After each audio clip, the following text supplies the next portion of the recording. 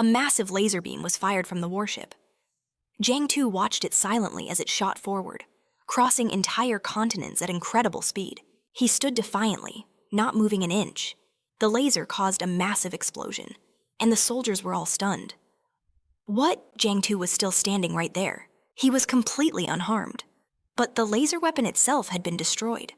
His power was terrifying. A weapon that could vaporize the cells of a Jiang Si was like a mere trinket before him. Jiang Si remained calm and unscathed. Finally, a large, hazy figure emerged from the smoke and dust, a massive, powerful warrior wielding a sword.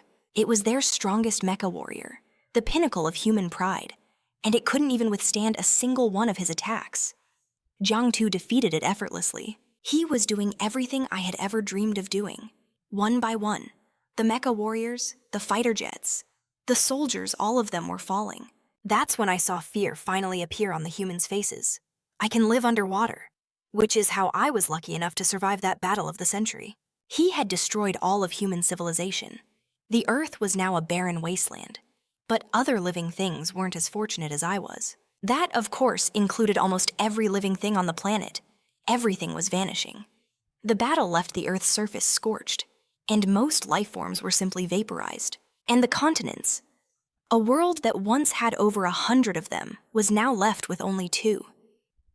Looking at Jiang Si, I knew I could never accomplish such a thing in my lifetime. I knew he hated humans, too, just as much as I did. The Earth was now desolate and silent. But looking out at a world devoid of life, he didn't seem happy about his successful revenge. I could see it in his eyes. I crawled out from under the pile of rubble. Jiang Si had changed into his Jiang Si form, and his eyes were hollow, filled with loneliness. He walked over to his coat and picked it up, while I continued to watch him secretly from behind a large rock. He put the coat on, then slowly pulled the hood over his head. Then he began to walk forward in silence. Suddenly, he stopped. I followed, hiding behind another rock, and saw him kneel down to move a pile of rubble. There was still a living creature there, though its lower body and wings were missing. He lifted it up and gave it a name. From now on, I will call you Alang. And so, I always followed after Jiang Si, remembering what my big brother once said, hatred and destruction solve nothing. As long as we pose no threat to humans, we will be able to achieve our great plan. Back in the present battle, Alang continued. What I'm trying to say? He forcefully grabbed Athap by the throat and asked, do you understand? This bizarre action left Tu Lang and Lam Ki completely bewildered. Seeing that Athap didn't respond, he flung him away, sending him flying into the distance. He crashed into the side of a building, leaning against it. Athap muttered, lies. He refused to believe someone that powerful could exist. Meanwhile, Jiang Si was with the fake president. Suddenly, the man cried out anxiously, help! Jiang Si's expression darkened as he watched him. The man then sneezed, reverting to his true form as Minister Thoi and coughing up black smoke. Seeing him cry for help, the Yao sisters rushed over. Hey, what did your hypnosis reveal? Answer us. Why did you change back? Minister Thoi collapsed to the floor, stammering. Him, foaming at the mouth. He mumbled deliriously. He killed all my ancestors. Hu Vu shouted impatiently. What are you talking about? Speak clearly, the minister just said. Ambulance. Hu Tweet rushed to open the door, saying, stop shouting and let's save him. Jiang Si remained motionless, scratching his head in confusion. Did he fall asleep, he wondered, looking at the empty chair? He wondered, where did the president go? At that moment, the Yao sisters were rushing the unconscious Minister Thoi to the emergency room. They urged, hurry, doctor, save him, don't you dare die. If you're going to die, tell us what happened first. Suddenly, Jiang Si's phone rang. It was the minister. Hey, can you hear me? Pick up, can you hear me? Once the call connected, the man said, finally, the president has been captured, Jiang Si replied, confused. But the president was just here with me. The minister was shocked. What? The president was taken half an hour ago. Hearing this, Jiang Si went silent.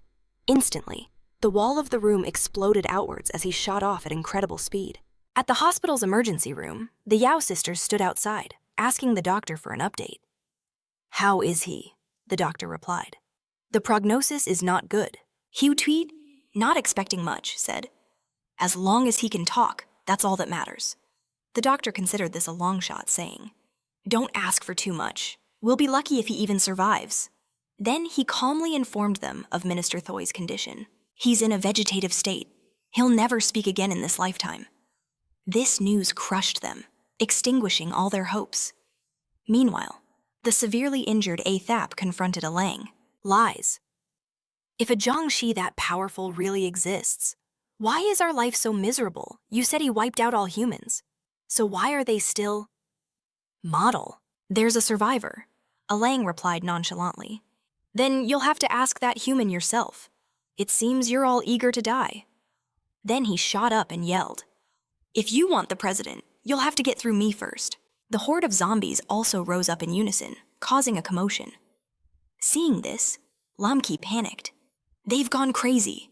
After hearing what a Thap said, Alang confirmed, "You said it, not me. Then all of you can just disappear immediately." Alang roared, unleashing a wave of power many times stronger than before.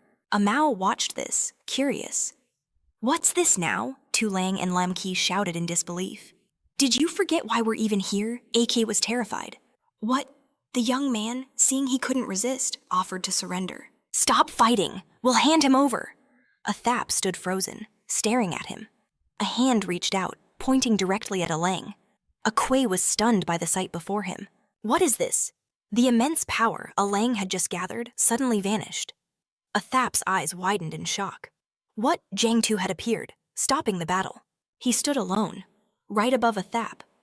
Seeing him, a Thap fell silent with apprehension. Jiang Tu calmly said, "Stop." The zombies, who had been charging forward in a frenzy, suddenly stopped in their tracks and trembled in fear. A Thap, sitting on the ground, also stared wide-eyed in terror. Jiang Tu was silently gazing into the distance. Then he turned to look at the horde of zombies. Seeing him, every single zombie was startled, their legs slowly giving way as they knelt. Instinctively, they knelt and bowed their heads. In unison, they chanted, "Greetings, our king." Lam Ki was shocked by this strange phenomenon. "It's quiet now," Alang spoke up proudly. "Now you see." A Thap continued to stare, his eyes wide open. "What?" He looked at Jiang Tu, full of suspicion. "Is he one of us?" Seeing him and his terrifying power, he grew even more confused.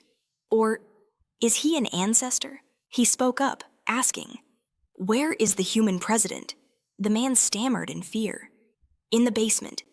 Enter the gate, turn left, in the command room." After receiving the information, he immediately moved to another location. A Quay was kneeling on the ground, terrified. Instinctively, he followed him with his eyes.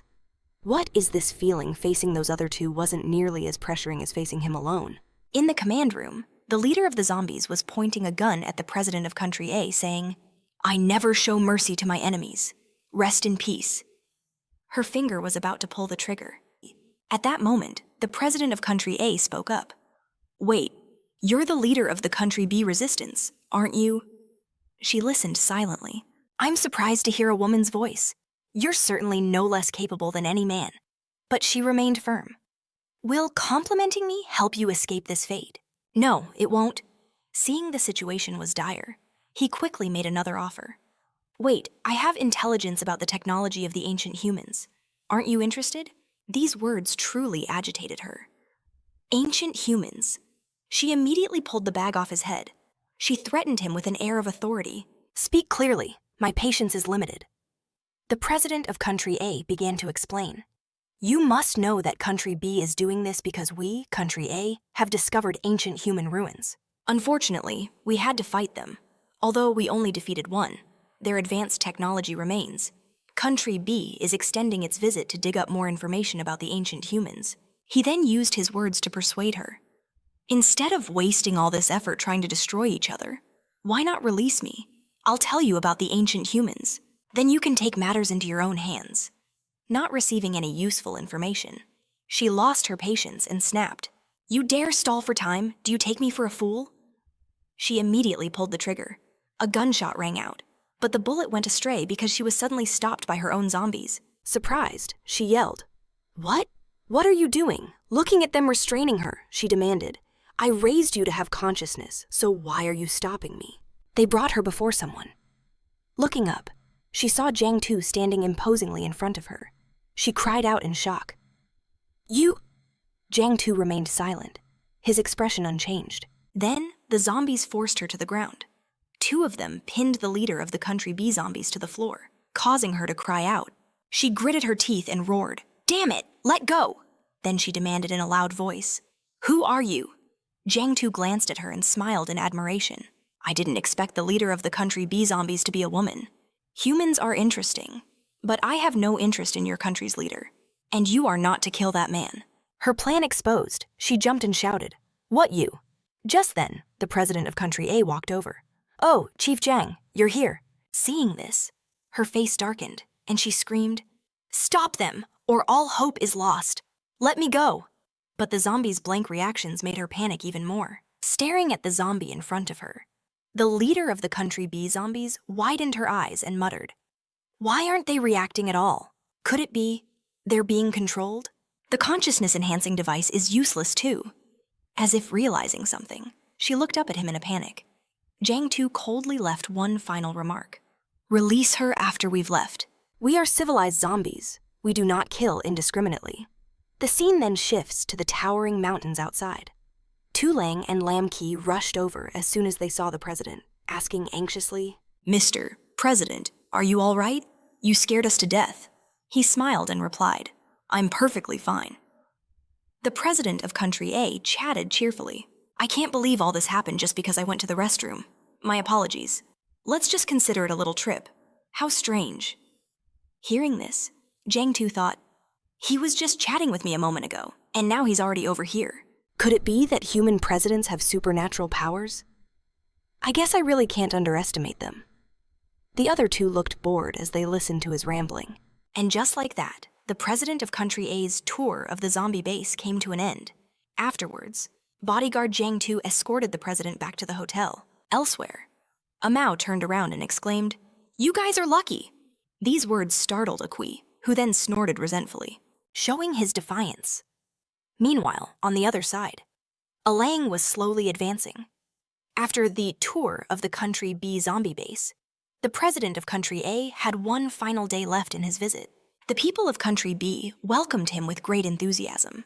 They continuously gave gifts to the president of Country A to express their affection. After interacting with the public of Country B, the president was scheduled to fly back home. As for his security detail, they couldn't let their guard down. Because of the near disaster, they had to watch the president for 24 hours straight. Therefore, Jiang Tu had to bring a Mao and a Lang along to seriously observe the movements around them. The 3 of them cut such a heroic figure that a little boy couldn't help but cry out in curiosity. "Mommy, look at the cute doggies being called cute." A Mao and a Lang were utterly speechless. At the same time, in another place, the Yao twin sisters knelt on the ground, their faces pale. They stared wide-eyed and stammered, We failed the mission." As they spoke, they looked up despairingly at the airplane that was now soaring through the blue sky. 1 month later, Lam Ki and Tu Lang were sparring with each other. She gave a serious instruction. "Breathe in, tense your upper abs, hard." Ziling didn't just say it, she demonstrated for Lan Qi. She explained, "Focus the power into the palms of your hands." But across from her, Lan Qi was getting extremely annoyed. She roared, "That's enough, I'm done waiting, Baines," and shot into the air like a bullet. Seeing this, Ziling also dropped into a fighting stance. Lan Qi shouted excitedly, "Let's begin!" Her echoing voice made Xiao Xiao, who had just walked in, jump in surprise. After that, the 2 of them exchanged blows like a pair of bullets. While attacking, Lan Qi exclaimed with excitement, "This feels amazing." Xiao Xiao stood on the sidelines, extremely worried. "Sister Lan Qi, control your emotions." Then she turned and yelled at the observer, "What are you spacing out for? Hurry up and record the combat data before and after the transformation." He frantically replied, "Yes, ma'am." At this point, the fight between Lan Qi and Ziling had reached its climax. The attacks were relentless. However, a leg sweep from Ziling changed the tide of the battle. Ziling's unexpected kick stunned Lan Qi for a few seconds. Just as she was about to land another kick, Lan Qi did a flip. The moment Lan Qi was upside down, Ziling's foot was already there. But with a single hook kick, Lan Qi struck Ziling right on the chin. After that lightning-fast kick, she had to jump back 3 or 4 times to regain her balance. Seeing them fight to the death, Xiao Xiao's eyes widened as she screamed, "Stop fighting! We've collected all the data." Hearing this, Ziling, who was about to charge, only paused for a few seconds before immediately lunging forward, throwing a flurry of punches. Lan Qi, not one to back down, punched back. They kept fighting like this until their powers collided, sending them flying. Ziling was thrown right next to her sword and quickly bent down to regain her balance. The more Xiao Xiao watched, the more terrified she became. Just then, Lan Qi managed to grab her sword. She then gathered her strength and leaped, preparing to slash Ziling. The terrifying commotion immediately drew the attention of everyone nearby. The next thing they knew, there was a deafening explosion. Xiao Xiao was knocked off her feet by the shockwave and yelled, "Deploy the tranquilizer gas, now." The man, his eyes wide after witnessing their immense power, stammered in reply, "Yes." Then, a set of inflatable tubes appeared instantly. They quickly began spraying streams of gas. Ziling landed on the ground, holding her broken sword, fuming. Lan Qi was in a similar state with a broken sword in her hand. Immediately, she charged forward. Xiao Xiao's jaw dropped in astonishment. Lan Qi didn't hesitate either and moved in. The two girls attacked each other with all their might. With a massive impact, their inconclusive clash was still far from over. Their strength was evenly matched. She couldn't take it anymore, and stopped, panting heavily as drops of blood dripped onto the ground. Meanwhile, Xiao Xiao began analyzing the data. According to the stats, their post-transformation power is over. 20 times stronger than before, even stronger than me. It seems to be related to their innate power. I probably couldn't beat either of you. Ziling and Lan Qi walked out, their bodies exhausted. Xiao Xiao tried to explain. "But I'm really curious. A moment ago, you two pierced each other's hearts, but you weren't in your transformed states, and yet you still recovered. I can't do that. To be precise, you two aren't human anymore." Lan Qi snatched the data tablet from her hand and stared in disbelief, horrified. "What is this the price for gaining this power?" she added. "And your recovery speed is faster than I imagined. It's godlike." "What do you mean, not human?" Ziling asked coldly, confused. "We have consciousness and physical bodies, unlike those mindless monsters. So how are we different, in my opinion? Only those without consciousness are zombies," she replied hesitantly. "Well, that's true, but..." Ziling made a firm decision, leaving no room for argument. "Right now, I need to research an emotion control device. The exchange meeting is coming up, and I don't want to lose control and hurt someone." After the visit to Country B, everyone got a rare, short vacation. On the table was Jiang Si's favorite egg dish. He savored it with a look of happiness, smiling to himself. Suddenly, the doorbell rang. He wondered blankly, who could that be? It turned out to be Ziling. She said urgently, "The president told me to come get you." Elsewhere, the figure of Dr. Jiaming was up to something. "Doctor," Jiming smiled sinisterly. "Drink up." The ancient being was pouring liquid from one test tube to another. His subordinate, confused, asked, "Aren't you a mecha engineer? What are you doing? This looks more like biology than what we do." He looked at the decomposing liquid and replied, "This is nanotech liquid metal. How could the shoddy metal materials on Earth possibly serve as a vessel for the Empire's science and technology? The physical body must also be capable of handling high-level abilities." The subordinate was scared out of his wits. The liquid was slowly decomposing and evaporating. The ancient being added, "This liquid metal will be everywhere and will take on any form its opponent desires. The hardness of this metal is equivalent to an entire planet." He shuddered and replied, "That's ridiculous. Does something like this even exist on Earth when combined? Just 1 gram can grow infinitely." The subordinate couldn't help but be amazed, and exclaimed, "That's even more terrifying than us. Did you have things like this in ancient times? It's hard to imagine. How did your science and technology become so advanced back then?" He stated the obvious. "Because it was too advanced." He described it realistically. "We lived like a bunch of useless people, relying on AI and intelligent machines for everything. which turned everyone into overgrown babies. The ancient being looked towards Jiang Si on the battlefield with a hint of admiration. We had no choice but to max out the power of our science and technology, but we still couldn't defeat him. The subordinate asked a critical question. He's that strong? Can we even defeat him? How do you people have someone like Jiang Si? His face darkened. Who said Jiang Si is a creature of our generation? The subordinate's jaw dropped. Huh. He said of Jiang Si, he was the first human to turn into a zombie. Hearing this, the subordinate was extremely disturbed. What? He recalled. The time he spent living with humans on Earth is far longer than we can imagine, the subordinate exclaimed in shock. You mean there was another civilization before yours? The ancient being replied. Of course. Let me tell you about our history. On ancient Earth, he spoke of a past of hard labor. Like other civilizations, we also started from agriculture. It all began with farming. That man had started acting strangely at some point. Then one day, the corpse pit exploded, and a farmer turned into a zombie. War broke out. In the flow of time, we were just like you, fiercely attacking the zombies. We used every weapon in our arsenal to deal with the zombies. And in the days that followed, to completely eradicate this creature, we evolved down a different path. They searched relentlessly. My generation's bodies weren't as strong as those that came after. We relied heavily on technology. And over the next 1,000 years, our technology progressed by leaps and bounds. Our efforts paid off, and in the process, we uncovered a shocking secret: the transformation into a zombie. It's caused by a virus embedded in human genes. It's always been inside the body. People don't just turn into those things on their own. And then, rushing out from the chaos, the powerful figure of Jiang Tu appeared. In his view, while researching the origins of human civilization, we realized something terrifying. That man, he has lived through multiple civilizations alongside humanity. The subordinate broke out in a cold sweat after hearing the story. The old man said helplessly, he was the first human to become a zombie.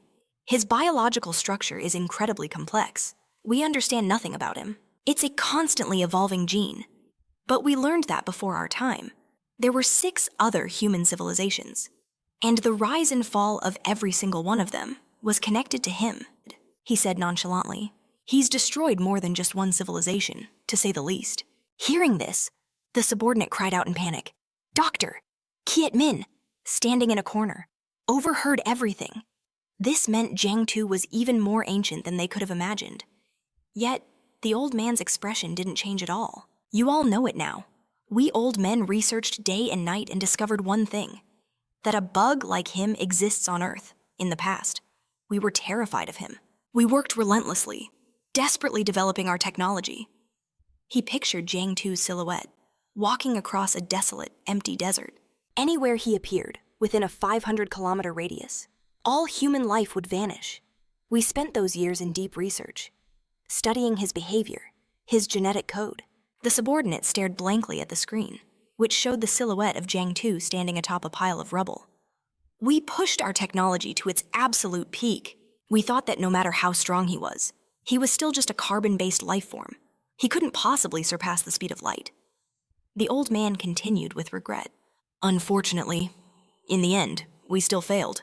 In humanity's final moments, to ensure our survival, we buried fertilized human cells deep within the earth. I don't need to tell you the rest of the story, do I? Keatman repeated in disbelief. Buried fertilized cells in the ground. He began to tremble with anger as he demanded, Are you telling me that my entire generation came from a bunch of fertilized eggs? The green-haired man was speechless, standing frozen like a statue. The ancient man quickly waved his hands, trying to explain to Keatman, Don't get so worked up. We also nurtured several hundred men and women and allowed them to reproduce freely. Keatman immediately regained his composure and listened intently. He clarified, After several thousand years, the gene pool has changed significantly. We never expected a genius like you to emerge. This is a testament to the greatness of humanity. Having heard enough, Keatman turned his back and said coldly, All right, I'm done listening to your nonsense. I finished my work over here. Come take a look. Keatman pointed to an experimental apparatus inside the room. On the chair was a zombie, serving as a test subject.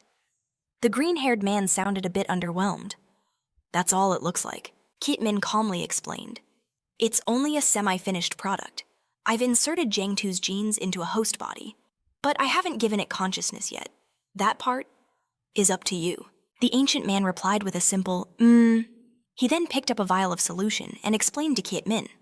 All you have to do is inject this nanometal into its body. Then we will have a mechanical version of Jiang Tu. The ancient man looked at the test subject and analyzed. It will possess an immortal body made from nanometal. Combined with Jiang Tu's genes, it will be no different from the original. Hearing this, the green-haired man shouted in alarm. Wait a minute, are we creating a clone of Jiang Tu? He threw his arms out and argued with the other two. Have you both forgotten what the real one wants? He's always wanted to live in peace with humans. What if we create one with the exact same mindset? Wouldn't it just try to kill us? Kit Min turned and replied. Then we won't give it his current consciousness. The ancient man said cautiously. We should still be careful. From what I know of Jiang Tu, we can only give it the mindset he had in the previous era. The timid green-haired man was still too worried to proceed. What was his mindset back then? What if it decides to team up with the real Jiang Tu? Wouldn't all our work be for nothing? The ancient man stated calmly. I don't know. I have no idea what he was thinking back then. All I know is, in that era, if he saw a human, he would kill them on sight. Hearing that, the green-haired man jumped in shock. Huh, Kit Min, ever the pragmatist? Just said coldly. Whatever, we've already made it. Let's just leave the rest to fate. The scene changes to a seaport, where ships and planes are all departing. Jiang Tu's eyes caught something that surprised him. He looked at the surroundings and asked Tu Long, Why did you bring me to the port? Aren't we supposed to be going to the office? She replied nonchalantly. See for yourself. In front of Jiang Tu was a massive ship, equipped with modern, heavy-duty weaponry. You could call it a battleship. Suddenly, the president of country A turned, saw Jiang Tu, and let out a surprised, "Oh!" as their boat drew closer to the shore. Seeing Jiang Tu more clearly, the president of country A spread his arms wide in an excited welcome. Chief Jiang Tu is here. It's been too long since your last visit. He rushed forward to pull Jiang Tu into a hug, thanking him profusely. Thank you for saving me. It's truly a blessing for country A to have someone as powerful as you. Then, the president slung an arm over Jiang Tu's shoulder like they were old friends and said, To show my gratitude, I've prepared a huge gift for you. Just say the word. You want money? Women, I can give you anything. And if that's not to your liking, I've got other things. How are Tu Lang and Lam Ki doing? He pointed into the distance, laughing heartily. But I have a feeling Chief Jiang isn't interested in those kinds of things. Don't worry, if you don't like that, I have something else. The president was pointing towards a fleet of high-end warships, and he made his offer to Jiang Tu. How about I give you a naval fleet 4 aircraft carriers, 60 military vessels of various types? He laughed loudly, eager to form a partnership with Jiang Tu. Starting today, you are the chief of VR Super. From now on, half of our country's fate rests in your hands. Don't let us down. All right, damn standing beside them. Tu Lang was rendered speechless. He trusts him way too much. Jiang Tu let out an indifferent, "Oh ho!" Seeing his nonchalant attitude, Tu Lang immediately cut in. What's with the oh ho? This isn't your average navy, you know. Besides the minister, the other chief's authority is limited to the city and the army. The president of country A raised his hand, signaling to the soldiers and shouting, Attention! Salute your commanding officer! The entire troop saluted in unison, shouting, Greetings, Chief Jiang, sir. Other soldiers immediately began playing trumpets and drums with great fanfare. The president of country A then made a grand introduction. These are the naval advisors I've selected for you, recruited from the other ministers' departments for your convenience. Fireworks shot up from the side of the ship, and extravagant banners were unfurled. The president of country A then enthusiastically made a grand announcement, congratulating Chief Jiang on his inauguration. In another sea region, a fleet ship just like theirs had also set sail. Inside the ship was the big boss of the zombies from country B, who had just departed, and was already reprimanding her subordinates. Wipe that arrogant look off your faces. I didn't spend a fortune hiring you people just to have you sit around. A Dao and a Gui lowered their heads, not daring to say a word. Xiao Hong stood with her hands on her hips, showing her displeasure towards the big boss, seeing that his own boss was getting heated. Lan Ling quickly tried to calm her down. My king, please don't get agitated. Let's talk things over slowly. Then he turned to ask the big boss, I wonder why you've summoned us here. The big boss didn't even bother to look back at him, but immediately stated her purpose. The joint exchange between Country A and Country B is about to happen, and they will be competing in naval firepower. I want you to infiltrate them and make them kill each other. Can you do it? Sensing a big payday, Lan Ling let out a laugh and got straight to the point. Of course, but I wonder how much you're willing to pay. The big boss held up 3 fingers, indicating 3,000 tons of gold, glancing at the scowling Xiao Hong.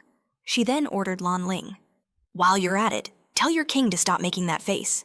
The moment he heard the word money, his eyes lit up. Lan Ling quickly turned to persuade Xiao Hong. My king, please calm down. Have you forgotten about our debt? Those idiots from Da He gave us a loan with an interest rate of 40%. It'll take us hundreds of years to pay it all off. As soon as he finished speaking, Xiao Hong strode towards the big boss. Adao immediately stretched out her arm to block her, questioning. What do you think you're doing? Please maintain a minimum distance of 5 meters from our boss. Xiao Hong replied with a haughty attitude. What? Are you afraid I'll bite your big boss's head off? Adao remained resolute in protecting her boss. Reasoning. We are very sensitive to ancient creatures right now. Please stay away. All right? The big boss finally spoke up. Everyone, stand back. Xiao Hong came face to face with the big boss and spoke in an arrogant tone. You human girl, I don't care what you want to do, right now. Aside from those I can't beat, no one is a match for me. But if you want me to act, it'll cost you a different price. The big boss stated her request succinctly. Just make them have infighting, that's all, Xiao Hong replied. Okay, after the discussion. Their ship continued on its journey.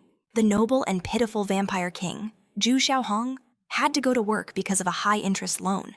And so, the joint exchange between Country A and Country B was about to begin. At this moment, the city was filled with booming fireworks, like a nationwide celebration. Inside the television station, 2 announcers were enthusiastically presenting. Dear viewers, we are the live broadcast room from Country B. The exchange between the 2 countries is about to begin. Although this exchange has been maintained for decades, I'd still like to take a moment to explain a few things today. Ever since the dawn of this civilization, we have had to endure the torment of zombies until we finally escaped into the cities. At the seaport, a female announcer was also reporting on the situation. Therefore, we have devoted our efforts to developing military equipment to protect ourselves. Since the 2 countries are quite far apart but share the same race, they hold an exchange every 4 years. The entire nation was also watching the event with great interest on their TVS. The exchange would take place at sea and be broadcast live to the entire world. The large screens on and skyscrapers were also broadcasting the event. The voices of the announcers echoed everywhere. The theme of this year's exchange is the Island Scramble. The purpose is to showcase the military strength of each country to the people of the world.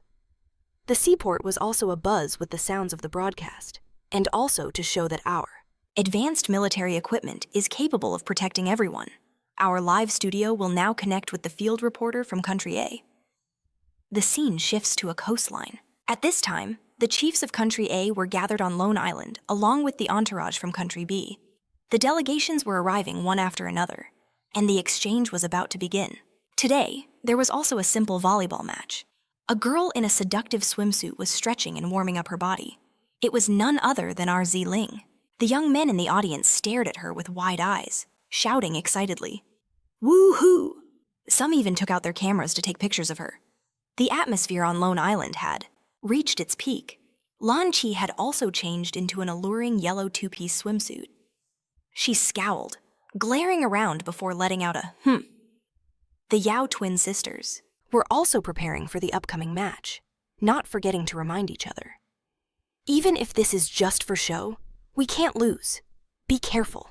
Jiang Si was shirtless, wearing only a pair of shorts, standing with his legs wide apart like a fool. Lan Qi, in a white swimsuit, stood with her hands on her hips, looking powerful. Jiang Dai looked at the lineup of girls here with a delighted expression. The past few years weren't that interesting. Only when these 2 teams of girls compete is it exciting. The audience below noticed Jiang Si and couldn't help but start gossiping. Who's that scrawny guy? Is he the team leader for today's exchange? Why is he wearing a zombie hood? I think he was in the presidential guard detail before. He looks so weak. Jiang Si was a bit puzzled. Is Ziling's leg healed? Chief Song replied. The leader of the biology team made a prosthetic leg for her back then. The referee then shouted an announcement for everyone. Let the match begin. Lan Qi served the ball first. The referee was making introductions at the same time. This time, it will be two-person teams, with each side choosing their own members. Ziling leaped up, swinging her arm and aiming for the ball. The referee continued to announce the rules of the competition. Those of you on site are in for a treat. You can witness the physical strength of Country B's officers and Country A's team leader. This volleyball weighs 48 kilograms. An ordinary person can't even lift it, let alone play with it. The young men immediately took out their binoculars to get a better look at the sexy girls, drooling at the sight. Ziling's powerful serve was aimed straight at Yao Ji, who couldn't receive it and suddenly fell onto the sand. The younger Yao sister jumped high, into the air, preparing to hit the ball, and shouted angrily, "Are you serious?" Then she slammed the ball with all her might. But the younger Yao sister's eyes suddenly froze, staring blankly. On the other side of the court was Lan Qi, who was aiming for the ball and yelling, "Die!" The two of them hit the ball back and forth, shouting, "Get lost!" Suddenly, the ball shot towards Jiang Si, but he gently dodged it, with ease.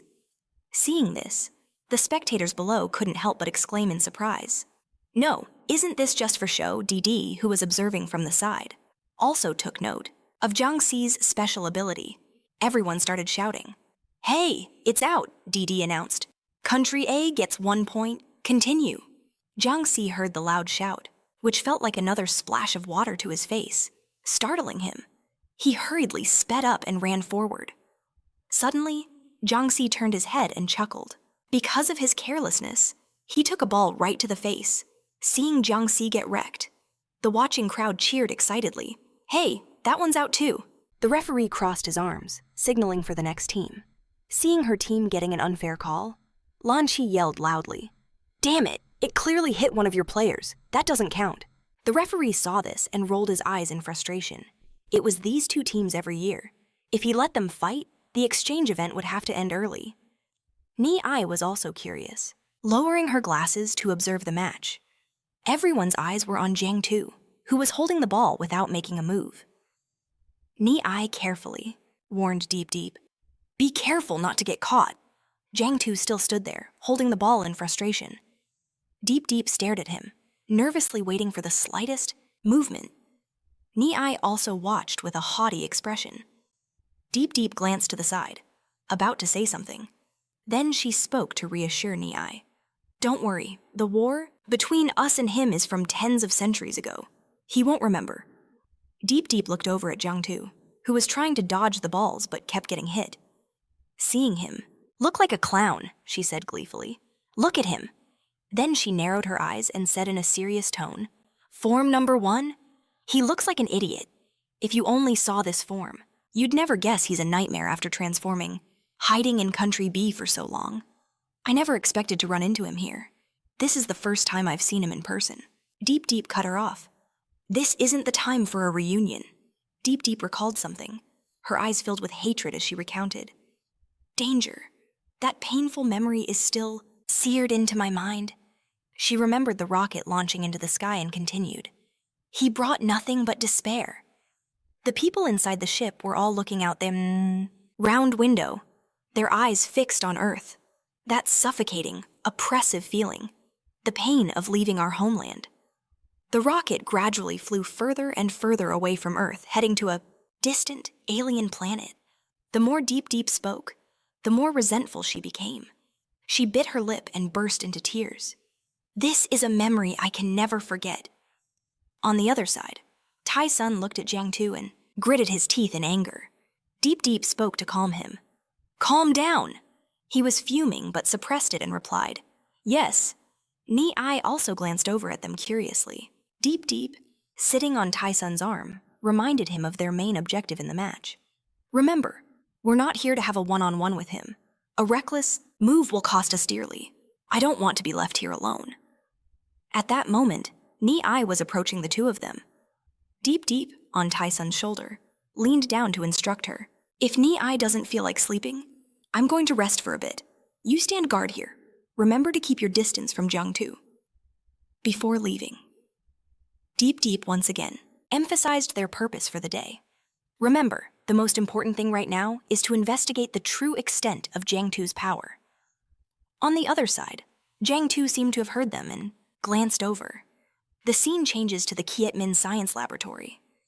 The Ancient One picked up a newly completed spreadsheet and couldn't help but marvel. The design is finished. It seems I'm better suited to be a programmer, although I am losing a bit too much hair. The green-haired man spoke up softly. I'm so curious, the Ancient One you just mentioned. Realizing he'd used the wrong word, he startled and corrected himself. No, that's not right. The green-haired man looked towards the Ancient One curiously. An even more ancient human civilization. What did they look like? Even the Ancient One couldn't give a precise answer, and replied vaguely. Unfortunately, I'm not familiar with them.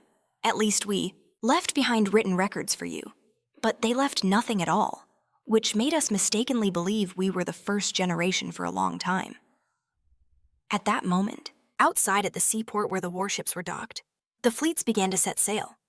Helicopters accompanied them from above. Inside a helicopter, a news reporter was filming and announcing, Dear viewers, the exchange event between the two countries is about to begin. I am currently above 8, branch of Country A's massive fleet. We will be bringing you full coverage of the entire process. The scene changes to the inside of a control room, where a zombie soldier called out, Big Brother. A familiar figure turned around. It was Jiang Si. He was now dressed in an incredibly imposing commander's uniform, Chapter 98. At the seaport, the naval fleets were lined up densely. On the bridge, Jiang Si used binoculars to carefully observe the situation outside as the fleets set sail. After several months of training, our Jiang Si now had his own naval fleet. Through this training, the zombies under his command had mastered the skills of operating an aircraft carrier. One zombie was on duty guiding a ship, while another was assigned as a helicopter pilot, knowing how to fly the aircraft and coordinate in combat. They also had the skills to deploy land, sea, and air attacks.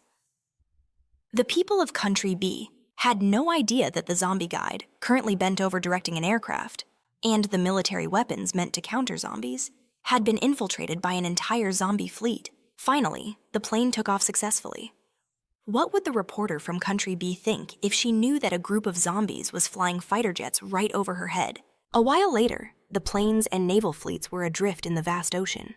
Tu Lang was also there, standing tall and looking out. A zombie captain brought a captain's hat to Tu Lang and said, Team Leader Tu Lang, the higher-ups have assigned you to Commander Jiang Si's fleet. Here is your appointment letter. Next up was Lam Ki. Team Leader Lam Ki, we are ready to depart. The zombie captain also handed her a similar hat. Team Leader Lam Ki, this is your military uniform. But Lam Ki flatly refused with a perfectly reasonable excuse. A team leader doesn't need to wear a uniform. Just then, an announcement came over the fleet's speakers. We are now on Jiang Si's fleet from Country A, in the central region of Country B's waters. This time, Country A has dispatched its entire navy. A total of 3 fleets. The reporter was still enthusiastically presenting. The theme of this exchange is an island capturing contest to challenge the adaptability and coordination of the human team leaders and officers. All fleets have disabled satellite communication and navigation systems, using only radio for communication. The planes and fleets were all advancing along the same path. The first group consisted of Jiang Si, Tu Lang, and Lam Ki. The reporter introduced them. This time, Country A's side includes Jiang Si's fleet, led by Navy No. 2. The second group consisted of Minister Tong and Dai Quang. The reporter introduced them. Next, Minister Tran leads Navy No. 2, which is also the stainless steel Navy fleet. Group 3 was Minister Trong, with 2 impressive-looking underlings, along with the 3rd Navy's grilled sausage fleet. On the other side were the twin Yao sisters and another young man. For our Country B, we have Officer Banho's Fleet No. 1 and the Yao sisters. Group 5 was 3 girls in police uniforms. Lieutenant Colonel Hung Hua's Navy Fleet No. 2. Group 6 consisted of Colonel Ho, Deep, Ni Ai, and Tai Sun, along with Colonel Ho's Navy Fleet No. 3. On a large screen in the city center, the broadcast showed the female reporter announcing, It's a shame we can't interview the fleet commanders. It seems everyone is determined to win. All fleets are, refuse the interview, wanting to protect military secrets. She immediately pointed over to Jiang Si and started improvising. But don't you all worry, the captain of Country A's Fleet Number 2 was very friendly. He agreed to answer any questions from the public. Jiang Si scratched his head, looking as bewildered as a deer in the headlights. As the female reporter aimed the microphone at him, and asked, "What major advantages do you think Country A's fleets have, who will be the final victor, as a fleet commander?" Jiang Si spat out a mocking reply. "I think everyone should stop fighting. We need to be more peaceful, finish the competition quickly, and go home for dinner." Even people watching the news at home heard Jiang Si and wondered, is this guy an idiot? The reporter then turned to interview Tu Lang. What advantages do you think your fleet has that could lead to victory, just like his friend? Tu Lang's answer was equally baffling. If he can keep the fleet from sailing into the wrong river, that'll be a victory in itself. The female reporter was left speechless. Suddenly, Lamke's eyes widened as she said gravely, "I have a bad feeling about this." The fleets had set sail, and a loud shout echoed. "Let's begin!" Was the ship with the red lower hull, Fleet Number 1 from Country B. The elder Yao sister watched intently from the outside, complaining out of boredom. This island capturing contest is so damn boring. The last zombie killing competition was much simpler and more intense. The younger Yao sister crossed her arms, asking sternly, "Fleet Number 3 has 2 new female lieutenants. Do you know them, sis?" The elder sister replied, I heard they were sergeants for a very long time and only recently received a special promotion." She glanced over at Colonel Ho's group, unable to help but wonder. I wonder what's so special about them. Suddenly, Tai Sun started sniffing the air. Seeing this, Deep Deep asked, "Tai Sun, what's wrong?" Tai Sun replied, "It's nothing." The warship continued to sail normally across the sea, but Tai Sun sensed something, revealing. A tough opponent is on their way. Tu Hong was also present on the ship, sitting comfortably with her legs crossed as she enjoyed the view. Chapter 99. Hearing Tai Sun's words, Deep Deep looked up in surprise. "A tough one who," she had to ask again. "Little Tai Sun." "You feel that they're a tough opponent too," he slowly revealed. "Her origin might be the same as mine. We belong to the same species." Looking at Tu Hong sitting there, so comfortably, Tai Sun had a different thought. "But for some reason, I can also sense that her aura is incredibly weak." Deep Deep, surprised, turned back to ask, "What's the same as you?" Tai Sun slowly explained. "With an aura that weak, she probably won't be around for much longer." The scene changes to an island, a lush green isle, located solitarily in the middle of the sea, some island in the Atlantic Ocean. By now, a helicopter had arrived, and the bow of a ship was simultaneously approaching the island. A voice announced, "Lieutenant General Hung Hua, we have reached the target island. Country A is to our left." A subordinate looked through his binoculars and turned to report, "Lieutenant General, the competition has begun." Hearing this, Lieutenant General Hung Hua immediately gave the order to fire. A massive shell was instantly launched. From her fleet, the opposing ship was thrown into chaos, rocking violently. An announcement blared over the loudspeaker. "Minister Tran, Country B's Fleet Number 2 has opened fire."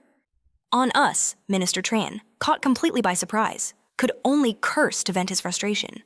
"Son of a bitch, those bastards from Country B." An announcement then declared, "Country A has lost 1 destroyer, -3 points." A soldier looked down at the side of the ship, which was now covered in a red liquid, and yelled, "Red paint." On another ship, the chaos was just as intense. A soldier yelled, "Inform Minister Tran, they're fighting Kwang Dai," who was watching the events unfold, sneered. "Are the close-in weapon systems on Minister Tran's fleet just for show?"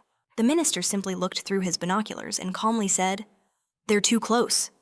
The reporter in the helicopter saw this, his jaw nearly hitting the floor as he announced, "Ladies and gentlemen, did you all see that the impatient people of Country B have made the first move?" Everyone on the mainland was glued to the events unfolding here. The male reporter continued his commentary. "In this match, Besides achieving victory by capturing the island, there is also a point system. Whoever has the higher score can also win. We have always adhered to the principle of friendship first, competition second, and fighting to the bitter end, although we take precautions to prevent innocent people from being harmed by replacing live ammunition with paint shells. We are all eagerly anticipating a close quarters, muscle-to-muscle brawl between the leader of Country A and the general of Country B. The watching crowd went wild, cheering and roaring. "Go on, tear them apart," the reporter continued. "Ladies and gentlemen, it's time to test the teamwork of Country A's leaders and Country B's generals." Minister Tran immediately barked an urgent order. "Launch a full-scale counterattack." His subordinate quickly turned the helm to starboard as commanded. The enemy ship continued its relentless barrage, sending plumes of water into the air. The subordinate wearing glasses raised his binoculars to get a better look and screamed in terror. "No way are those human soldiers!" Minister Tran roared in fury. "Fire! For me!" His fingers hammered the keyboard like a chicken pecking at grain, causing his subordinate to cry out in panic. "Minister Tran, stop pressing it. It's about to start smoking." Over on Lieutenant General Hung Hwa's ship, the attack was just as fierce and relentless. "Finish them for me. Lieutenant General, aren't we here to capture the island? To hell with the island wipe. Out their entire army, and the island will be ours." Seeing the situation, Kwang Dai asked worriedly, "Should we help if this keeps up? Minister Tran's fleet is going to lose." His own minister replied calmly, without a shred of concern. "What's the rush circle around them?" The minister then analyzed the situation. "The first team to land on the island gets 40 points. Let those two idiots fight it out here while we sneak in. It's what you call a sneak attack." Kwang Dai's eyes widened in shock. The subordinate with the glasses was scared out of his wits, stammering.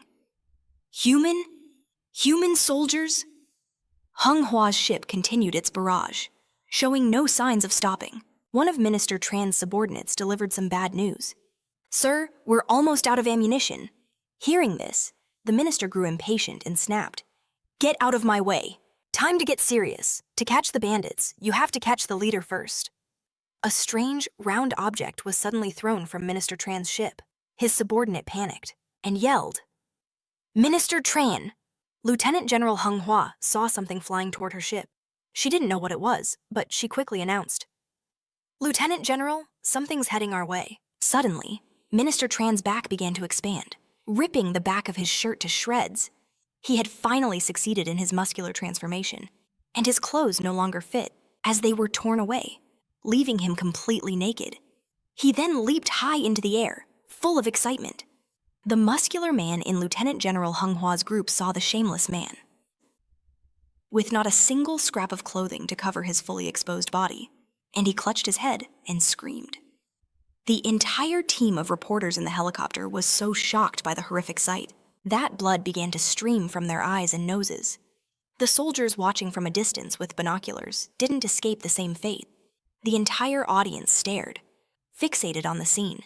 The screen showed the minister, and everyone just froze, drool pouring from their eyes and mouths. You could tell the minister's signature flashing technique had a devastating effect on the enemy. The reporter rubbed his eyes hard and said, "My apologies to the audience. After all these years, it still stings the eyes." Hung Hwa angrily crushed her phone and cursed. "Damn it!" Her subordinate called out her name in fear. "Lieutenant General Hung Hwa!" Immediately, Hung Hwa, in a fit of absolute rage, charged towards the minister's ship. "Get lost, you damn pervert!" While he was busy flashing his naked body, she charged in and kicked him right in the face. The heel of Hung Hwa's boot slammed into the minister's face, nearly caving it in. Seeing a new development, the reporter regained his confident demeanor and excitedly announced, "Ladies and gentlemen, the long-awaited showdown between the generals and the chairman is finally here." The citizens watching cheered her on. "Get him, beat him to a pulp." From a distance, the cheers of the people could still be heard echoing from the ships. "Let's shout 'Go for it' to cheer them on," Kwang Dai exclaimed while observing through his binoculars. "Minister, look to our right." The younger Yao sister's eyes welled up with tears as she trembled in confusion, while the older Yao sister stared intently and said, "That's Country A's first fleet. Could it be they're also after it?" She saw something and screamed, "This is bad. They're trying to snatch the prize. The first fleet to land on the island gets 40 points. Kwang Dai and the younger Yao sister shared the same plan. I'll send people to stop them, but the minister refused. No need. The older Yao sister already had another strategy to deal with them. I'll send people to stop them. It's too late with that many warships. They'll definitely cause a disturbance. At that moment, the ship charged straight ahead. The older Yao sister shouted the order. Then let's make it a race full speed ahead. At the same time, on the island, the green-haired guy frantically pounded on the door, yelling inside to report. This is bad, Doctor. Kiet Min. The human army is heading towards us. Kiet Min spun around in alarm, replying in utter confusion. What, Doctor? Kiet Min looked through his binoculars. He observed thoughtfully. The scene where Dr. Kiet Min stood was completely silent. His binoculars showed a large beach with 2 boats racing side by side. Fleet leader Kong Dai furiously yanked the lever to its maximum. Useless trash! You dare race me if you see the foam behind my boat's tail. I lose. The boat cut through the sea at lightning speed. On the other boat, the Yao twin sisters were just as fired up and equally determined. Son of a bitch, I've never lost a race in my life. Full speed ahead for me, Doctor! Kiet Min angrily shouted. Damn it! His disciple turned to ask. Have they discovered us? He retorted. Impossible. The hiding spot I chose is the safest. This piece of land, not even a few hundred square meters, isn't under the jurisdiction of Country A or Country B. What normal person would pay attention to a place like this? In an office, a voice spoke up. A few months ago, what were your thoughts on this exchange event? The Prime Minister of Country B, standing next to the President of Country A, lifted his teacup and said, Where should we hold this exchange event? He looked at the world map on the screen and continued. Don't even think about holding it in my country. I had to clean up the mess last time. Don't even dream of it. The Prime Minister of Country B took a sip of tea and said, If you don't want to host it in your country, and I don't want to host it in mine. He pointed to an island on the map and spoke. Then we'll just choose this place. The right to annex this small island hasn't been decided yet. All the territory on Earth has already been divided up. Only this island remains. The island the Prime Minister of Country B was pointing to was gradually zoomed in on. He spoke, and the two clinked their glasses. Whoever wins this competition gets the island. How about it? The President of Country laughed heartily. We have a deal, Doctor. Kiet Min furiously slammed his hand on the table and roared. Damn it, he snapped. Are you done yet? The ancient man frantically typed on the keyboard. Wait, just a moment, I'm still writing the sequence. A Jiang Si was being programmed inside a chamber. It's still missing one arm. In the sky, helicopters flew continuously. The news editor, sitting in a helicopter, excitedly hosted the program. To our viewers watching at home, the fleets of both countries are gradually arriving. They stood in silence, listening to the host's voice. Finally, the fleet of Country B's general has arrived. The entire nation, watching on the city's big screens, exclaimed, The real show is about to begin. The editor leaned out to scout. Wait a minute, why can't I see Country A's second fleet? The helicopter flew past the boats. Tu Lang was on a boat drifting towards a strange iceberg. Goosebumps covered her skin as she hugged herself and stammered. Cold! So cold! What the hell is this place? Lam Ki stood trembling next to the captain and shouted, Helmsman, check where we are, now. The captain, sweating bullets, replied, We're about to hit a reef. Someone warming themselves by a fire spoke up helplessly. To be precise, is this place the North Pole or the South Pole? I told you, don't let the zombies steer the ship. Jiang Tu held his teacup, his face dripping with sweat. We're lost. The ship then slammed right into the iceberg in front of it. Tu Lang gritted her teeth, trying to keep her balance. The captain announced, Fleet Commander Tu Lang, we've hit a reef. Tu Lang screamed. Jiang Tu, I can already see the fish. Lam Ki gripped the railing tightly and yelled, Where in the world did you steer this ship? Jiang Tu remained silent, sweat pouring down like rain.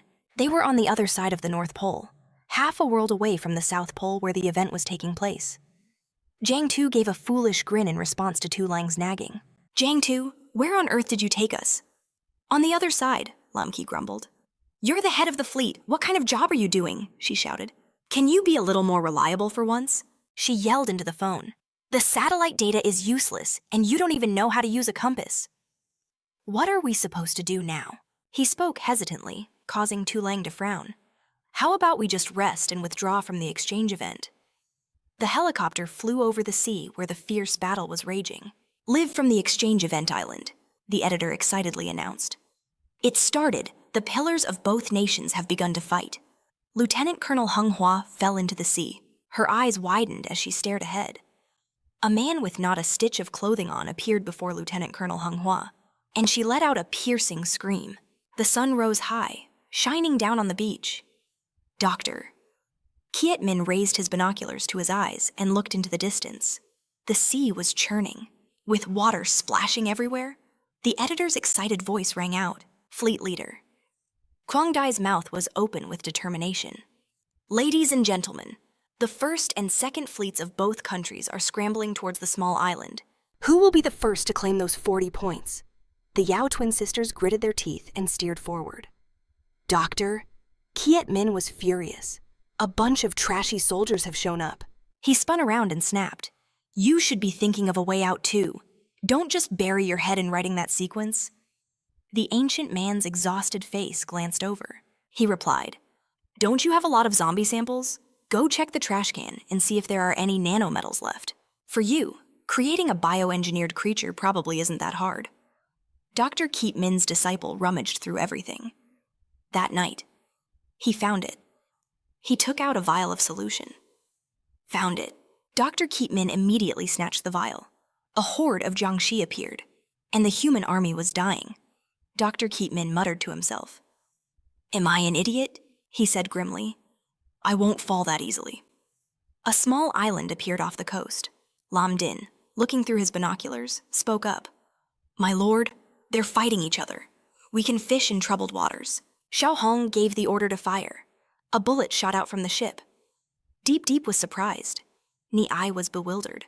Tai Sun was deep in thought. He suddenly reached out his hand. The ship hit a large rock, causing a massive tremor. On the other side, the rock exploded. Colonel Ho was furious. Live rounds, you bastards from Country A. Are you playing for real? Ah, load the cannons for me. Counterattack live rounds. Lam Din broke out in a cold sweat and said, My lord, there's an expert on the opposing side.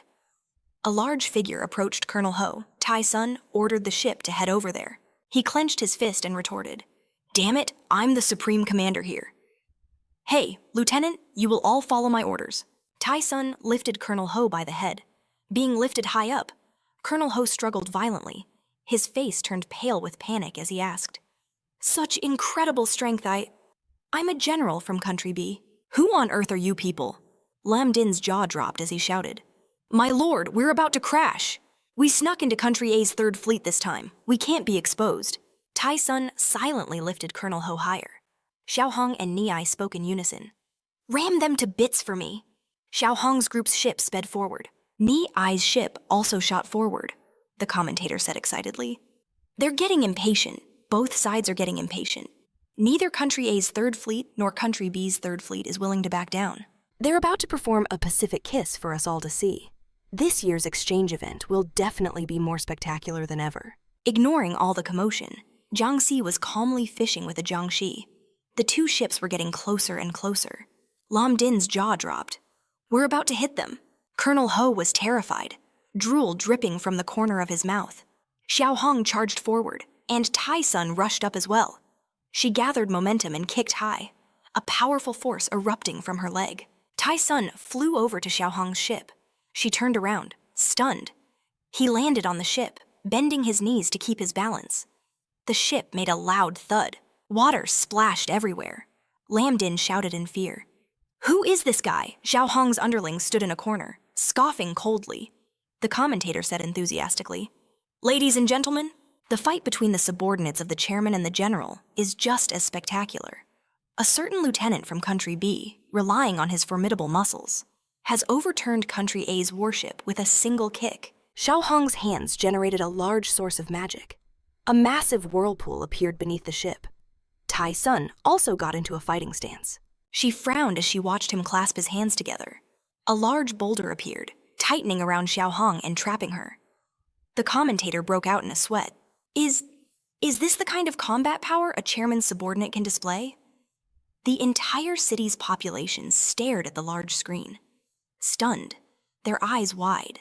The commentator immediately flipped through his notes, searching for information. Strange. Lieutenant Tai Sun is listed as a competitor, but this young lady from Country A? There's no record of her in the files. Lam Din and the Yao twins screamed. The chief turned to the minister and said, Minister, there's a problem. It seems there's something strange on the island. He looked through his binoculars and asked, What is it? A giant monster was trampling the trees on the island, aggressively moving forward. The minister was astonished. Dr. Keat Min furiously challenged, Come on, you bunch of idiots! Elsewhere, Jiang Si was still fishing with the Jiangxi, team leader. Kong Dai's eyes widened as he asked, What is that thing on the island? Is it also part of the drill? The minister suddenly ordered a retreat. Hearing this, he was full of questions. The younger of the Yao twins in the cockpit spoke up. Hey, they're slowing down. The older sister looked outside and shouted, What are you saying? I can't hear you. The monster lifted a boulder. It threw it hard, and the boulder skipped across the waves. The boulder landed right in the Yao twins' cockpit. The twins screamed amidst a sea of fire. Team leader. Kwang Dai's jaw dropped. Minister, the hull of the opposing ship has exploded. He leaned on the railing in bewilderment. A real explosion. They're really going all out in this exchange event. If this is real, it's way too over the top. Dr. Keat Min stood in deep thought. The commentator stared, dumbfounded. What's happening? Country B's lead warship has suddenly exploded. This drill is far too realistic. He gritted his teeth and spat out each word. Just die for me. In a spacious office, the Prime Minister of Country B answered the phone. Hello, was this project you're doing? The president of Country A immediately replied. How could it be I don't have that kind of capability? You were the one who chose this location, after all. The minister raised his hand and ordered, Full-scale counterattack. The presidents of both countries will not allow their military equipment to be lost. There is an enemy active on the island. On a large ice floe, Jiang Si was still peacefully fishing with the Jiangxi. He suddenly turned and asked, Where are Zilang and Lam Qi? The Jiangxi replied blankly. I don't know. They were just here a moment ago. Zilang and Lam Qi were on a ship in the central region of the Great Sea. She clenched her fists and gritted her teeth. Damn it, this once every 4 years exchange event? Do you have any idea how long I've waited? It wasn't easy to obtain this great power. I was planning to use our weapons to wash away our previous humiliation. And as a result, this idiot brought us to the Antarctic. The exchange event hasn't even started, and it's already over for us, the Jiangxi captain said in a panic. Captain, without the mothership, we don't have enough fuel. Zilang screamed at the captain. Shut up. You're useless. I won't give up even if I die. Figure something out for me. Even if we have to swim, you will swim back to the competition site. A Jiangxi beat a drum for encouragement. 1, 2, 3, 4, 2, 2, 3, 4. On both sides of the ship, Jiangxi were rowing in unison. A loud cheer went up on the ship. Row! An ancient-looking man looked at a computer screen and laughed. Success. The research and development was a success. Dr. Keat Min's disciple approached nervously and said, Hey, don't let it come to life here. The doctor glanced at him and said, Relax, I'm not that stupid. I already set it in the device to face the open sea from the start. An image appeared showing Jiang Si's imposing faction facing off against Xiao Hong's group, a large coastal city on Guadalcanal in the Atlantic Ocean. A Dao lit a cigarette and said, I wonder how that external contractor we hired is doing. A Gui, with a cigarette in his mouth, spoke. They've probably finished the job by now, right? A Gui frowned, looking ahead, puzzled. A Dao, there's a problem. What is that thing? A Dao asked back. What thing? A large device appeared under the sand. A hand gently touched it, its fingers digging into the large device. The strange device was pushed open from the inside. A Dao and a Kui gasped in shock as a pair of menacing, glowing red eyes appeared. Tiu Hak, who was writing something down, suddenly snapped his pen in two. He stared at it, stunned. The sound of hurried footsteps rang out as a Kao and a Lang rushed over, speaking in unison. Hey, Tiu Hak, what's going on?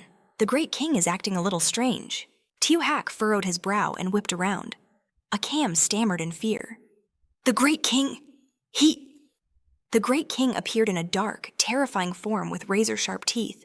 Adao and Akui looked worriedly at the smoking device in front of them. He stepped out arrogantly, a cunning smile on his face.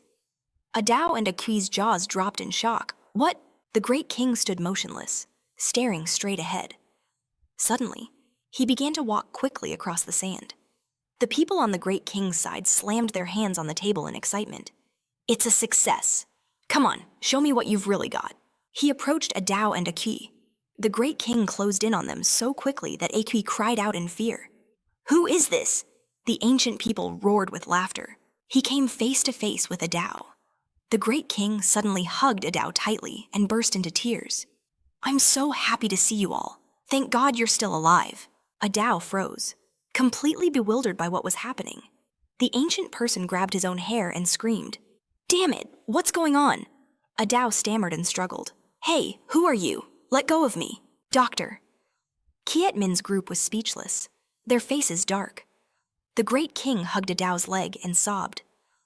I've finally found another one of my kind who's alive. I've been so lonely. Akei was at a loss for words. His cool demeanor from before had completely vanished. Adao tried to drag his leg away. Let go of me. Doctor, Kiet Min was furious. You failed.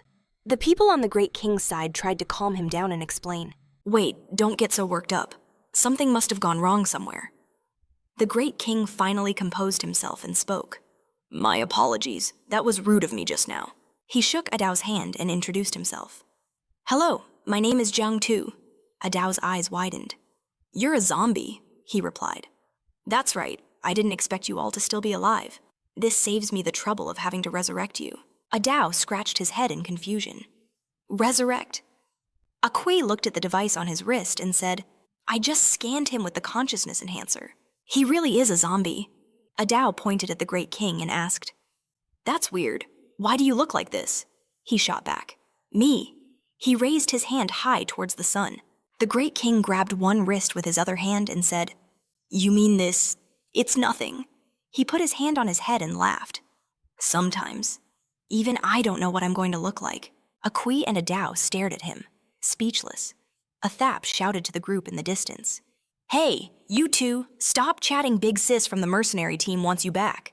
The plan was a success. We need to get out of here quickly. Adao quickly said goodbye to the Great King and left with Akui. We have to go now. This isn't our territory, so don't go running around. The helicopter flew away from the island. The Big Sis of the Bee Country zombies glanced at them and asked, What were you two doing just now? Adao answered nervously. We ran into a very interesting guy. Below, the Great King was still waving goodbye. He put his hands on his hips and said cheerfully, I'm in a good mood now. Guess I'll go check out some other places. Doctor. Kiet Min pointed a gun at the ancient person's head. Damn it, you! You failed. I trusted you so much. I poured all of my research funds into your project. And this is what you give me, just die. His disciple forced a nervous smile. The helicopter soared high in the sky, passing over the boats in the sea below. The Great King entered the city, standing between two tall buildings. The citizens stared and whispered amongst themselves. Look, who is that guy? He looks so strange. They broke out in a cold sweat at the sight of the Great King. He growled out one word menacingly. Humans. The helicopter flew through the sky. Akui looked over and asked, What are you thinking about? Adao replied thoughtfully. I was thinking about that interesting fellow we met earlier. If I'd known, I would have brought him along. He looked out the window and continued. He's so small and weak. I hope he doesn't get killed by humans. The Great King spread his arms, preparing to attack. Doctor. Kiet Min's group froze in shock. He slammed his hand onto the ground, causing a beam of light to shoot down from the sky, shattering the rock and soil. Doctor. Kiet Min's group stared, their jaws agape. Numerous cars and people were sent floating into the air. Adao looked out the helicopter window and was stunned to see people floating. The helicopter was suddenly hit hard, and they all screamed. Countless floating cars slammed into the helicopter. Adao and Akui were thrown to one side, shouting, What's happening? An earthquake! The Big Sis of the Bee Country zombies yelled. Keep this chopper steady. Akui worriedly asked Adao. What's going on outside? Adao and Akui looked ahead in a panic. The helicopter skimmed over the surface of the sea as it flew towards the big city. Doctor, Kiet Min's group was stunned. The zombie, the Great King, had barely moved a muscle, and the entire city had been torn apart. Inside the vehicle, a Dao and a Kui stared out with their jaws dropped and eyes widened. The Great King stood up, and behind him, cars and people were raining down from the sky. Even the big sis of the B country zombies couldn't hide the shock on her face. On a boat, Lam Ki yelled at the top of his lungs. "Climb for me, even if you have to crawl. You will get to the exchange meeting site for me." The zombie sailors standing beside him panicked along with him. "Chairman Lam Ki, there's a problem. Look to the southwest." As they looked over, they saw a familiar sight. Half of the land had been flipped up to form a wall. Both Tu Lang and Lam Q exclaimed. "Is that Tu?" It was enormous. Elsewhere, Chu Tu Hung struggled inside a stone hand. "In this world, besides Master Jiang Tu, who else could possibly be my opponent?" "Who are you people?" Deep Deep smiled and replied, "Take a guess." Tu Hung was still very dismissive of them. "You think you can control me with a petty trick like this?" The man with his hair covering his eyes was suddenly startled. Then, with a wave of her hand, she shattered the earth and rock restraining her and jumped to the ground. The tall man reported to Deep Deep, "She's a little stronger than I imagined." Tu Hum confronted them, demanding, "Who in the world are you?" Deep Deep, eager for a fight, immediately gave an order. "Tiu Tai Sun, go get her." The person behind him replied instantly, "Yes, ma'am." But Ni Ai stepped in to stop her. "All right, now is not the time to see whose subordinate is stronger." She spoke with good intentions. "We mean no harm. We just want to ask where your master is. We want to talk to her." Tu Hong scowled. "What are you talking about? I don't understand a thing you're saying." Deep Deep laughed loudly again. "Interesting. You really don't know anything. You don't really believe that things like vampires exist on this earth. Do you? Could it be that you're a remnant from that time?" Tiu Tai Sun, standing beside her, explained to his master. "Based on the timeline, she should have disappeared a long time ago. Even if her master used minerals to sustain her life, there's no way she could possess such immense power." Tu Hong was growing impatient. "The leader over there talks as if she knows me so well." But on the other side, Tiu Tai Sun was still carefully analyzing, which surprised Deep Deep. A certain gene in her body might be what grants her eternal life. Ni Ai spoke up herself. "We are from a much older human civilization. The reason we came here is..." Knowing Jiang Tu's true power, she has lived on Earth for many years.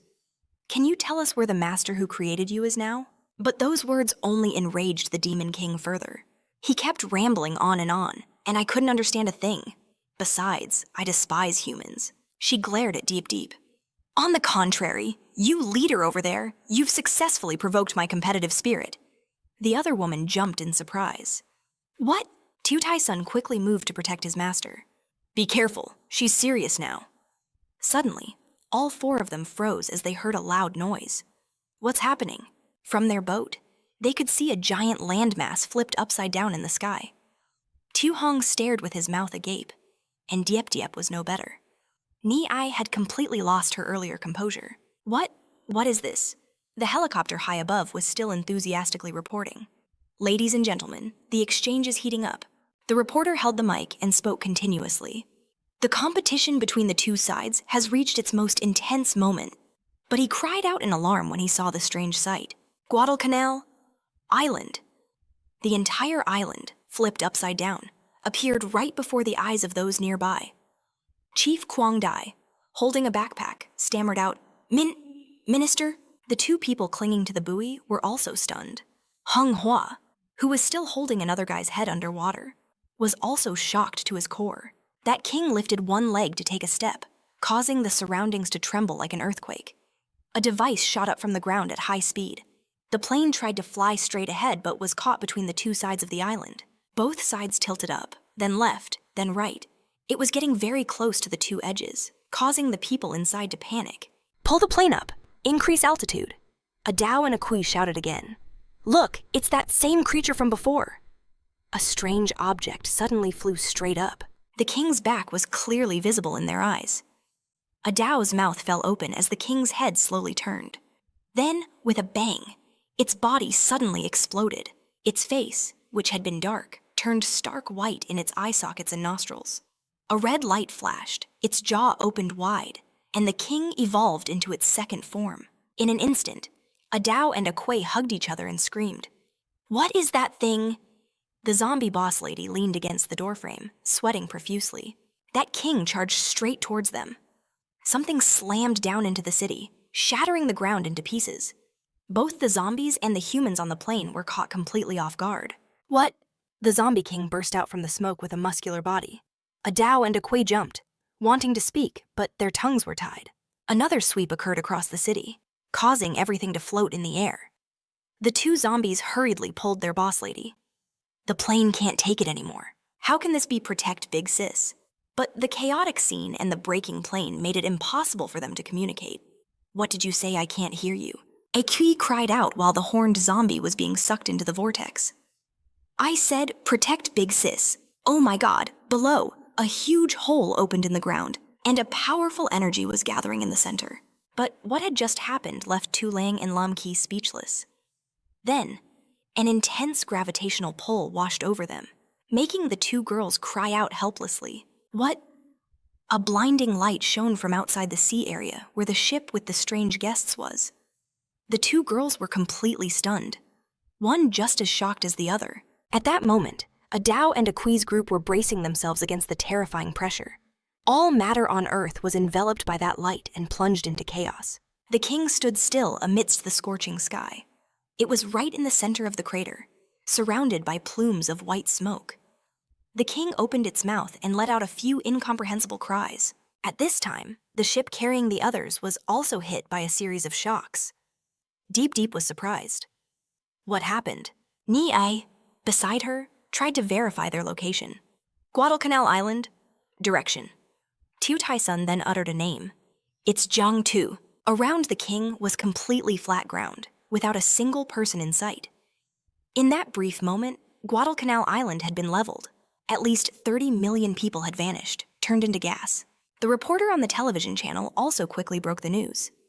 "Ladies and gentlemen, we interrupt with some urgent news. Guadalcanal Island, the largest continent of country B on Earth, suddenly disappeared 20 minutes ago." Their voices echoed throughout the city. Nearly tens of millions of people are unaccounted for. The people watching couldn't help but be astonished. What kind of trick is this? What happened? The reporter's small helicopter was still holding steady after that leveling blast. "We are sending reporters to the scene to report." The bald reporter still held the mic professionally and exclaimed, "My God, what on earth happened here?" They curiously steered the helicopter deeper to get a look. By now, the zombie boss lady's group had landed on the ground. She was protected by a tall zombie, while a Dao and a Kui lay flat on the ground. Trembling as they spoke, in front of them was that king. "Bro, brother, what are you doing?" It turned and groaned a sentence.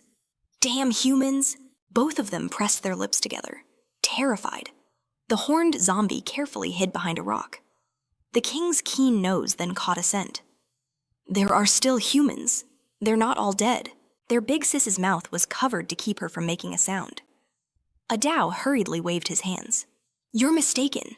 How could there be any humans left here? You're smelling the scent on me. It's because I interact with humans all year round." Behind him, a Kui trembled while whispering to his brother, "Protect Big Sis." He also nodded. The skin around the king's eyes wrinkled. "All year round, explain." He directly swung his hand out. A Dao was grabbed by something.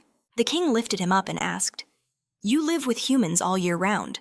A Dao still tried to calm him down. Aren't we brothers?" But the king spoke a cold sentence. "If I kill you, I can create any zombie I like." A Kui could barely stand while witnessing that scene. His personality has changed. Looking at the person with absolute power before him made him even more afraid. Why? Why did he become like this? Although A Kui was also terrified, he still spoke up. "You're overthinking it." "As a zombie, why would you choose to collude with humans?" the king replied. "Prove it." He slowly uttered each word. "South, southwest direction. Closest to Guadalcanal Island, there is a city with a population of 70 million. Upon hearing that, the king's eyes glowed red. He shot straight up into the sky, and he ignored a Dao and the other zombie. A Dao lay stunned on the ground. The king very quickly crossed countless continents to reach the place he mentioned. Even though he was freed, he was still trembling with fear. What kind of oppressive feeling was that? They quickly gathered together. "Big sis, are you okay? Good thing I was quick-witted." The reporter in the helicopter also saw them. "Look, there are people down there." The helicopter landed on the ground. Their big sis tried to sit up and said, "We have to figure out a way to stop him. Our goal is to coexist with humans. We can't let him run rampant." A Zhao didn't quite agree. Big sister, are you kidding? Didn't you see what he just did? The great king was moving so fast.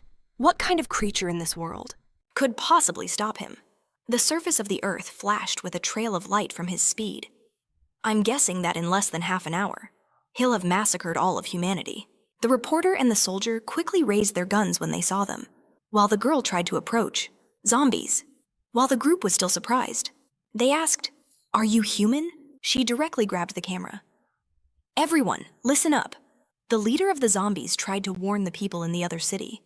"A terrifying man has appeared here, and he's slaughtering humans indiscriminately. Everyone, run for shelter now. Hide. You might still have a small chance of survival." A young man watching suddenly got annoyed and turned off the screen. Is she crazy? Why is this person on TV such an idiot?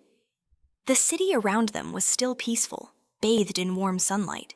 The young man placed his phone on a stand and said cheerfully, "Director, the number of people in the live stream has increased by another 100,000. He laughed to himself. Delighted. What's this before him was a pure, beautiful girl gently twirling in the wind. The chat was scrolling nonstop. "See, I told you. What's so interesting about the exchange meeting?" The guy celebrated, excitedly. "Watching beautiful girls live stream is the way to go. Looks like there are a few people who think like me. Let's use this chance to steal the spotlight from the exchange meeting." He picked up a bottle of cosmetics and began his sales pitch. "Everyone, this is a specialty of NB City. In our country B, a skin whitening cream. Today, it's not 998. And it's not 298. As he spoke, he pointed the camera towards the girl. "Today, for just 98, you can take it home. Don't you all want yourselves or your wives to become as beautiful as this little fairy?" But just then, their disaster, the great king, had arrived. "Buy it." The director turned in surprise. "What?" The ground was suddenly ripped apart, sending all three of them flying. The guy lay sprawled on the ground in a daze. Who are you?" The person next to him still held the phone on its stand, capturing the entire scene. The beautiful girl was also panicking. Who are you? What do you want?" A sharp, clawed hand reached out in front of her. Then the great king gave a light push, and half of the girl's body vanished. Blood splattered everywhere, causing the chat to explode in shock. The director also realized the danger and screamed at the top of his lungs. "You, the cameraman, run!"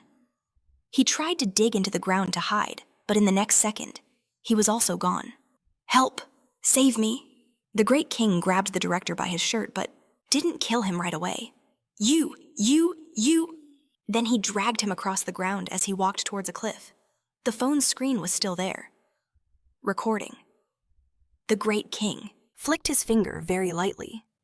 From his fingertip, a tiny energy sphere appeared, but it was enough to shock the human. The zombie great king held the director with one hand and the energy sphere with the other.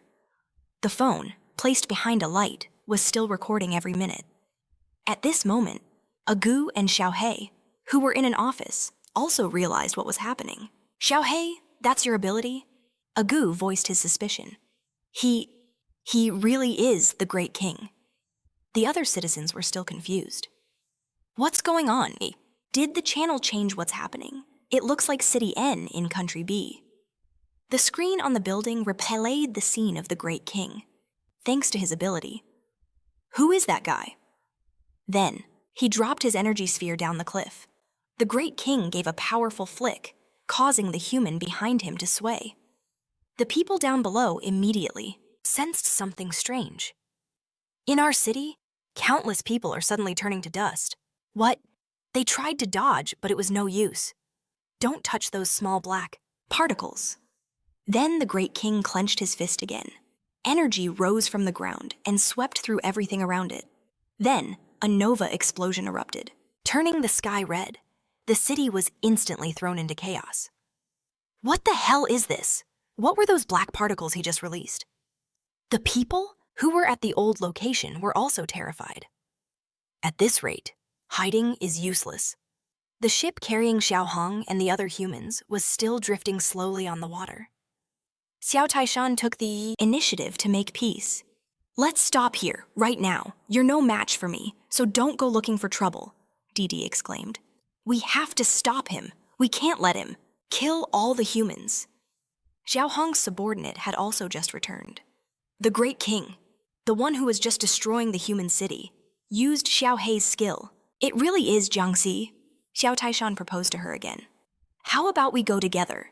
Given Jiang Si's current state, after he finishes killing the humans, he'll come for you all soon enough." Her subordinate waited for a reply. "The Great King?" Having no other choice, she agreed. "Let's go take a look." Just then, a loud voice echoed around the island, making an emergency announcement. "A terrifying madman is indiscriminately slaughtering humans on the continent of Country B, after careful consideration by the presidents of both countries. The exchange meeting is temporarily canceled. Both nations have declared that all combat personnel are to enter a state of emergency." The sailor zombie held the phone in his hand and spoke hesitantly. Ziling quickly gave orders to her people. "Cancel the exchange meeting. Prepare a helicopter for me to fly to the continent of Country B. I repeat, the entire nation is to enter. Level 1 combat readiness." The other group's helicopter also took off immediately. All 4 people, who normally disliked each other, sat quietly inside, listening to the news. According to our reporter's investigation, the earlier disappearance of Gordon Cannell Island is also related to this mysterious person. According to statistics, in 3 minutes, he has massacred nearly 100 million people. Xiao Taishan put on his headphones, while a question arose from behind him.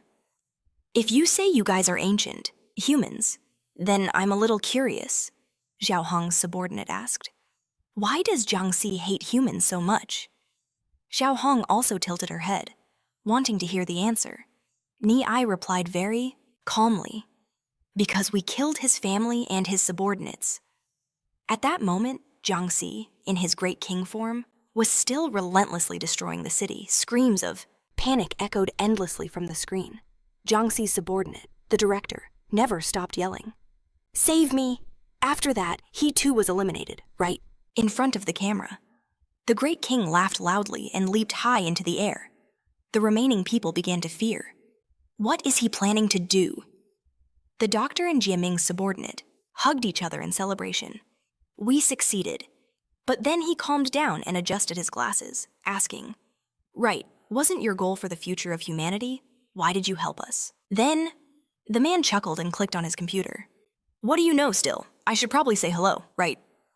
The man's subordinate held a microphone to his mouth and began to speak. "Hello? People of the world, let me introduce myself." His image flickered on the building's screen. "I am the ancient human that you all have been thinking about. Now that I've said that, there's no other reason for talking to you all here, except to show you a video first." The footage showed Jiang Si's confrontation, with monsters and fighting them all the way to outer space. A warrior appeared, grabbed by him and screaming in fear. The man from the other side proudly introduced him, saying, "He represents the zombie that destroyed our civilization, and furthermore, destroyed generation after generation of humanity.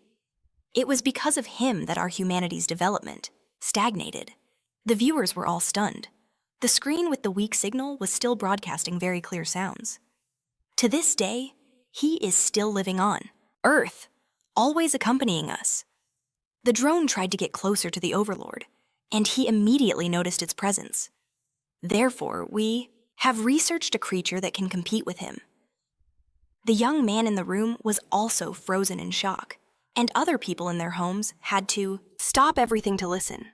At this point, their scientists had already begun their work. But everyone, don't worry.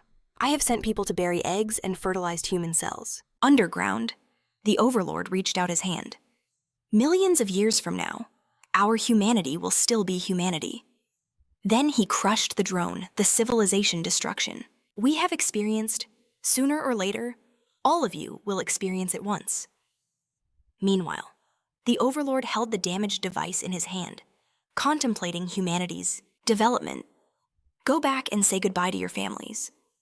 Then the screen went black with a final message while there is still time. I am proud of everyone's contribution to humanity. The people were driven to despair by that information and hastily fled for their lives. Jiang Si, who was somewhere else at this time, was also startled. He was dressed formally, sitting on a thick layer of ice. The Overlord had just wiped out another surrounding city, which looked exactly like his hometown, the two. Reporters were drenched in sweat from shock. According to incomplete statistics, several cities have been destroyed, and several 100 million people have disappeared. The situation around was also very chaotic, with incidents of vandalism and looting occurring all over the world. Countless people rushed into banks, causing chaos, and social order was collapsing. Soldiers tried to use their weapons to block tear gas canisters. The world is about to end.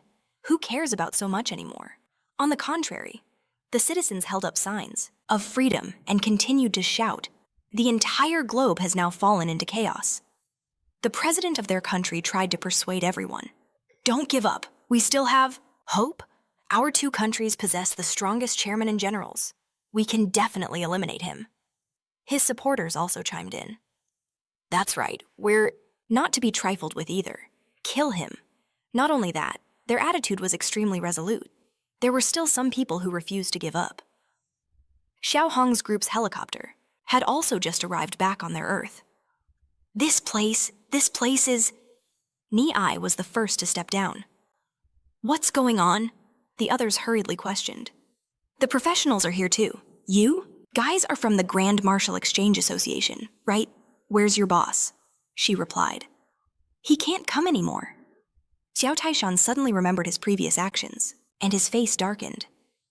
Are they that wary? She wondered again. What on earth is going on? There was a wall erected around the area to separate the two sides. In front of us is City G of our country. He has massacred an entire city. To prevent him from going elsewhere to destroy more people, we sent a lieutenant general, and thousands of men to stop him. But we don't know how it turned out, Ni suggested. Let us in. But the man quickly stopped her. You guys are only captains. Going in is a death sentence. Why don't you wait for your superiors? Zhao Taishan appeared at this moment with an annoyed look.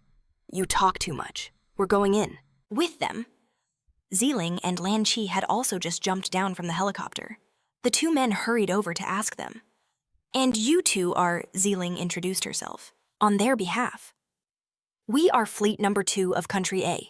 We came here because we were nearby. Hearing this, their spirits lifted. That's great. It's the chairman of Country A. This is someone of the same rank as our general. The soldiers followed the order and began to open the perimeter wall. When Ziling saw Xiao Hong, she was surprised.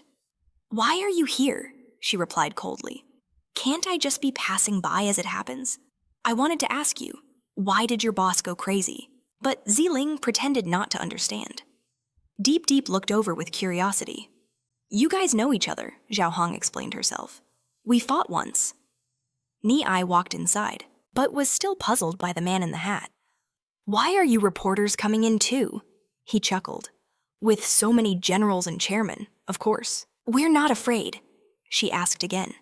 How many of your people have gone in? The reporter clenched his fist with confidence. Over 100 generals, nearly 1,000 lieutenant generals. With so many experts, we can definitely take down that madman.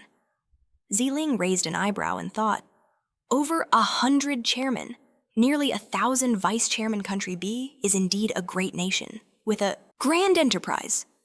Lan Qi was the first to see the horrifying scene inside.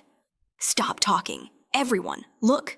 In front of them was a mountain of bodies, vice. Generals and grand generals were piled on top of each other. Everyone there was gaping in astonishment. The only one still alive was unconscious and face down on the ground. The Overlord grabbed one of his legs and dragged him across the ground like a dog. He heard a strange noise and turned to look. Ziling and Lan Qi shivered in fear. At his gaze, countless other helicopters also appeared in the sky. New warriors were dispatched and quickly landed. The Grand Generals of Country B appeared, Looking incredibly powerful, a representative spoke to them. Everyone below the rank of Grand General, withdraw from combat. Leave this place to us. Ziling was surprised. So many high-level combat personnel. They walked past her and reminded her. Number 1 said, everyone below the rank of Grand General, get out. That mountain of bodies might just get taller. Because of the arrogance of you Grand Generals. The same goes for you people from Country A. Don't cause any more trouble. The Overlord sat leisurely on top of countless others, waiting for new challengers. The scene shifts to Lan Qi. She was sent flying into the rubble, one side of her face shattered, revealing her true form. On the side of Jiang Si's subordinates, Ago, who, observing the situation on the screen, spoke up.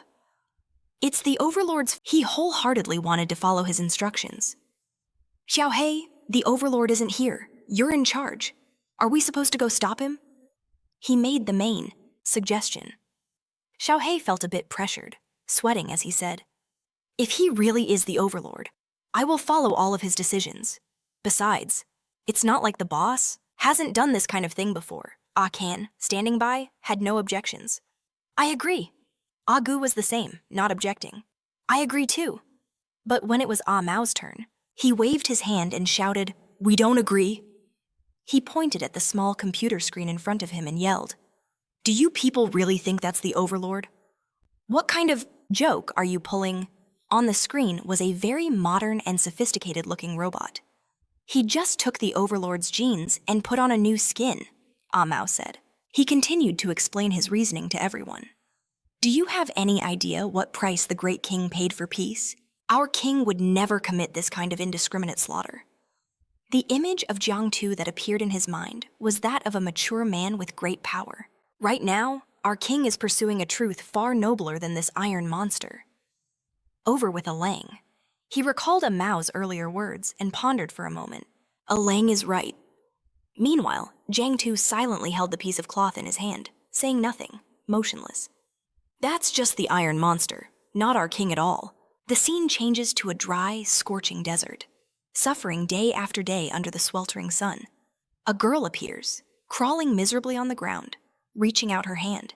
Tai-sun, the robot previously seen on the screen, stood before the president of Country A, speaking with disappointment. He rubbed his wrist, looking let down. And here I even changed into a new form to play with you all. My original state could have crushed you people. The president of Country A's face was grim. He didn't move, looking somewhat stunned. A second later, he collapsed to the ground, motionless. The robot turned from white to black. This feels like I'm bullying a child. How boring. He arrogantly and domineeringly declared, after I've wiped out all of humanity, I'll come back and play with you guys slowly. All the citizens in the city who heard this news stared upwards, their faces blank and jaws agape. The volunteers who had gone to fight were all lying on the ground. Powerless. That black monster gathered its strength and shot forward. It even let out a contemptuous, mocking laugh. Tu Hong, lying flat on the ground, tried with all her might to stand up. Damn it. I'm sorry. Deep, I couldn't help at all. Beside her, Tu Lang was covered in wounds. This can't be. We couldn't even withstand a single blow. Lam Lin ran over to help her up, calling out worriedly, Great King Jiang Tu. Jiang Tu, who was in the South Pole, seemed to sense something and turned to look to his side. At the same time, a loud voice called out next to him. Great King!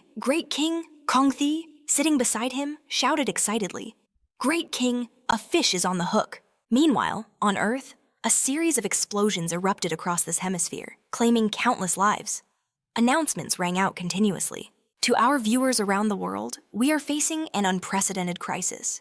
Half an hour has passed, and thousands of cities have already been destroyed. This is the relentless, crazed act of that mysterious person. His next target is a new city at 30 degrees north latitude. A cow looked on and assessed. That's our city. The scene shifts to the city outskirts, a vast and open area. The monster in the black cloak stared intently down below. Seeing this, a Mao shouted loudly, So, do you people just want to watch the Great King's city be destroyed? He spoke with fierce determination. If you won't go, we will. A cow turned towards Tu Hak. Tu Hak, he spoke pensively. They're still too naive. The scene switches to Alang, who was now in a giant form, standing over the city. The radio broadcast rang out. People of the world, today is destined to be a day of sorrow. The camera pans to a refugee area, where a large crowd has gathered. There were people of all ages. More than half of humanity had been killed. 2 young couples held each other in fear, while a newborn baby, terrified and anxious, wailed loudly. This is the most severe catastrophe we humans have ever endured. That monster stared at the area with amusement. Humans and zombies living together? Interesting. A Mao transformed and appeared with a team of special forces, providing cover and calling out, "Great King, have you forgotten us?" "This is your city," the monster replied indifferently. "Who are you? I don't know you." The president's voice continued to broadcast nearby. Tu Lang was struggling to crawl up. I am the president of the human country A. I hereby announce to all of humanity. The president's voice encouraged and motivated everyone. As long as our hearts turn towards the light, we will not go extinct. Suddenly, the monster appeared on the screens in the refugee area. "Look!" a Mao shouted in shock. "What?" He immediately rushed forward. "Damn it!" The monster roared angrily. "Get lost!" Its roar was so powerful that it blasted a Mao backwards. He was thrown into a rooftop, creating a massive tremor. The president's voice rang out. Jiang Si made an incredibly cool entrance, surrounded by swirling smoke and dust. "Turn towards the light, and the clouds will part." The scene shifts to a rooftop somewhere. The announcement in the city this time was more severe and harsh. "In the face of disaster, everyone is equal." We don't have time to mourn the dead. Everyone was stunned. What we need to do now is not lose our faith in life. All the citizens, shocked and horrified, paid attention to the announcement. They followed the direction of the sound with their eyes. President A was a little panicked. The TV was showing the exact scene of a Mao and his guards being defeated and knocked away. Suddenly, someone appeared beside a Mao, placing a hand on him. He whipped his head around in surprise to see who it was. The giant A Lang, ever since changing his form, began to rapidly fire a beam attack. Then, he was hit in the face by something with immense force, causing him to lose his balance and crash down. The black monster stood on A Lang's body, laughing with excitement and amusement. Interesting. Over with a Mao, Jiang Si suddenly appeared. He stared straight ahead with a serious expression, not saying a word. Jiang Si ordered a Mao. Evacuate the humans in the city. Retreat, I'll handle this place. Without hesitation. He immediately accepted the order and flew off. "Yes, sir." Seeing this, the monster stood there and chuckled. "So there's more Tu Hak. Are you still here? Kill every single one of them?" Tu Hak, hearing his name called, fidgeted nervously. "Here, I'm here." A cow, standing beside him, placed all his trust in him. "Tu Hak, our lives are in your hands now." Jiang Si's face was dark as he enunciated every single word of his command. "Tu Hak, evacuate the civilians." He frowned, confused, but accepted the order. Tu Hak led the group out of the observation area, shouting, "Go!" A cam was conflicted. "Our boss is everywhere. Who is Tu Hak even listening to?" He exclaimed, "Evacuate the civilians!" Seeing this, the monster let out a contemptuous, perfunctory laugh. The press corps was still diligently stationed at the scene. "Viewers, we have been chasing that robot all the way to the border of this city. We don't know why the great chairman of this city in Country A is so interested." Suddenly, a Lang laughed loudly, and a beam shot from his eyes in a straight line up to the sky. It flew straight towards where the monster was standing, but it seemed to dodge the attack with incredible ease. The people in the refugee area were all terrified when they saw this. Everyone closed their eyes to shield them from the dust and debris. The black monster advanced and struck a base, sending earth and stone flying everywhere. The monster was a bit stunned, but it couldn't look cool for more than 3 seconds before Jiang Si grabbed its face. He slammed it down, its head hitting the ground so hard the surrounding pavement shattered. Jiang Si threw it far away, and it flew in a straight line, crashing hard into a skyscraper. The monster's incredible speed shattered a large section of the building's wall, and it couldn't even stop, tumbling further inside. Not long after, we see a white figure flash out of that building. The people in the refugee area were sweating nervously as they watched the events unfold. Who is that? That monster had just gotten ready to fight, and it's already getting its butt kicked again. It charged forward confidently, paying no attention to anything else. The very moment the monster fell was when Jiang Tu flew towards it, one charging down, the other swinging up. They faced each other. Jiang Tu clenched his fist for a punch, laughing with excitement. He decisively punched the monster, and everyone who witnessed this scene screamed in astonishment. Jiang Tu smiled happily, feeling incredibly satisfied. The monster plummeted back to earth at breakneck speed. He gave a cunning, excited smile, raising his hand to deliver another blow.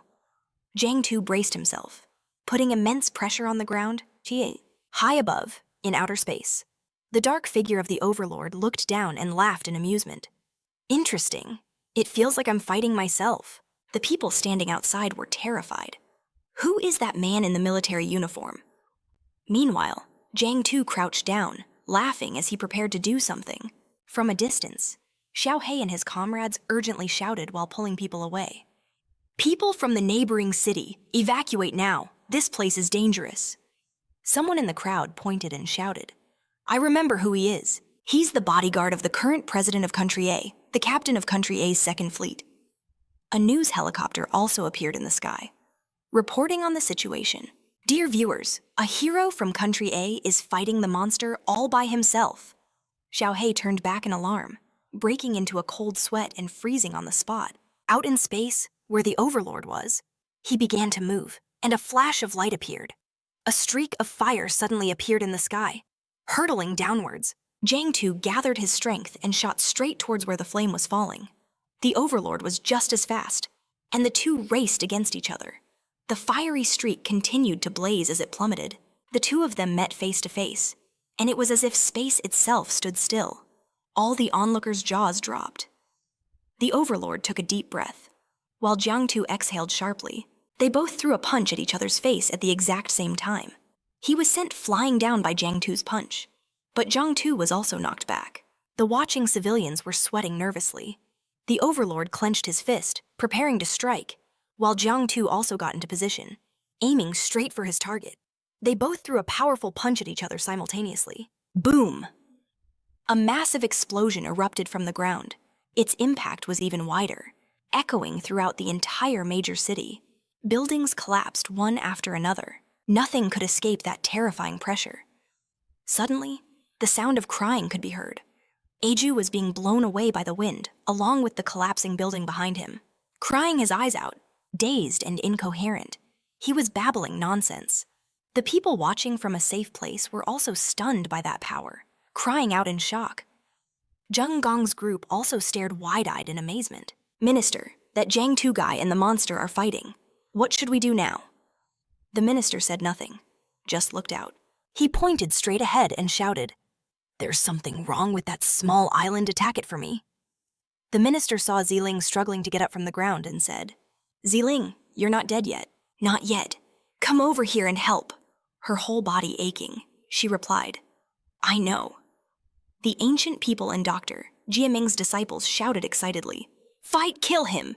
Turning to the civilians, they were only now able to react and realize, it seems he really is the president's bodyguard. At that moment, an image of a super cool Jiang Tu appeared.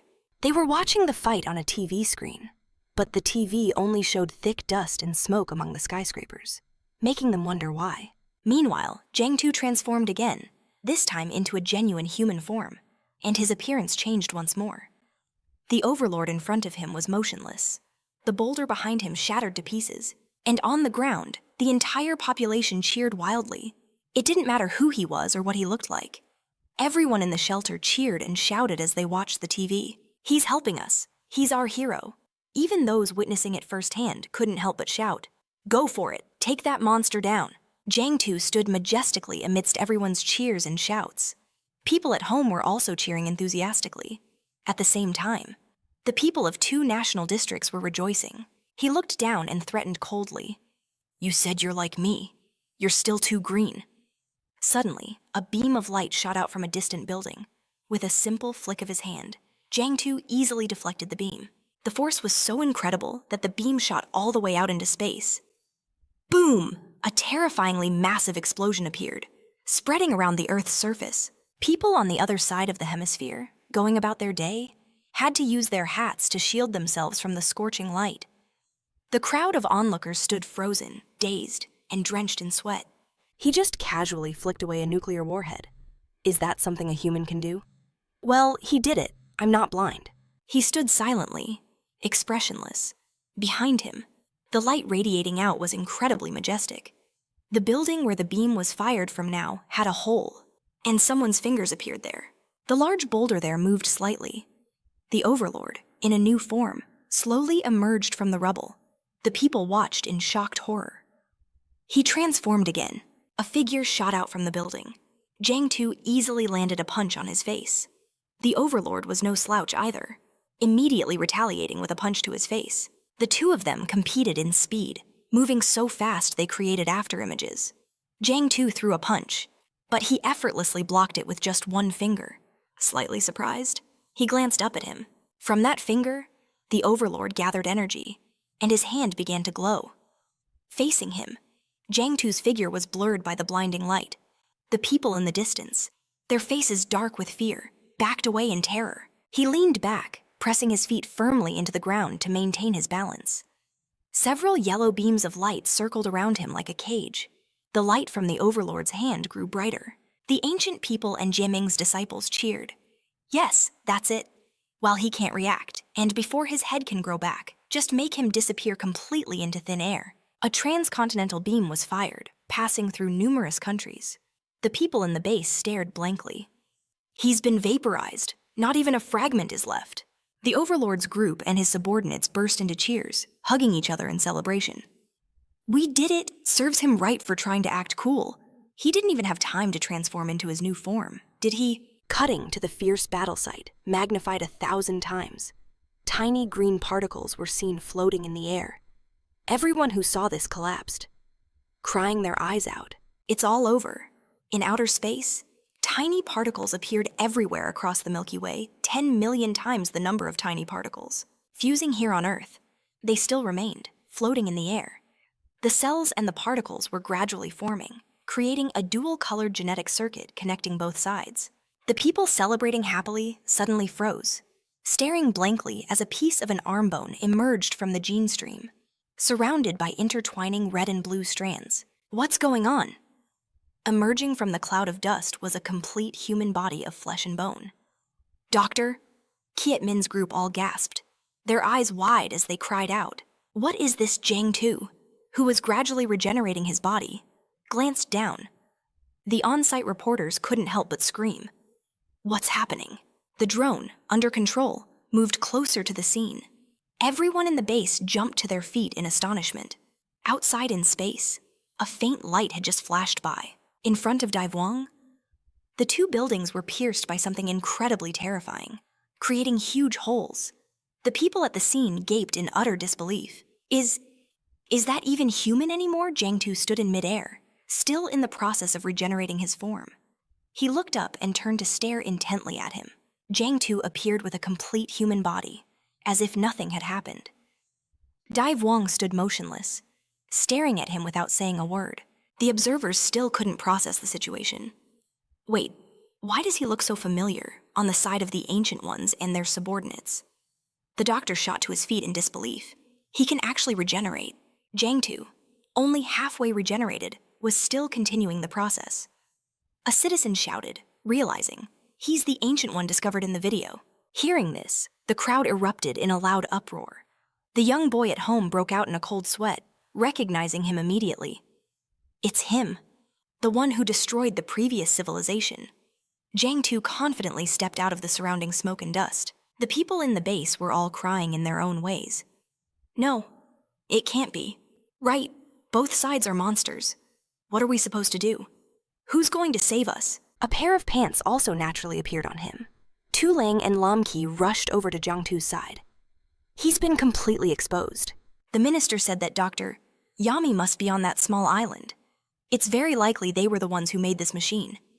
He jumped down, appearing in front of Daivuang. Jiang Si looked up, his gaze sharp and cold. Daivuang remained perfectly still. Suddenly, the onlookers jumped in terror. Jiang Si shot forward like a terrifying wild beast. A gust of wind whipped past Daivuang before he could even prepare.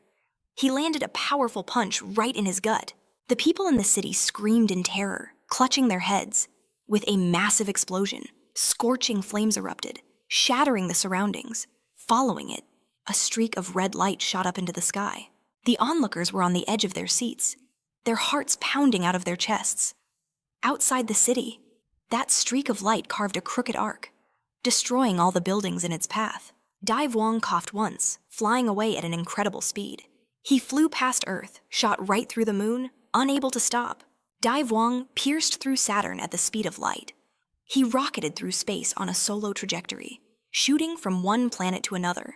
It seemed he had made a full circle in orbit.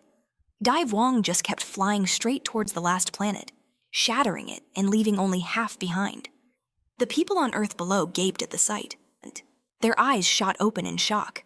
Ni-Ai's eyes widened as she broke into a cold sweat and cried out, "My God, this is a creature from that orange planet." A small flash appeared behind Earth. A large circular shadow appeared, from a view in outer space, from the moon to the Earth. Jiang Tu remained in his original spot, looking up at the sky motionlessly. Suddenly, he leaped powerfully into the sky, following the path Dai Wang was sent flying on, right through that planet. Startled, he looked ahead. Jiang Tu appeared out of nowhere in front of him. Swinging his fist, Dai Wang, with no strength to resist, was punched in the face. As he began to fall, he fired a beam of light in this direction. Jiang Tu easily dodged to the side. Dai Wang coughed loudly and crashed down, taking massive damage. Ni-Ai struggled to sit up, preparing to retreat. "I have to get out of this godforsaken place quickly. If this keeps up, I'll die here sooner or later." Jiang Tu looked ahead, confused. He glanced back and saw a bright light soaring up from some planet. Dai Wang was flying clockwise, while on the opposite side, Jiang Tu was flying counterclockwise. The two met face to face, right at a point where Jiang Tu would attack anyone on sight. Suddenly, Dai Wang teleported somewhere, disappearing from view, leaving him to look around blankly. He glanced over, annoyed. Suddenly, where Ni-Ai was standing, something fell right in front of her. She froze and let out a scream. Ni-Ai, startled and panicked, whipped around. Jiang Tu was hovering in the sky, appearing right before her. Meanwhile, Dai Wang still managed to get back up. With a grunt, he slammed his fist on the ground. Suddenly, dozens of people flew down from above. They roared, looking ecstatic, their minds seemingly gone, more like beasts than humans. Ni-Ai was scared out of her wits witnessing this, screaming, "They're alive again." The people Dai Wang had summoned were all enveloped in red energy. They were making hissing sounds. Red bands covered their bodies, and their minds weren't clear. Ni-Ai trembled, looking back and forth in confusion. These were the combat support members who had been hiding behind a giant rock, watching in fear. "Oh my God, the dead great generals. They've come back to life. His mechanized army. The living dead." Jiang Tu waved his hand to the side, and a cloud of hazy white dust appeared. The place where they were standing was the destroyed city, a desolate wasteland with no one around. Those tiny green particles appeared again, hovering in the air. From those particles, human skeletons began to form one by one. Gradually, a horde of the undead appeared. Each one had a different appearance, but all of them had muscular builds. The reporters filming the scene were stunned time and time again, rendered speechless. An army of the undead had been fully formed. The people in the shelter saw it and froze.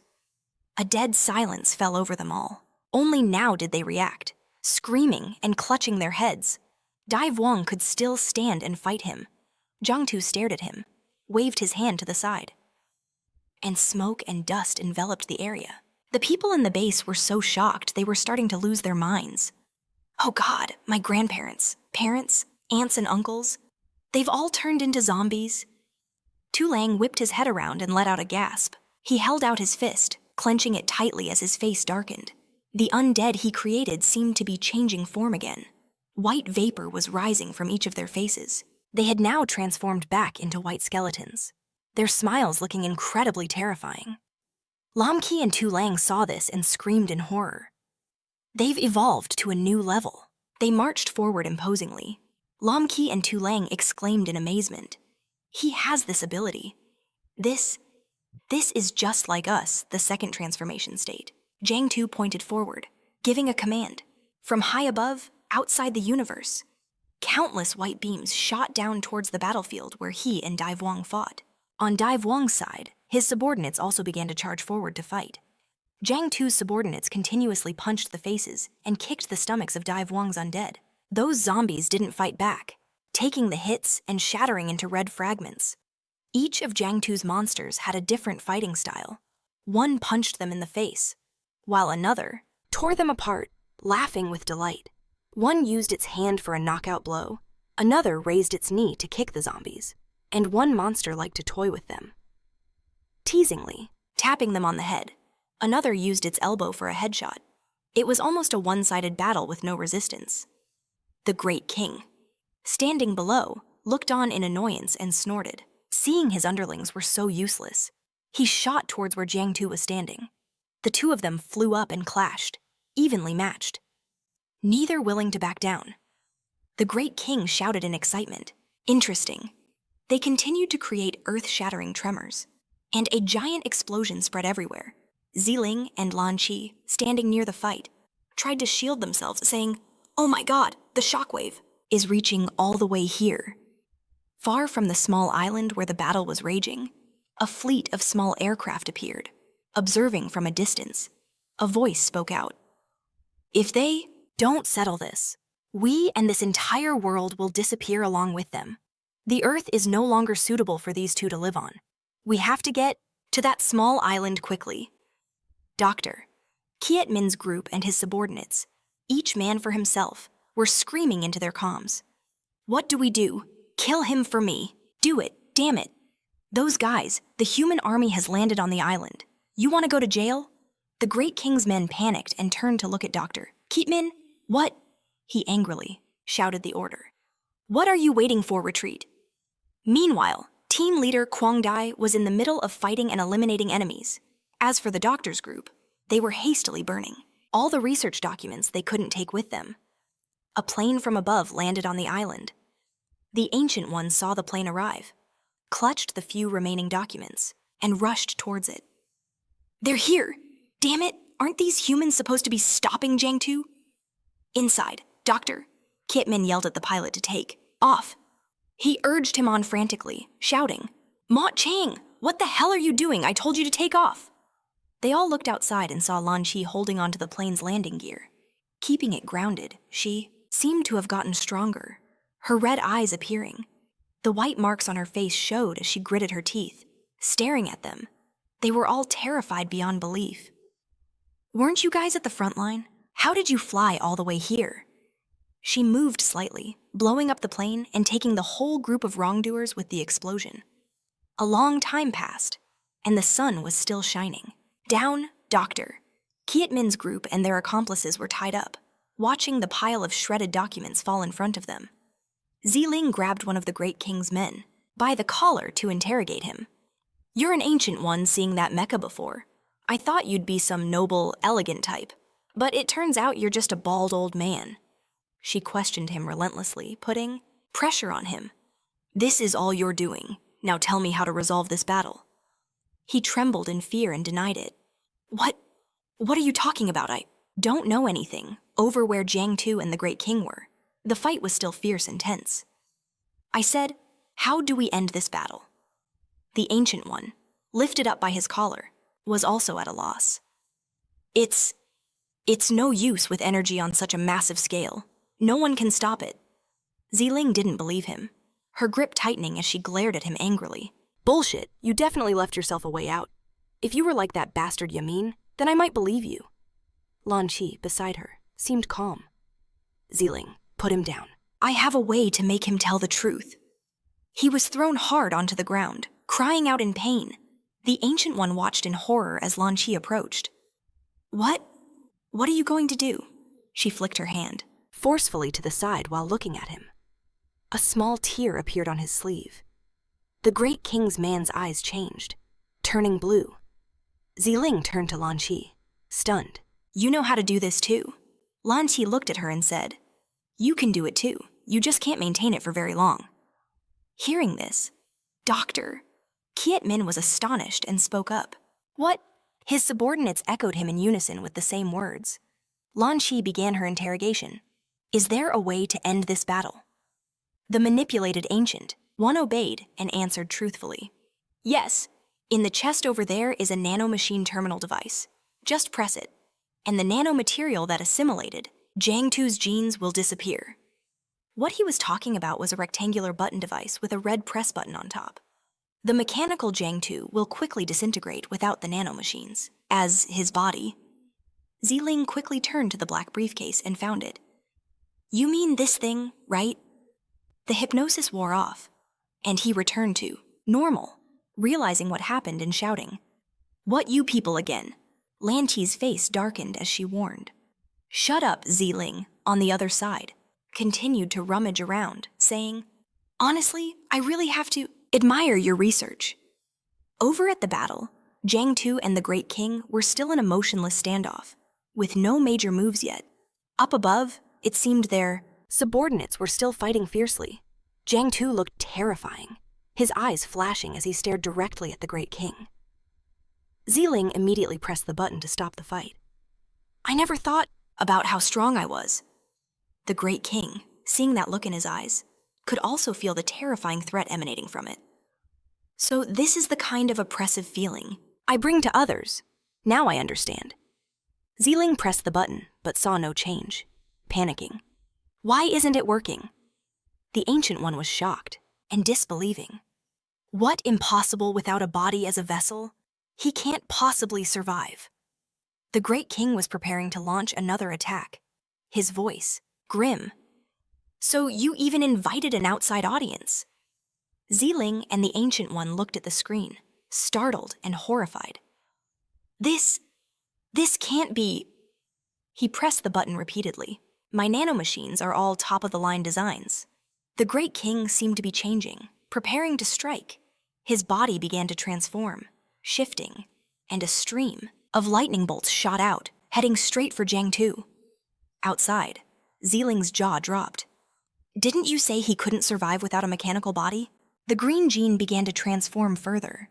It seemed to be elongating and was still moving. Ni and the commentator standing nearby were hit by a powerful gust of wind. Jiang Tu remained motionless, unaffected, watching in silence. Her eyes widened in shock. This is...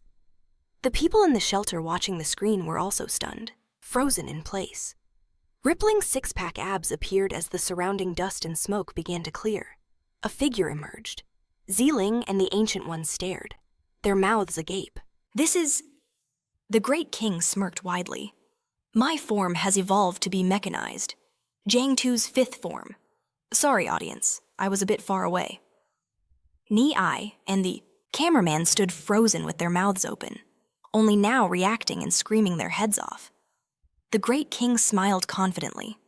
Without a vessel, I can still live, Ziling's group. Also jumped up, screaming in shock. He turned to look back at them, somewhat amused. Seeing this, Ni cried out for help in terror. Young man, oh my god, what kind of monster? Did our ancestors have to face? The Great King's fifth form was fully revealed as the dust completely settled. Faced with a power that surpassed human comprehension, where would the people of the world go from here? Ziling was dazed in disbelief. This is just too ridiculous. Even Jiang Tu's subordinates started to complain.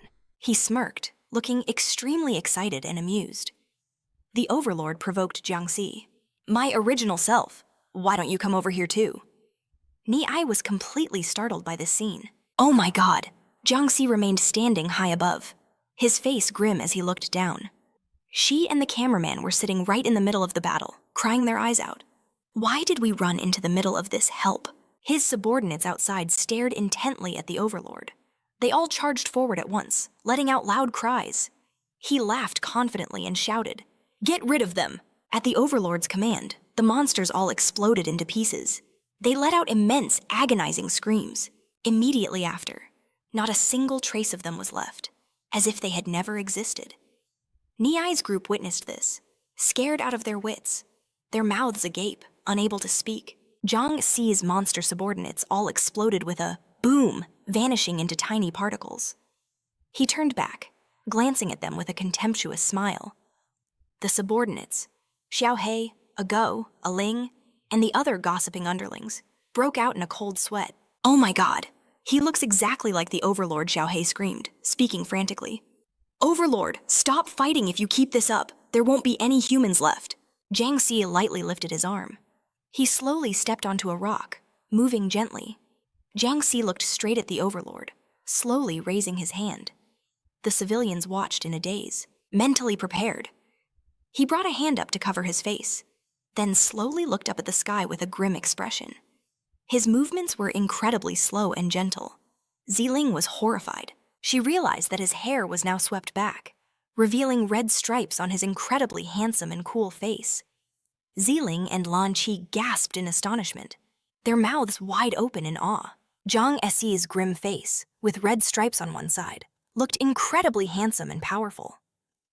Team leader Gang Da and the minister stood frozen, staring up at the sky. A blazing red vortex appeared, swirling and churning, covering the entire sky. Then, a red beam of light suddenly shot down, shining right where Jiang Si stood, and he began to float upwards. He slowly rose with the beam of light. The people at the base who witnessed this screamed loudly. One pole of the earth was covered by a blood-red substance flowing down from space. It flowed until it enveloped the entire earth, turning it from blue to red. From the sky, the red liquid also poured down, submerging several people. Blood! This is blood. In space, the earth and the sun were now very close. A red stream was flowing from the earth towards the sun. The people on the ground looked up at the sky and screamed. The sun, where that planet destroyed by the Overlord was also turning red and had a connecting thread just like Earth. Gradually, all the planets in space all turned red and were linked together by the red flow. Gudai's group and his subordinates stared in wide-eyed astonishment. The entire Earth has been dyed red. The minister and the team leader stood motionless, just watching. The Overlord, in contrast, was extremely excited, smiling as he watched this transformation. Ziling and Lan Qi looked at him in shock. Jiang Si had transformed.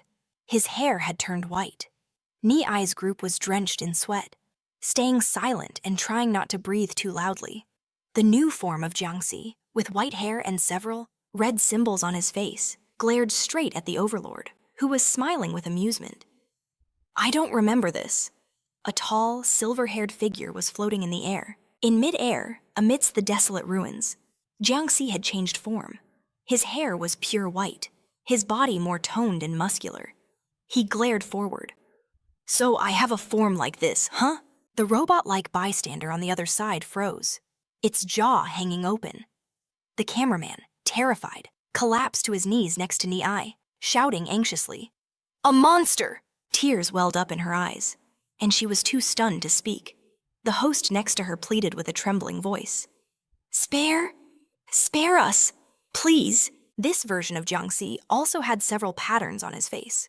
His serious expression radiated a chilling aura. The civilians below who witnessed it all had their jaws on the floor. Frozen, unable to process what was happening, the Overlord said with excitement and amusement, "Explain a little. If you want me to disappear, you have to give me a reason, right?" Thunder cracked across the sky. Jiang Si began to speak. "After destroying humanity's Iron Age civilization, I researched it myself." The Overlord cut him off. "I get it. As expected of my original self." He smirked sinisterly. He glared, his outer coat tearing apart. "But I feel like I can still struggle a bit." Jiang Si's face darkened, his expression unreadable. "No, you can't." The Overlord laughed loudly and rushed forward.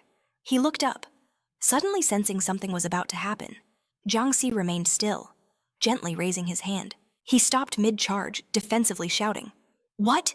Immediately after, a massive beam of energy shot from Jiang Si towards the Overlord. He stood motionless, smiling with great interest. Suddenly, he started getting smaller and smaller as the surrounding area was magnified. We could see the entire Earth and around its sphere. Unexpectedly, his red power appeared, advancing towards this Earth. Ziling and Lan Qi screamed in horror, their mouths wide open. Jiang Si was holding a small Earth in his palm. All the people were now in a daze, witnessing an overwhelmingly immense power. What is that help? Save us. Jiang Si was holding that small, round thing in his hand. Without hesitation, he clenched his fist and crushed the small earth. The people below screamed in shock, their mouths agape. The overlord's face went dark, his eyes wide. He watched. Suddenly, the gloomy red sky returned to a gentle, peaceful blue.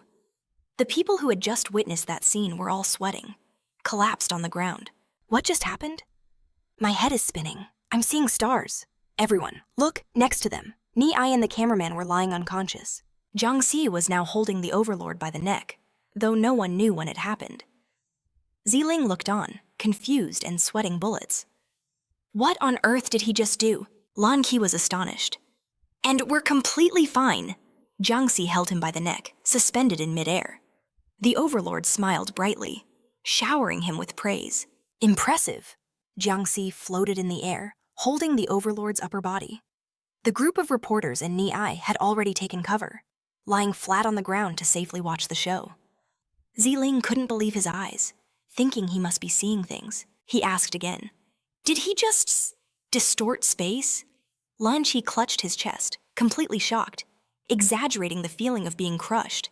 The overlord was still able to laugh. Actually, I can sense that deep down. You still kind of hate humans, don't you? Jiang Si glared at him. You did this on purpose. He sounded a little angry and annoyed. That's right, I was perfectly fine. And peaceful inside your body. Why did you give me to someone else? Ziling and Lan Qi were shocked by this revelation.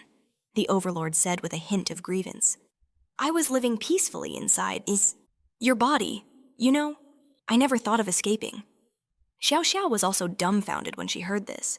He continued, but when you gave me to Xiao Xiao's group, you should have expected it. What would happen today? The overlord recalled the times she had fiercely wielded a machine gun against enemies. Through your authorization, I helped those useless humans obtain unparalleled power.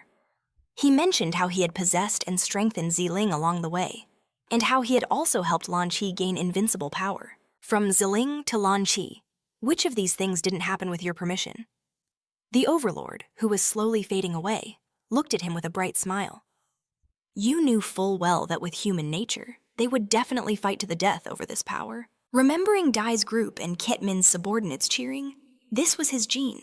He laughed out loud in excitement. Success Jiang Tu was still watching. He heard him say, without your permission, who could possibly control me? Meanwhile, Dai's men were still stubbornly pressing that button. Why aren't the nanomachines working? Dai understood himself perfectly. I am nothing more than a single gene from your body. He was born from your blood, and his mission was set from the start. When I gained my freedom, the first thing I did was carry out my duty. As the battle reached its end, the city was in ruins. Not a single plant, animal, or intact building remained, only desolation.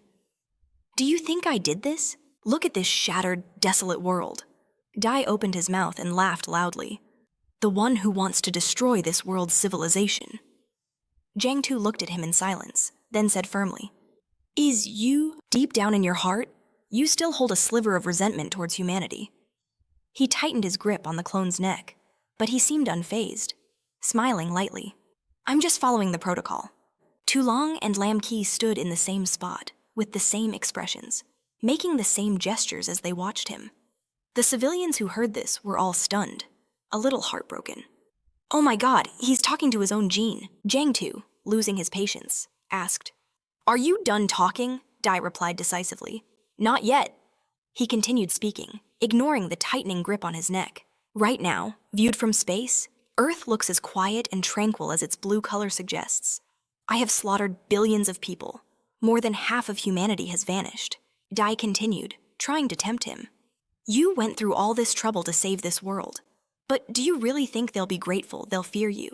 And then they'll continue to plot against you behind your back. So why not just go all the way and kill every last one of them?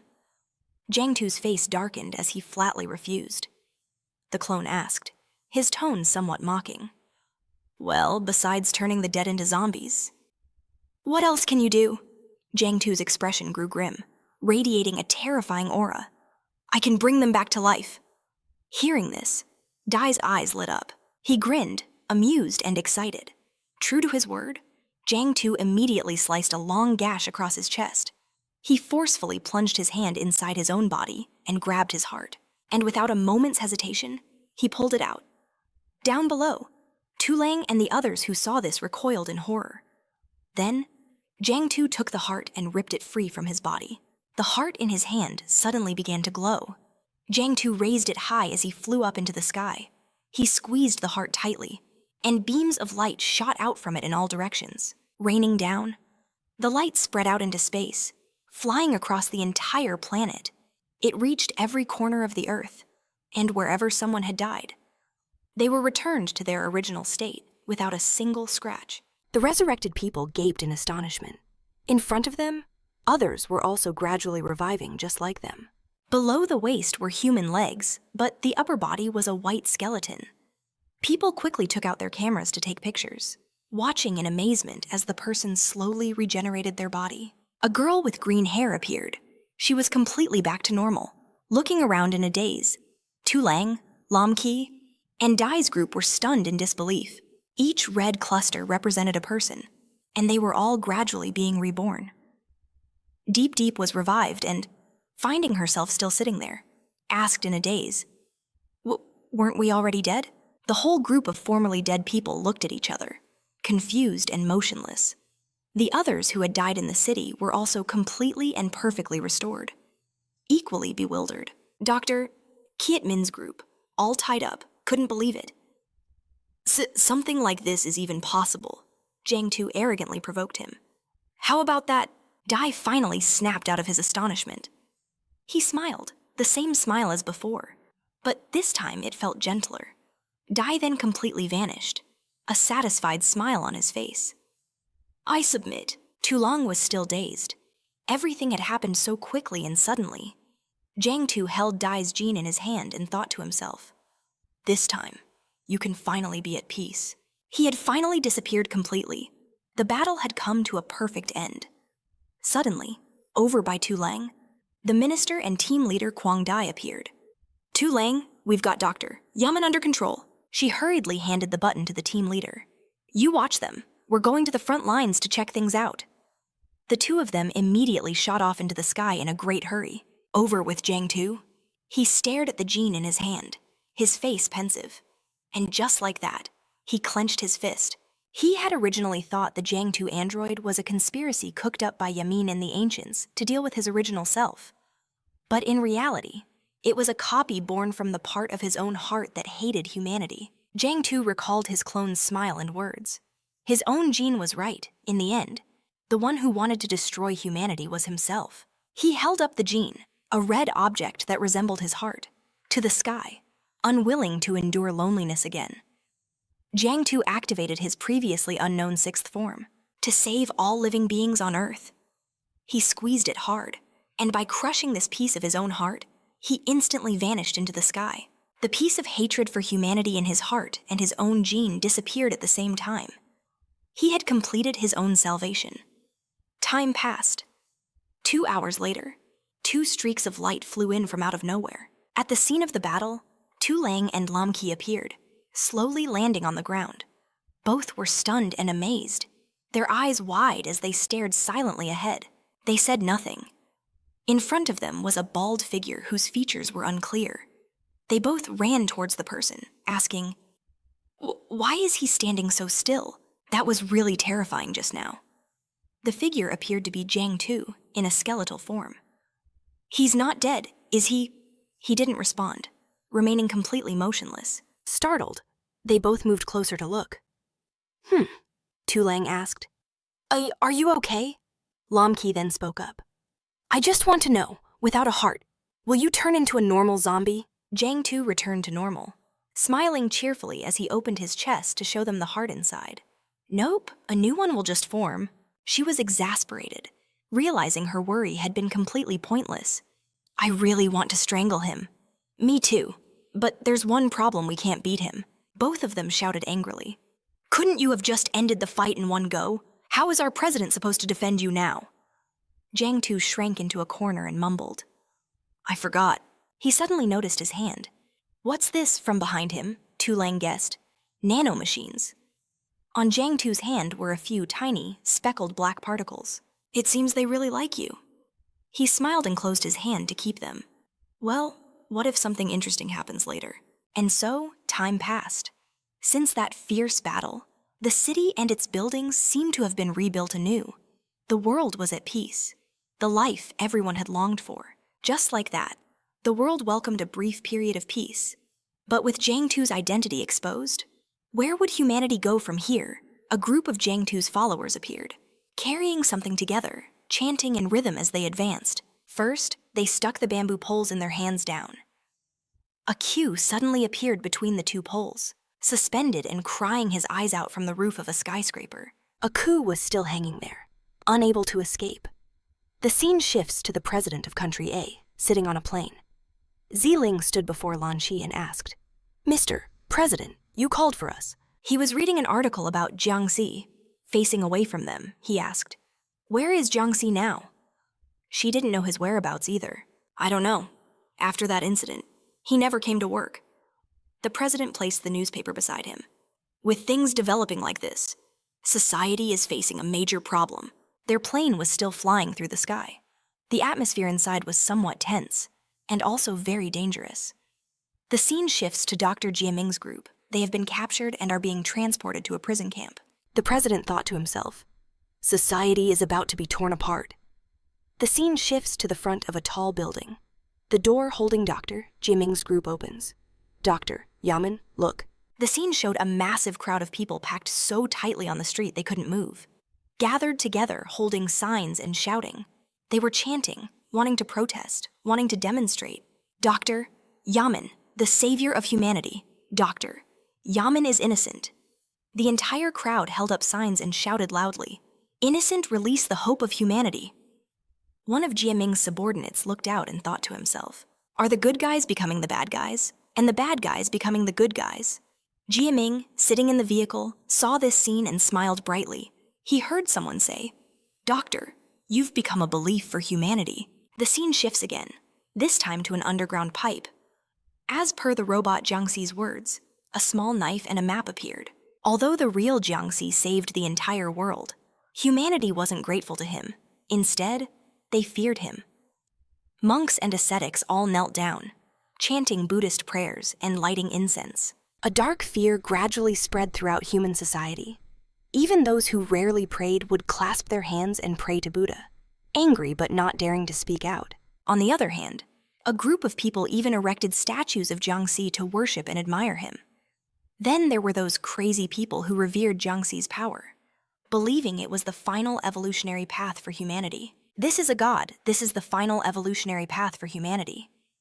The scene shifts to a dark underground pipe. When the good worship the bad and the bad worship the good, such a contradictory society will lead to a great chaos. The noise outside was becoming impossible to resolve. Meanwhile, elsewhere, Jiang Si appeared, wearing pajamas and lying on the floor, relaxing and playing a game in his house. On the TV screen, a database fighting game was displayed. Jiang Si was engrossed, adjusting the controller. Xiaohei walked in from outside to report. "Great King, human society is a bit strange right now." He looked dazed, sweat dripping down as he froze. He grunted, then turned around with a smile and said, "Xiaohei, you're here. What's up?" Xiaohei pointed outside. "There are two bastards who want to see you." The scene shifts to the living room outside. The two bastards Xiaohei mentioned were the two zombies from Country B, a Yao and Gui. They sat waiting nervously, taking a sip of water. Jiang Si, having changed his clothes, slowly walked out and greeted them. "Who's looking for me, huh?" They looked at him, startled. He immediately recognized them as acquaintances. "Oh, it's you guys. What can I do for you?" A Gui and a Jiao looked at each other, thinking. They knelt down and shouted, "Great King above, we seek your protection." A transparent white object, like a spaceship, appeared in the space. At the same time, the news reported, at 1420 hours, the joint government of Country A and B passed the Jiang Si Management Act. According to government information, under this act, the entire moon will be converted into a nanometal structure to be used as a prison. A team of astronauts was on the moon, assembling and constructing the facility. Announcement: the extremely powerful and dangerous individual, Jiang Si will be imprisoned here for life to protect the safety and continued existence of human civilization.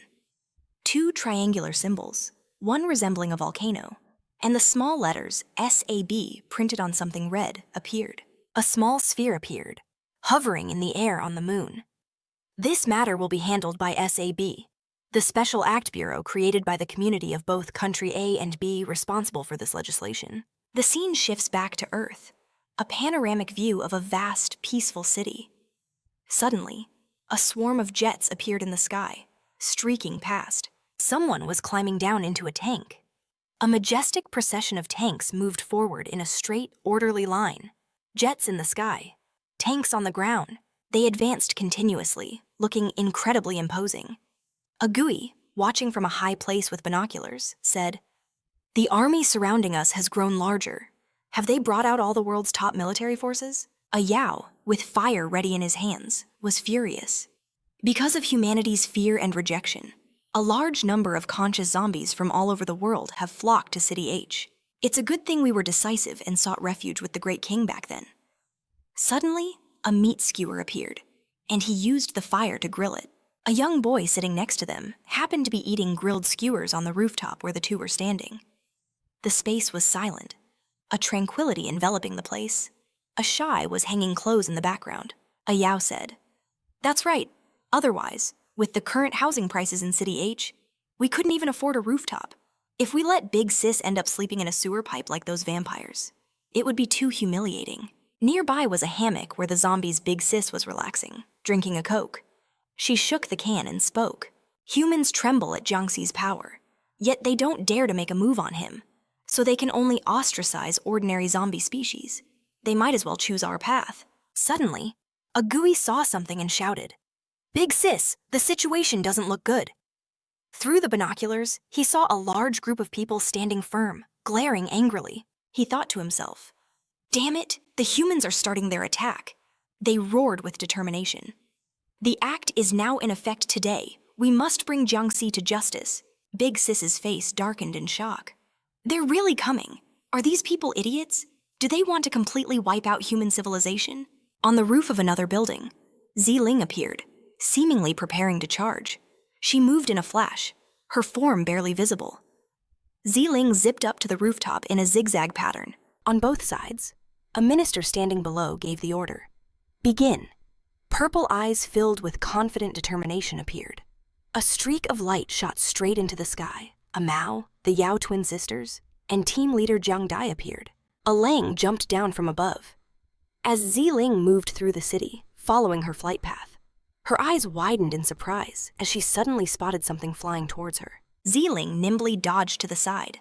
Xiao Xiao appeared, holding a machine gun that fired flames. A huge explosion went off behind her. Her eyes turned red as she laughed and moved the ammo belt. Chairwoman Ziling. A barrage of bullets shot continuously towards where Ziling stood. She ran quickly, dodging the bullets. Chairwoman Ziling, you've brought so many people to make such a scene. How about a little fight with me? She glanced back and only now realized her attacker was Xiao Xiao. Behind her were a series of massive explosions, one after another. Ziling skillfully evaded. "Let me help you all remember who saved this world." Ziling leaped forward, closing in on Xiao Xiao. As the two fought, one attacking and one defending in a fierce battle, a moment of carelessness led to a direct hit to the chest. She quickly regained her footing, flying down to land on the ground, putting distance between herself and Ziling. Lang watched her every move. She also began to transform into her power form, warning, "Hugh Hugh, the survival of civilization is at stake. I don't have time to mess around with you here." Hugh Hugh ignored her arm, which was slowly twisting. Suddenly, two figures appeared in the sky, rushing down and shouting loudly. Startled, she whipped her head around to look, just as a powerful impact slammed onto the roof of the building. Hugh Hugh was pinned down, pressed hard against the ground, gritting her teeth in frustration. She glanced behind her, realizing something. The brawny and powerful Akao had fallen from above to restrain Hugh Hugh. He is one of Jiang Tu's subordinates. She froze for a moment, then turned back and looked up. The group of protest storers who wanted to capture Jiang Tu had gathered in front of her. "Don't move. We don't want any unnecessary casualties." On the roof where Akao landed, Most people had now dispersed, leaving only a few behind. On the rooftop, a cam was holding a tightly bound Amao. The Dew sisters standing nearby were reporting the situation. Report complete, the boss-level Jiang Si under Jiang Tu has been suppressed. Jiang Tu's subordinate, Lam Qi, in another location, has captured a Lang and caged him. Report, Phase 1 combat objectives complete. Seeing this, Amao got angry. You people are betraying the Great King again. Tuhak also appeared here, adjusting his tie and saying, "Right now, border wars are breaking out every day in this world." He stood next to the humans and team leader Kwang Dai. Enforcing the new bill is the only way to realize the Great King's ideals. The scene changes to another location. A TV screen appeared, showing the words, "Defeat." Jiang Tu looked on with regret. Stuck again. He was still casually lying around, eating chips, drinking Coke, and playing games. How did the situation turn out like this? Should I just wipe it all and reset? Flashing back to several months ago, when Jiang Tu's subordinates, Tu Lang and Hu Hu, held a meeting to discuss the Jiang Tu management bill months before its execution. Tu and Tu Lang. Hu Hu had a meeting to discuss the Jiang Tu management bill many months before its execution. Does everyone remember? I'll go over it one more time. Tu Lang led the review of the plan. When I charge into the central city building, a Lang will appear on my left, and a Mao will appear on my right. Hu Hu held a piece of paper with her script, looking seriously at Tu Lang. Just as I'm about to reach the main building, Hu Hu, you go out and stop me, then get restrained by Tu Hak's group. You also have lines. Don't mess them up. She sat to the side, reading her lines and sweating bullets. The other group behind them consisted of Lam Qi and the team leader. Kwang Dai. Everyone, get ready. She gave an order over the comms. Test the material strength of Jiang Tu's Form 1 prison. Normal attack. Suddenly, from out of nowhere, Jiang Tu appeared, winding up for a punch. His face darkened as he took aim, shifting his body back. Jiang Tu's powerful punch hit something, shattering it to pieces. Hearing the loud noise, Tu Lang spun around in alarm. Suddenly, something powerful rushed in, sending everyone flying. Tu Lang was thrown back, coughing heavily. She pushed herself up, trying to see what that thing was.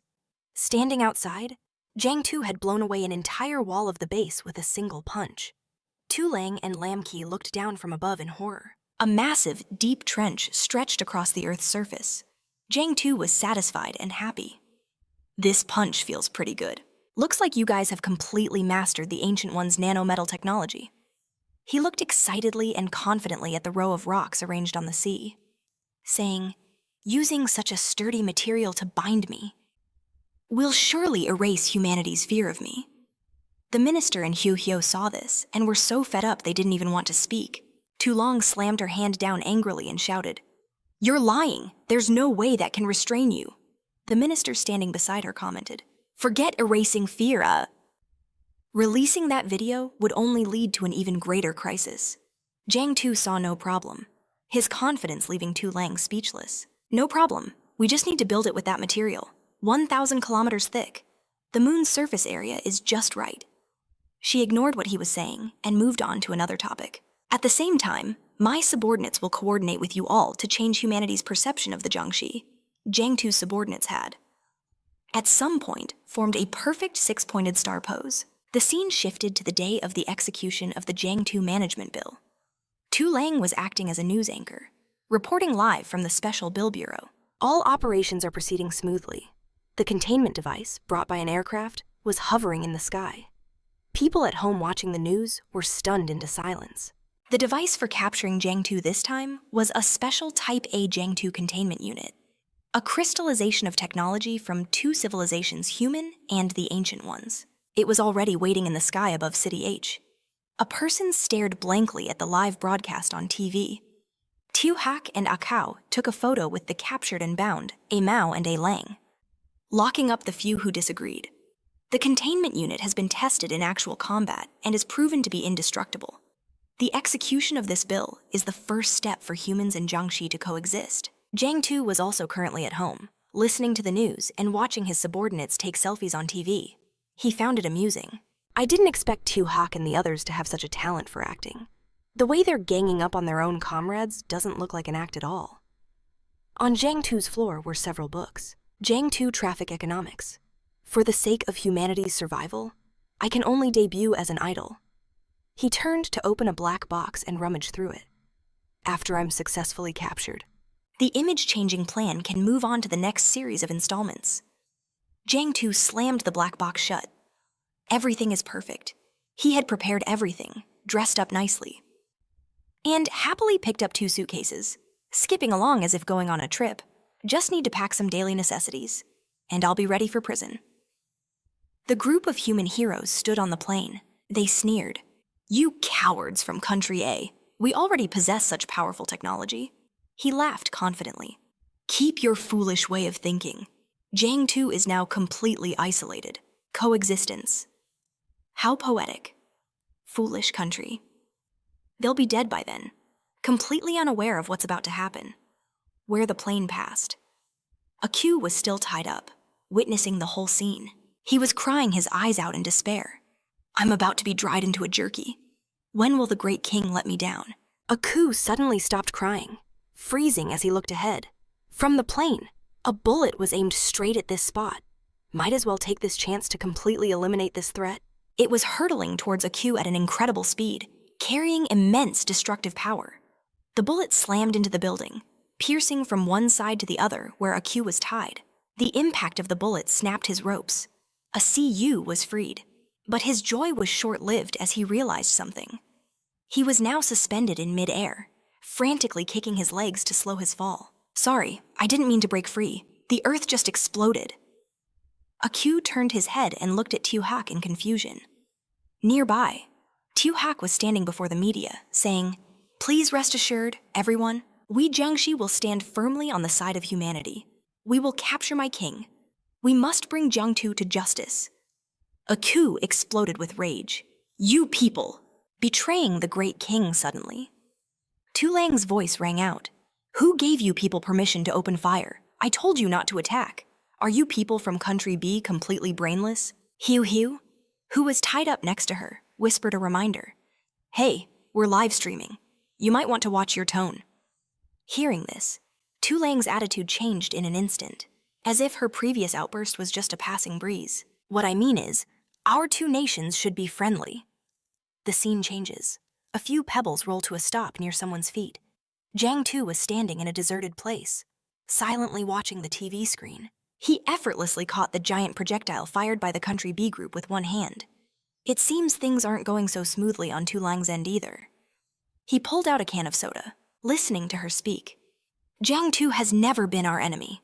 The use of force is merely to demonstrate our resolve to protect human civilization. Jiang Si smiled, pleased. Luckily, it was just a minor incident. It won't affect the smooth execution of the plan.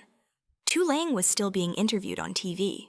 We are confident that this operation will ultimately be resolved peacefully.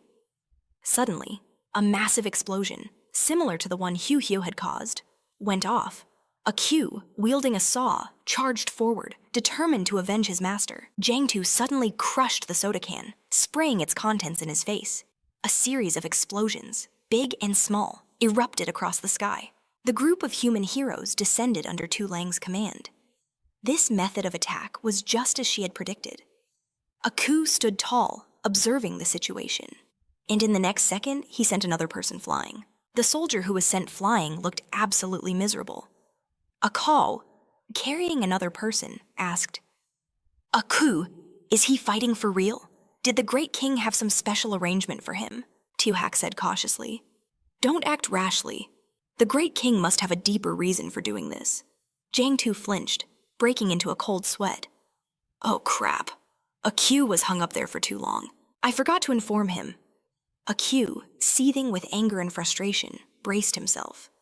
We said we would lead the zombies to prosperity together. So why betray the great king? He gripped a steel bar tightly with one hand. Q ripped the bar clean off. Is it because of these humans? He raised his saw and began to modify the bar. If that's how it is, the steel bar transformed into a chain weapon. Then I'll just kill them all. Tu-hak's group panicked. This is bad. Q is fighting to the death. Stop him. A series of explosions erupted.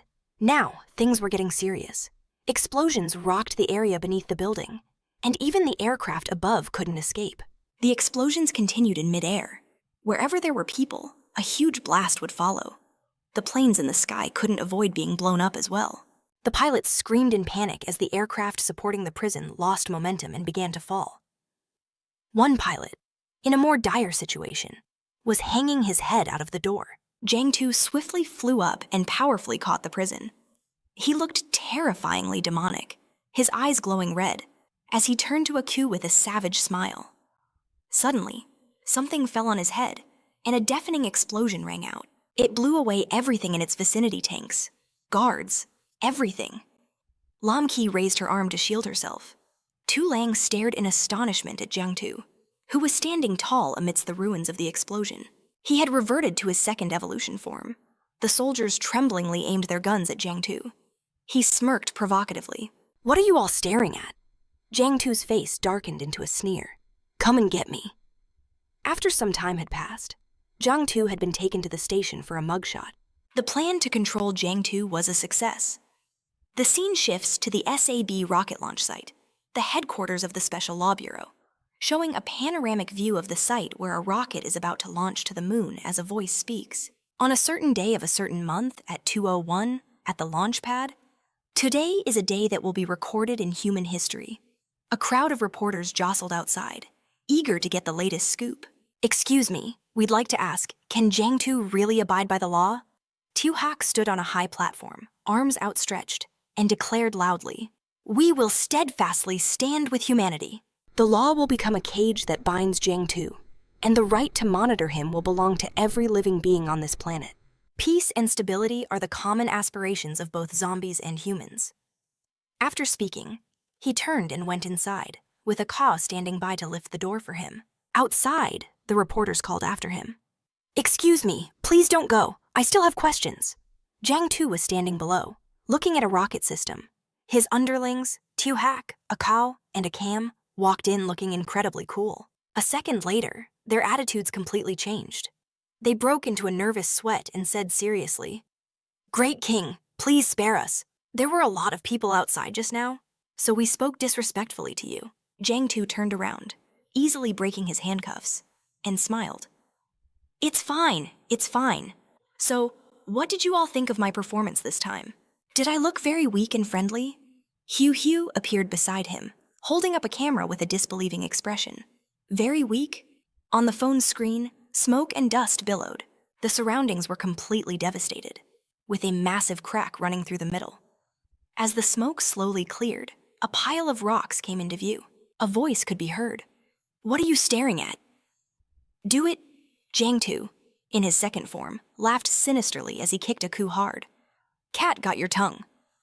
Tu Lang and the guards watched this scene in horror. They wanted to get away fast. Hugh held the video up in front of him with a deadpan expression. "You were so friendly. We're lucky you didn't just wipe us all out. After seeing this, how many people do you think will believe you were actually captured?" Jiang Si, sweating profusely, gave a strained smile. "How embarrassing. Just a little unexpected incident. It probably won't be a big problem, right?" Tu Lang slowly approached and said seriously, "We all know how strong you are. The sense of pressure you give off to humans is just too overwhelming." This whole performance was to help humanity regain its confidence to live on, to believe that they can truly control your power. The launch pad is fully prepared, with no errors. In any case, we can consider the first step a success. The next phase will take place on the moon. She turned to look at it. "All personnel for the next phase are in position.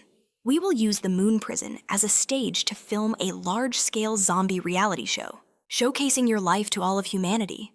Tu Hak held up a tablet that read, "Jiang Si Fan Nurturing Plan," smirking confidently.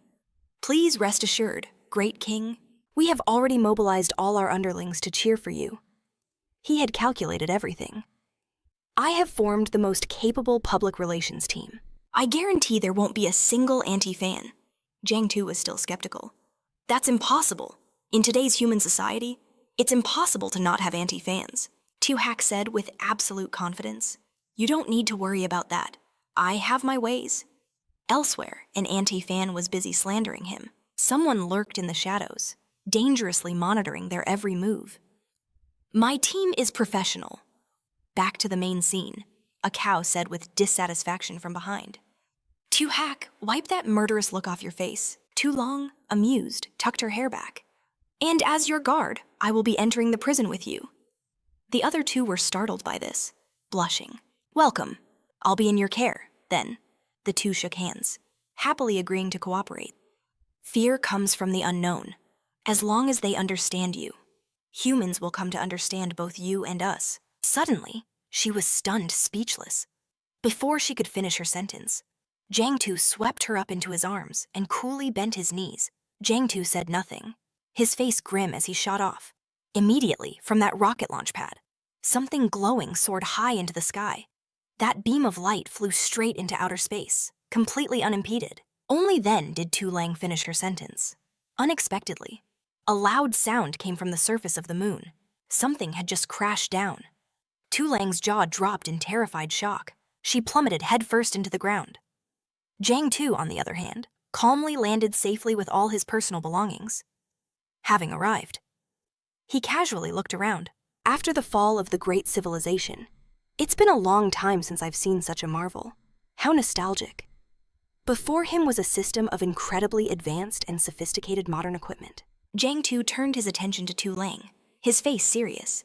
He glared and gestured with his hand, a taunt that also seemed to beckon her closer. Seeing this, he slowly approached. That's right, sound can't travel in a vacuum. She grabbed his head, her eyes staring intently into his, with their faces just inches apart. Tu Lang grabbed Jiang Tu's shirt and screamed in fury. You just suddenly dragged me to the moon. Are you insane? Are you trying to kill me? It's not like we didn't have a spaceship prepared to land on the moon. Jiang Tu broke into a sweat, scratching his head in confusion. Isn't this way much more convenient if you don't like it? I can take you back.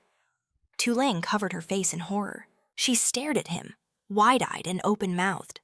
She exploded with anger, stomping her feet and waving her arms as she yelled, Don't bother with all that trouble. You might as well just kill me right now. Suddenly, Jiang Tu noticed something up ahead. Tu Lang looked in the direction he indicated. They're almost here, Jiang Tu asked curiously. What is it? Tu Lang said calmly. Your roommates? The approaching object was a rocket attached to a rapidly approaching aircraft. Don't worry, your roommates in that plane have everything sealed up tight. Not a single gap is exposed. Very friendly. The people in the rocket all had cold faces, glaring eyes, and were fully armed. Every single one of them is a top talent, very easy to talk to. Inside the spaceship, an announcement rang out. Jiang Tu has entered the moon prison, activating all defense systems. The prison has completed containment. I repeat, containment is complete. Suddenly, two people, the president of country A and the prime minister of country B, entered. Laughter came from some kind of cage-like device. The ancient being trapped inside was mocking them scornfully. You people don't actually think that just because you learned to use my nanometal, you can truly imprison him, do you? Have you all lost your minds? The president of country A stopped, standing silently and looking at him. The ancient being, showing no fear or remorse, continued to boast. 17 layers of nanometal, 1,000 kilometers thick, can only hold him for a short while. This is the result I calculated based on his power when he destroyed the ancient civilization. He's only gotten stronger now, the president finally spoke. We don't intend to control Jiang Tu. He glanced at the ancient being and stated his true purpose. The moon prison plan was his own proposal. The ancient being froze. His expression changed, and he fell silent.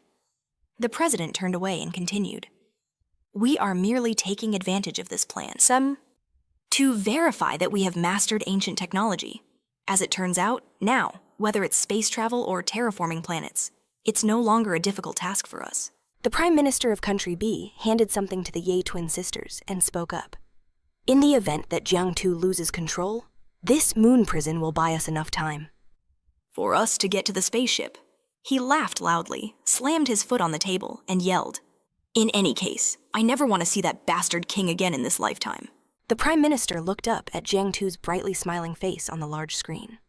We will carry the flame of humanity and fly into the sea of stars. Bidding a final farewell to that monster. Hearing this, the ancient being laughed with delight. So, you want to run away, but why haven't you people considered?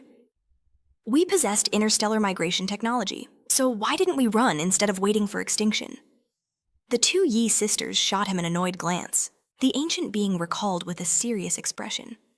When he was a child, he had asked his mother, "Mom, what are those adults doing?" Back then, his mother had picked him up, smiled, and explained, "We'll be able to find a new home soon. We'll soon be able to leave this godforsaken place." Back on the fleet of ships, the announcement rang out once more. "The fleet has left the solar system and is entering the border of the Milky Way. Having left the Milky Way far behind, we are now entering hyperspace." The scientists hugged each other with joy and relief. They cried emotionally. "This is great. We can finally leave that terrifying place. We don't have to see that monster anymore." Suddenly, an explosion erupted on one of the ships. It flared up. The third fleet has collided with an unknown force field. The escape vessel was quickly destroyed, its mechanical layers gradually chipping away. Seeing this, the others' faces changed. Terrified, they yelled. "What was that? What happened? Someone explain." Before their eyes, something resembling a new planet was gradually forming from rectangular blocks. "Captain, look! What is this thing?" The sound of warships exploding in succession echoed throughout space. "Report, the third fleet has been completely wiped out." The people inside were panicking in confusion. What in the world are these crystals? Their force field envelops the entire solar system. No matter how you look at it, it doesn't seem to be naturally formed. The warships continued to explode one after another. Collision with an unknown force field. Escape vessel destroyed. The third fleet is completely annihilated.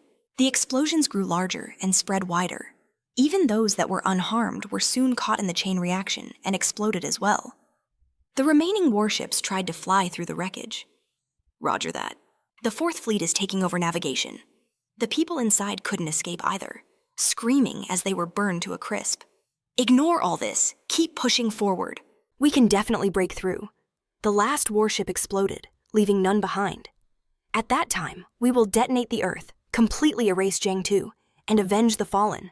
"Report, anomaly detected in the star sector ahead." The scene shifts to a long-haired man in a proper shirt. The research scientists saw this and were astonished. They gaped. It's him, reconfirming. It was indeed the person who had appeared, floating there. He was dressed all in black, difficult to see from a distance. Only his silhouette could be seen, standing before that newly created planet. The younger Yi sister looked on in surprise. The ancient being also stared in alarm. Analyzing the situation, in the blink of an eye, we lost the entire fleet, and the last sound the ground command post heard came from that being. They only heard him say, "Complete." Patrolling around the celestial prison. Before Jiang Tu's eyes, space suddenly changed, as white, wriggling tendrils appeared out of nowhere. "I have successfully erased the resulting stains." The people on the warships, though still alive, were being drained by something white. The scene shifts to the city. At the same time, a large explosion erupted on a building. Rubble and pebbles scattered across the ground. Ni-ai and Diep bowed respectfully. "Greetings, Lord Divine Envoy." Someone sat with their feet propped up on a chair, looking a bit arrogant. Varro appeared with a wide smile, staring straight ahead. A sweaty Deep reported the situation. "We unexpectedly discovered a surviving compatriot here. She lived with Jiang Si for several thousand years and knows his current state best." Deep, standing nearby, called for the god of Mount Tai. He raised his hand and approached, saying, "Yes." The scene shifts to the Ghost King, who was struggling against some kind of technique, gritting her teeth in frustration. "Who's a compatriot with you lunatics? I don't have time to play crazy with you people." The Ghost King forcefully blasted away the large rocks, breaking free from her restraints and struggling to her feet. A lower-class species, the Ghost King realized something, looking down at her feet in confusion.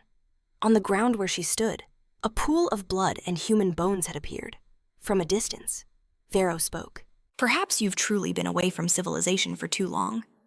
There are a few things I need to help you remember." He smiled brightly, resting his chin on his hand. Varro sat comfortably and authoritatively in the room, while the Ghost King stood opposite him at a great distance. She grimaced and coughed up a mouthful of blood, trying to support herself as she stood up. For example, Varro suddenly appeared right in front of her, the behavior of a weakling. He used his power to create a thick fog that enveloped them both. Submit to the one who represents the god of my divine civilization's era. The scene shifts to the campus of the Abnormal Human Academy. As something streaks across the sky, Vero and the Ghost King were slowly descending to the ground. As they landed, a voice rang out. Lord Emissary, ahead of us is the Abnormal Human Academy. Deep introduced from behind. Our compatriot said this is the place. The Ghost King, her hands bound behind her, was suddenly levitated into the air by his power. Aren't you looking for information on Jiang Si? She said breathlessly. The information is right in front of you. Go and get it. The Ghost King looked up. But they're very strong. They possess the supreme combat power of modern civilization. I advise you to be careful. Vero glared angrily. Shut your mouth, you weakling! You don't even know where your own host is. I don't need you to tell me what to do. A streak of green light shot into the room from outside, and ultra-thin threads appeared. They connected in mid-air like a trap. Team Leader Gang appeared again, executing skillful and powerful slashes. A few pieces of meat fell through the air, revealing 2 plates of delicious-looking salmon. Inside the academy, it seemed everyone was having a celebration. Balloons popped, and a banner appeared with the words, "Congratulations to Jiang Si on leaving Earth." The team leader, delighted and cheerful, skipped around holding the 2 plates. Sashimi's here, top-grade sashimi, a huge portion guaranteed to fill you up. Someone commented. Even though that guy is a Jiang Si, he helped us deal with Dr. Yamin, who was undefeated for years. He also made it so we don't need to build high walls around the city to defend against zombie tides. Jiang Si helped us so much. Is it really right for us to celebrate his departure like this? The person opposite him, holding a meat skewer, said, Of course, we know Jiang Si held no ill will towards humans. He spread his arms, daydreaming with delight. The thing is, Jiang Si leaving Earth has made me feel an incomparable sense of relief. I feel like my own mental exhaustion is getting better. Even just remembering my interactions with Jiang Si would give me nightmares. Seeing this, the other person fell silent and looked at his skewer. At this point, we can only hope the president's plan goes smoothly. The man in the red hat looked up at the fog, then suddenly startled and looked around. Raising his gun, he took aim. Whoever's sneaking around, show yourself. Vero appeared with a terrifyingly dark expression. He gently placed a hand on the barrel of the gun, and with a bang, it exploded. Varo smiled brightly. He asked again, So this is the Abnormal Human Academy, the place where humanity's strongest combat power is gathered. He judged them to be so weak they didn't even count as a stain. A girl on the ground struggled to her feet. Damn it! Since when? Suddenly, from behind, team leader Gang Dai leaped forward with a powerful punch. He turned around with a sneer, and Vero easily blocked the attack and countered. Team leader Ngan, watching from the sidelines, said in a panic, This has to be fake, right? Just a glare sent people flying. Bodies lay scattered on the ground, with blood flowing everywhere. The team leader looked down in shock. The ground was seeping blood, and the blood below was growing darker and darker. The scenery hadn't changed, except now a red, blood-like liquid was appearing on the floor. The pile of balloons began to catch fire, suddenly transforming into a swarm of floating, flaming skulls. What is this? The guy in the red hat slowly took it off and shouted, What a boring farce! Don't you dare look down on humans! Type 1, Nano Ironheart. He began to transform. Something was taking shape. He seemed to grow larger, his muscles expanding, his body and form changing. He raised his arm, and in the next moment, it transformed into the leg of a black bird. Vero smirked in amusement. His Type 1 Nano Ironheart transformation is complete. Team leader Gan stared wide-eyed. Nano-alloy technology. An ancient one. The man in the red hat finished transforming into a monster. Steel Chairman, how long are you going to lie there? Team leader Gangdai struggled to say. Don't you worry about me. Suddenly, a sphinx-like hand rose up and lunged forward. Team leader Ngan, who had been watching from the sidelines, was engulfed in a cloud of dust and smoke. A giant monster called the Type 1 Nano Ironheart appeared. Let's go. This is a good chance to test out our bodies. Modified with nano-alloy. He roared in anger.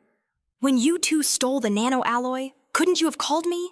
The beast fired beams of electricity in all directions. From a distance, the red hat guy held a gun, preparing to take aim. In his transformed state, he was ready to fire a beam of light, and beside him. The transformed team leader Gangdai was also prepared, waiting for the command. They both fired simultaneously, combining their beams of light into a single blast that shot forward. Vero casually raised a hand to block it. 1,000 years have passed, and you people still haven't changed. He smirked back at them. Varro pointed a finger towards his opponents, and suddenly a giant hand appeared, gripping the weapon in team leader Gangdai's hand, held motionless. He reverted to his human form. Vero waved his hand, deflecting the power shot at him. The red hat guy was no match either and was pushed back. He was sent flying and reverted to his human form. For a moment, the area fell silent. The man in the red hat knelt on the ground, his strength completely depleted, and looked up to hear Vero speak. But 1,000 years ago, you people had to rely on a spaceship to launch an attack like that.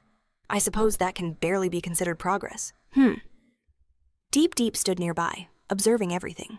Reporting, Lord Emissary. They are not the entire ancient civilization's fleet that you destroyed back then. The current civilization focuses on developing individual combat power. We have reported this point before. Varro sounded bored. Oh, is that so? It doesn't matter. It would be perfectly normal for this filth breeding in a cage to be wiped out by Jiang Si at any moment. Team leader Ngan finally dared to step forward and shield them. Who in the world are you people, Jiang Si? You know him? Varro spread his arms wide. I smile upon you all. The one you are watching is the very same person I exiled and sealed away. And now, I have returned from the Sea of Stars to completely put an end to this demon. And while I'm at it, I'll wipe out you cowardly stains.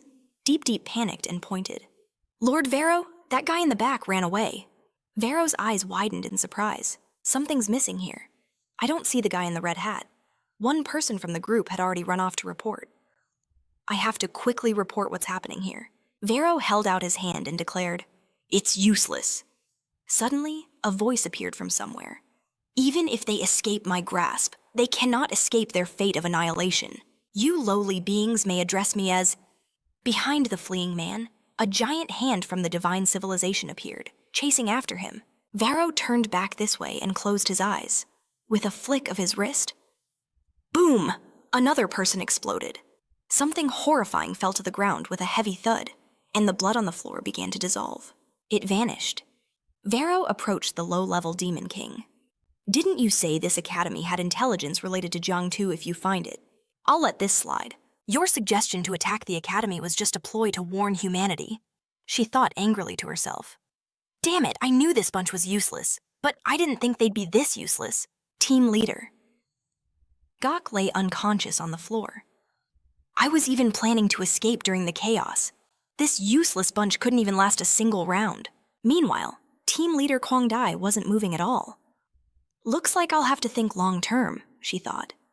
Suddenly, Deep Deep smiled brightly and shouted, I found it! We found the intel on Jiang Tu! Hearing this, the Demon King smirked. See, I told you so, she said. That was close. Vero took a stack of papers from Deep Deep's hand. What is this? Deep Deep replied. See for yourself, my lord.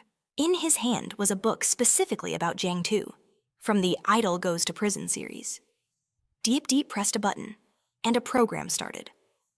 Welcome, everyone, to the live broadcast of a massive reality show from our station, starring Jiang Tu. This is the world's most popular reality show, with viewership ratings breaking 100 billion. On the screen, the host was talking about the moon. We will use a global live stream to show everyone everything, and we guarantee there will be absolutely no editing or fabrication. The group sat quietly, watching the show. Thanks to the dedicated efforts of the SAR Special Law Bureau, all 8,000 of the world's most notorious supercriminals have been transferred to the Moon Prison. This time, the show will livestream for you the true land of crime. Everyone watched in astonishment, finding it hard to believe, eagerly lapping up the news. On the screen, Jiang Tu appeared, sitting with a few large, unfriendly-looking men. Furthermore, because they have always been locked up in various prisons, they are completely unaware of any news from the outside world. So they have no idea that they might very well clash with Jiang Tu. The spokesperson for the SAR Special Law Bureau, Xiaohei, stated, even under these extreme circumstances, Jiang Tu can still coexist peacefully with other people. Back on the moon, Jiang Tu was in line to get food. "Ma'am, could I please have some more eggs? I'm planning to use this opportunity to hit the gym and relax a bit." The TV screen constantly filmed his every move, and negative comments scrolled across the screen. The more Varro watched, the angrier he became, gritting his teeth as veins bulged on his forehead. Deep Deep held up her phone to show off her accomplishment. "Divine Messenger, we've already sent 1,000 slanderous comments about Jiang Tu. Rest assured, we are working hard to bring down the enemy of our divine race." He shot her an annoyed glare, warning, "Be quiet, I'm thinking." Varro stared intently at the TV screen, deep in thought. Over on the moon, the lunch lady gave Jiang Tu a full scoop. He accepted it happily. "Thank you, ma'am." Meanwhile, Ziling sat in the observation room, barking orders. "Team 1, watch the lighting, Team 2. What the hell are you guys doing? Can't you see Jiang Tu needs a makeup touch-up?" She yelled frantically. "Are you all deaf?" The camera panned to another character. "Makeup team, get in there for a touch-up." Jiang Tu, who was in the middle of eating, was suddenly pulled aside. He stood perfectly still, letting them work on him. Varro's expression grew darker and darker. How can this be calmed down? It can't be this simple. He remembered the sight of Jiang Tu killing without a second thought. The demon who could destroy worlds on a whim. The cunning expression of Jiang Tu in his fifth form flashed in his mind. How could he possibly care about what humans think a monster like him would want nothing more than to slaughter every last person? On every corner of the earth, Varro pondered. Could it be that 1,000 years of solitary confinement drove him mad? He paused, and then it hit him. Varro jumped up joyfully, having found a plausible explanation. "I get it now. Jiang Tu must be trying to probe the mysteries of the human soul by studying these lowly stains. He's using them to decipher the authority, the very source of power of our divine civilization." That's right. His ultimate goal is still to break through the barrier we erected. He's willing to destroy an entire civilization and spend 1,000 years setting up his plan. He calmed down and sat back in his chair, musing. How terrifying. And how cunning. "Jiang Tu, you truly are worthy of being my old nemesis." Varro grinned sinisterly. "But now that I've figured you out, do you really think I'll let you get your way so easily?" He slammed his hand on the armrest. "Let's start with a little greeting." Outside Earth, in the vastness of space, a satellite was in operation, hovering like a ship and broadcasting images back to the planet. A large, blond man walked forward, gritting his teeth. He carried his food tray, looking for a seat. Jiang Tu was eating cheerfully, followed by an entire film crew. Suddenly, he slammed his food tray down right in front of Jiang Tu. Ziling's eyes darted to the scene. The man slowly sat down, his entire body covered in wounds. Blood trickled from the corner of his eye as he smiled and greeted him. "Long time no see." The scene cuts to outside the moon base, where a crowd of reporters has gathered.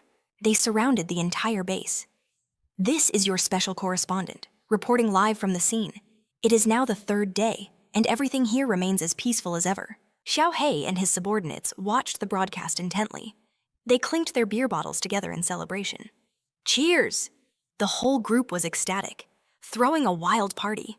It's been 3 days since the public livestream started, and no one has clashed with the Great King at all. The public discourse on Earth is also very positive. The plan is going much more smoothly than we thought. Back at the moon base, in stark contrast to the celebratory mood on Earth, a group of people lay unconscious. They were sprawled on the ground, foaming at the mouth. Ziling turned, her expression cold and annoyed. "I already educated these inmates beforehand. As long as they don't start anything, given Jiang Tu's personality, there's no way he'd get into a conflict."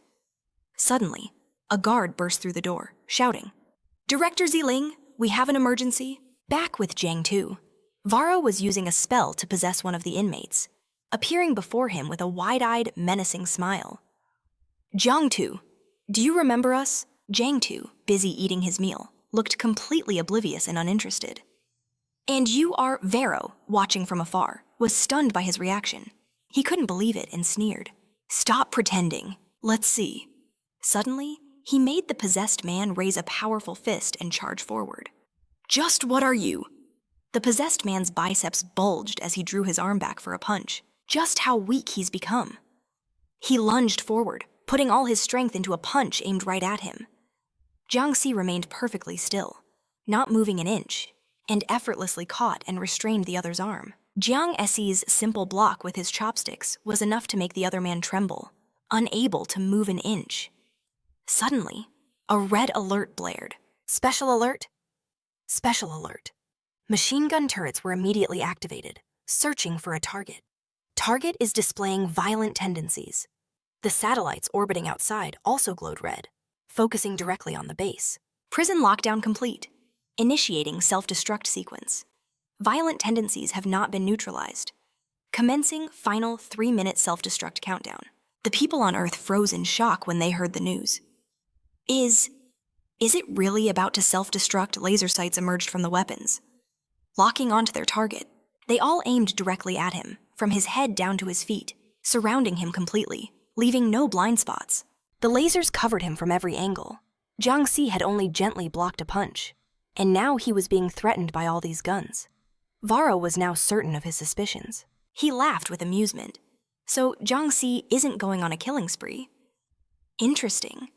The other inmates were sweating bullets, trying to mediate. Come on, big bosses, let it go, let it go. Let's all just get along. Let's all just get along.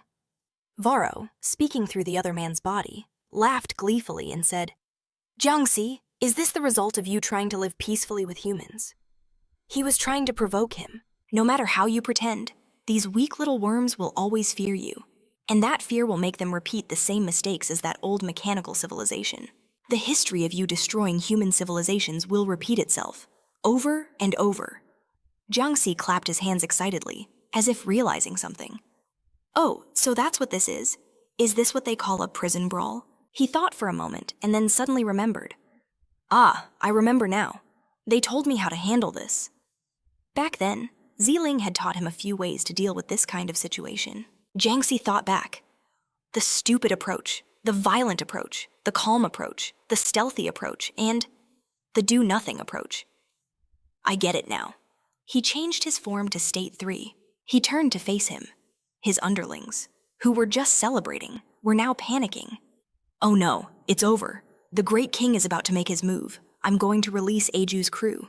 We need to prepare for war with the humans. Jiang Si stood silently, staring intently at the person opposite him. Ziling yelled out an order to everyone. Shut down that idiotic self-destruct system right now. He was slowly advancing, step by step, towards his enemy. Target's threat level is too high, as per protocol, activating the smart system automatically. But Varro remained fearless, controlling the human. He laughed mockingly. Just as I thought, you're still the same demon who only knows destruction. Let's have this puppet I'm controlling fight you for a round. Come on, pulverize this puppet so the humans can see your terrifying true face. He suddenly stopped talking, his eyes widening in shock at what he saw before him. His expression changed as beads of sweat formed on his brow. He looked up in horror as Jiang Si grew larger, looking down on him and bringing a hand closer. Varro was sweating profusely in panic, finding himself unable to move. This body's will is resisting me. Don't. Jiang Si simply placed a hand gently on his shoulder, and an aura appeared around them. With that, Varro's soul was expelled. The man regained his senses, frozen stiff. Jiang Si asked gently, Are you calm now? The air was silent. Not a single voice could be heard. Jiang Si glanced at the other inmate, who looked scared out of his wits. Oh God, save me! Varro, watching from a screen, looked up in disbelief. How is this possible? He used the fear I stirred up to help the man break free from my control. Jiang Si glanced upwards, sensing something. Varro's soul was still lingering around. Insect! Jiang Si flicked his hand dismissively. Varro's eyes widened in utter shock and horror. A light of unknown origin flashed on the moon. It was hurtling towards Earth with incredible speed and power. Xiaohong was stunned. Deep Deep's jaw dropped as she looked up. Cao Tai Sun was lost in bewildered thought. Varro stood with his hands on his hips, looking forward, while Ni-ai stared in astonishment. He raised his hand to the sky, and an immense pressure descended. Ni-ai. Deep Deep, and the others couldn't withstand the heavy pressure in the air and were forced to the ground. What's happening? It's spiritual pressure. Meanwhile, Jiang Si returned to his original form. He put his hat back on. An announcement rang out. Target's aggressive intent has vanished. Alert canceled. He celebrated cheerfully.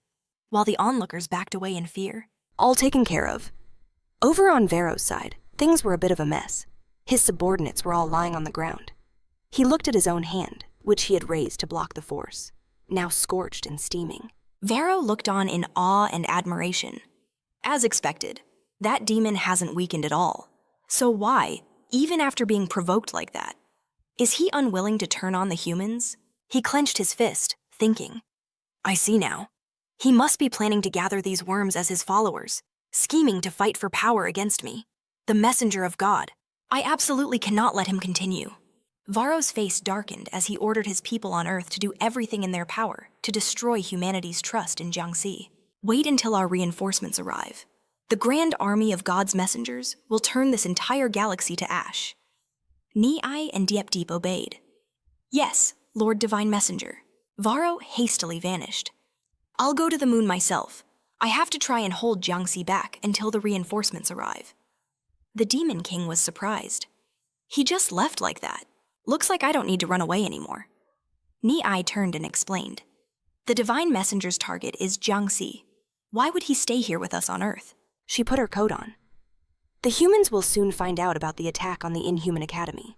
In her opinion, Jiang Si's underlings, plus all the humans enhanced by the Kwangdai technologies, would not be easy to deal with. The Demon King, looking cool and confident, said, How about you all submit to me? This king guarantees you a way to survive. She recalled Varro's expression. That lunatic is definitely going to be erased by Jiang Si, and I just happen to be in need of a few underlings. Maybe I should take this chance to recruit them, Ni-ai warned her. The humans won't find out anything. If you don't believe me, you can go take a look at the place where we just fought. The Demon King didn't understand and didn't much care, but she looked outside. She slowly opened the door and stepped out. The shattered, broken walls were gradually mending themselves, returning to their original state. The people in the academy who had disappeared were also slowly being restored. Whether it's damage from the fight or people who were killed, everything can be restored based on imagination. The Demon King walked over to survey the scene, turning the projections of imagination into reality. This is the authority of our Divine Age civilization's power. That team leader, Nagan, was also lying unconscious on the ground, completely unharmed. Therefore, until this civilization is destroyed, they will never even realize they've been attacked. Team leader Kwangdai was revived, completely intact. The entire group was unharmed, as if they hadn't just gone through something terrifying. To perish in ignorance is a mercy bestowed by the Lord Divine Messenger. Team leader Kwangdai's eyes fluttered open, and he looked at Diep-Deep and Tai-sun. When gods appear, we also use gods to fight gods from the imagination of the heart. For example, little Tai-sun here is the god from my heart. She smirked and said, Weren't you born the same way? Vampire? The Demon King asked, puzzled. Are you saying I was imagined into existence by you morons? Rani A also came out and added, Believe it or not, that's up to you. But if the Divine Envoy judges that you intend to leak information to the humans, she said, as she summoned lightning in her hand, then we can't let you go today. The scene changes to the peaceful outskirts of the city, where a group of people has appeared. Next to a large crater, a little girl with blue hair was climbing on their car to take a picture. Yes, this pose is good. One more? The photographer stood from a distance, angling for a few more shots. Jiang Tu saved us, he said happily. This time, we have to do our best to promote him. Suddenly, a pitch-black hand grabbed his ankle from below. He screamed in shock and looked back. Who is it? A giant hand appeared behind them and waved. They stared down, completely dumbfounded. A person with no arms or legs was trying to crawl towards them. Please take me to the Guangzhou Special Law Bureau. Meanwhile, the Divine Envoy was imagining the most powerful force in the vast sea of stars. It was hidden within the spirit. Streams of red light flew towards him as he imagined the very spark that would ignite that power. He was lost in thought. It is thanks to such power that we created countless deities, becoming a divine civilization that walks alongside the gods. It is also how we imprisoned the primordial demon in our homeland. The Divine Envoy floated in mid-air, his eyes glowing as he thought. In the long years that followed, we journeyed across the universe, conquering the stars, but we never once let our guard down against the demon. He saw a vision of Jiang Tu dressed in ordinary human pajamas.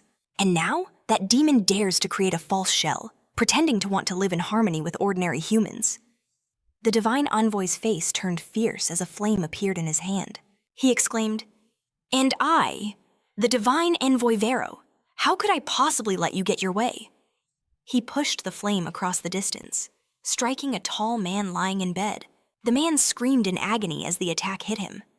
Vero declared, "I will make this weak civilization see your true, terrifying, and pathetic face." Right at that moment, Jiang Tu was gasping in awe at something.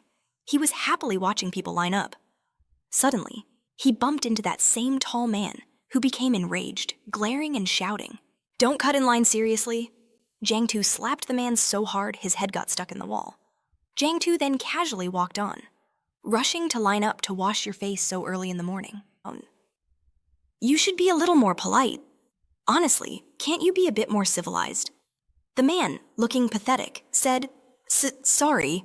Seeing this, the divine envoy flinched a little. I mean to say, I will expose your true face soon, definitely within the next week." Jiang Tu happily admired himself in the mirror, singing cheerfully. Early to bed, early to rise, makes you feel refreshed and great. In prison, Jiang Tu lived a disciplined life every day, exercising actively, his life joyful and fulfilling. He happily worked out just like everyone else. Jiang Tu even enthusiastically raced with the others. Seeing this, the divine envoy grew angry, created a flame in his hand, and transferred its power to 2 men, giving them an order. "By my command, go and take care of Jiang Tu." The men began to follow his orders. Seeing this, Jiang Tu immediately understood the situation and took off at the speed of light.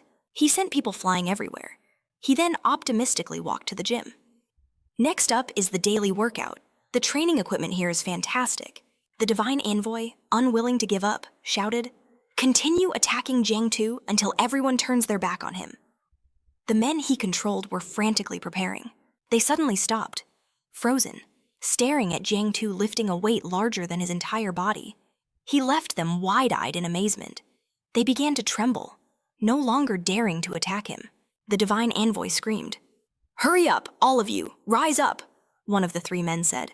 "Are we really supposed to fight Jiang Tu?" Jiang Tu, looking relaxed, said, "Warm-up's done. Now it's time for a little exercise." He switched to playing ping pong. He played so well that everyone was stunned. "No matter the sport, there's always someone to play with me. The people here are so friendly." His 2 opponents were drenched in sweat, looking exhausted. While his partners were worn out, Jiang Tu was still full of energy. "I've made more new friends. What a peaceful and fulfilling day." The divine envoy snapped, shouting, "He's been attacked so many times he should be showing his crazy, terrifying face by now. You weren't like this before." Tu Lang sat leisurely in her chair and answered her phone. "Hugh, what's wrong?" Hugh quickly replied, "President Tu Lang, has anything unusual happened at Moon Prison recently?" Tu Lang calmly answered, "Everything is normal on my end. In fact, the number of inmates causing trouble seems to have decreased significantly lately," Hugh told her. "We received news that someone was sent to cause trouble for Jiang Tu." Tu Lang looked over at him doing splits in the distance. "Cause trouble for Jiang Tu?" she asked, puzzled. "Who's tired of living?" Hugh exclaimed. "See, I told you we don't need to worry about Jiang Tu," the minister added. "But it's true that we were attacked." She was standing with several other robots by a bed. The machines were examining the young man's people. Lam Ki asked him, "What are the results of the investigation from the Inhuman Academy over there?" The minister replied, "Chief Truong has personally led people there, but so far, nothing unusual has been discovered." Balloons were flying everywhere. Chief Truong was arriving at the academy for extraordinary humans. There was a grand red ribbon here. A character wearing a red sash and team leader Nagan were surprised. He pulled back the curtain as Chief Truong opened the door to the room. He walked over and squeezed team leader Ngan's face. It felt normal to the touch. There was absolutely no trace of him ever having been in a fight. Team leader Ngan rubbed his head. "Chief Truong, is there a reason for your sudden inspection?" Chief Truong looked around, then answered his phone. "I've checked. There are no signs of an attack at the academy," he reported as he walked. Are you all overthinking this? Maybe Chairman Tan just went out to play and fell on his own? Suddenly, Tiu Hung appeared, floating above his head. She passed through his body, making him feel a strange sensation pass through him. She landed forcefully on the ground in front of Chief Truong. Chief Truong, completely unaware, continued. A wasted trip. All this worrying for nothing. She fumed. Is that guy blind? How could he not see a hit like that? Ni Ai's voice rang out. It's useless. I've already used my psychic powers to merge you into my illusion. Ni Ai, dressed seductively, spoke clearly. No matter what you do, people outside won't notice, not even if you kill him. Deep Deep's face darkened. I don't understand. Why do you want to oppose us no matter who your master is? You should be one of our kin, Tiu Hong said angrily. Nonsense. I am the queen of the blood clan. I am not the product of anyone's imagination, and I certainly have no master. Tai Sun then explained. The mental master of this absurd one won't. Listen to a word you say. Let me go so I can break her bones. That way, she won't ruin our plans anymore. Tiu Hong tried to force a calm smile. That giant was captured last time because he was careless. This time, Xiao Hong's eyes glowed brightly with a terrifying expression. Watch me crush you to dust, his companion chimed in to support him. Let's go home. Suddenly, a sound rang out. Taishan moved in to attack Xiao Hong, but she countered with a kick. He flew straight down, faster than the naked eye could see. He was aiming right where she stood. Their clash created a massive explosion. Ni Ai was annoyed. We've wasted too much time. My illusion is about to break. I've raised the illusion to its highest level to protect you, so Taishan can finish her with his full power. Taishan threw a punch at Xiao Hong, but she dodged his attack. Taishan raised his hands to defend against Xiao Hong's blows. She landed a punch that sent him flying, his back slamming hard against the wall. Xiao Hong smirked smugly and said, What a shameless boaster. Deep Deep raised her tattooed arm. This guy is completely unreasonable. She looked furious as the tattoos flew off and swirled around her arm. There's no other way. Let me remind you of the true form of a deity. Pieces of rock began to cling to Taishan's body, Deep Deep said. I envision the earth shaking, the mountains echoing, lava hardening, and peaks piercing the sky. His entire hand was being encased in rock fragments. The rock fragments gradually covered his legs, gathering more and more. Bit by bit, it all converged on Taishan. She used her magic to draw the rock fragments to him. My God, descend. From there, a giant foot appeared. Xiao Hong watched in astonishment. Deep Deep had transformed Taishan into a rock giant 100 times his size. She proudly announced, His name is the terrifying, echoing, ancient mountain god, Taishan. The god Taishan stood right in front of Xiao Hong. Deep Deep hovered above. The power of a deity comes from the imagination of its representative. A masterless being like you is no match for the god Taishan. Xiao Hong furiously lunged towards her. You talk too much, Deep Deep, terrified, commanded. God Taishan, crush her. He immediately brought his massive hand down on her in a fist. Without hesitation, she met his fist with her own hand. It seemed Xiao Hong couldn't hold out for long. She was slightly overwhelmed by the god Taishan. The clash of their powers created an explosion. Xiao Hong, nearly exhausted, cried out in difficulty. Taishan was still unharmed and quickly threw another punch. She extended her miraculous hand to heal Xiao Hong, allowing her to dodge his punch just in time. She used her hands as a pivot, spinning on his giant hand. It was clear to everyone that she was at a disadvantage. In this battle, she struggled, letting out a few groans. Taishan's eyes glowed, and some kind of red ray shot towards his hand. Deep Deep shouted, Earth Core Shockwave! He slammed his hand onto the ground with immense force. Everything around them was affected. Behind Taishan, large, sharp objects emerged. Xiao Hong was in great difficulty, being attacked by those sharp spikes. A sharp spike pierced her hip, then stabbed straight into her back. Another spike pierced through Xiao Hong's thigh, drawing blood, and her arm was also attacked, causing excruciating pain. Taishan had transformed into something with no eyes, nose, or mouth, like the upper body of a porcupine. Xiao Hong groaned in pain, bleeding profusely from her wounds. Deep Deep said maliciously, Don't think you're so great just because you can regenerate. These spikes will drain all your divine power until you dissolve into a pool of blood. Her command made Xiao Hong's face darken. Beg for forgiveness now, and you might still have a chance. Otherwise, when the last of your power is gone, you will disappear completely. Unafraid, Xiao Hong laughed scornfully. The spikes began to retract. Deep Deep was surprised. They're gone already, Ni Ai shouted. Deep Deep, watch out. Then, something slashed across Deep Deep's neck. Xiao Hong flashed past her in an instant. Deep Deep clutched her neck, screaming in pain as she fell from the sky. She hit the ground with a loud thud. Ni Ai said, annoyed. Deep Deep, you were too careless, Xiao Hong said cheerfully. So, you gods can get hurt and bleed after all. Deep Deep, face down, cursed. That hateful woman. Ni Ai used her power to heal her. If I had been a moment slower, you would have been dead for sure. Constant restoration. Deep Deep's body gradually recovered as she gritted her teeth in anger. Who would have thought a masterless wild god could be so powerful? It seemed Deep Deep was still not convinced. This isn't the time to talk about this. She has no master to replenish her power. She can't last long. She shouted, Let's attack together. Ni Ai was closing her eyes, casting a spell.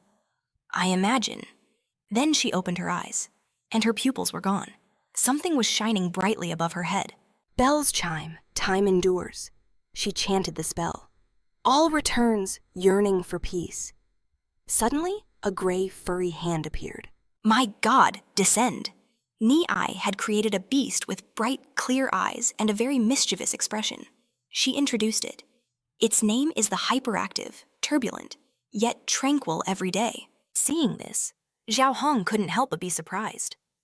Deep Deep commanded the god Taishan. He rose from the ground, his hand so large it blocked the window of an airplane.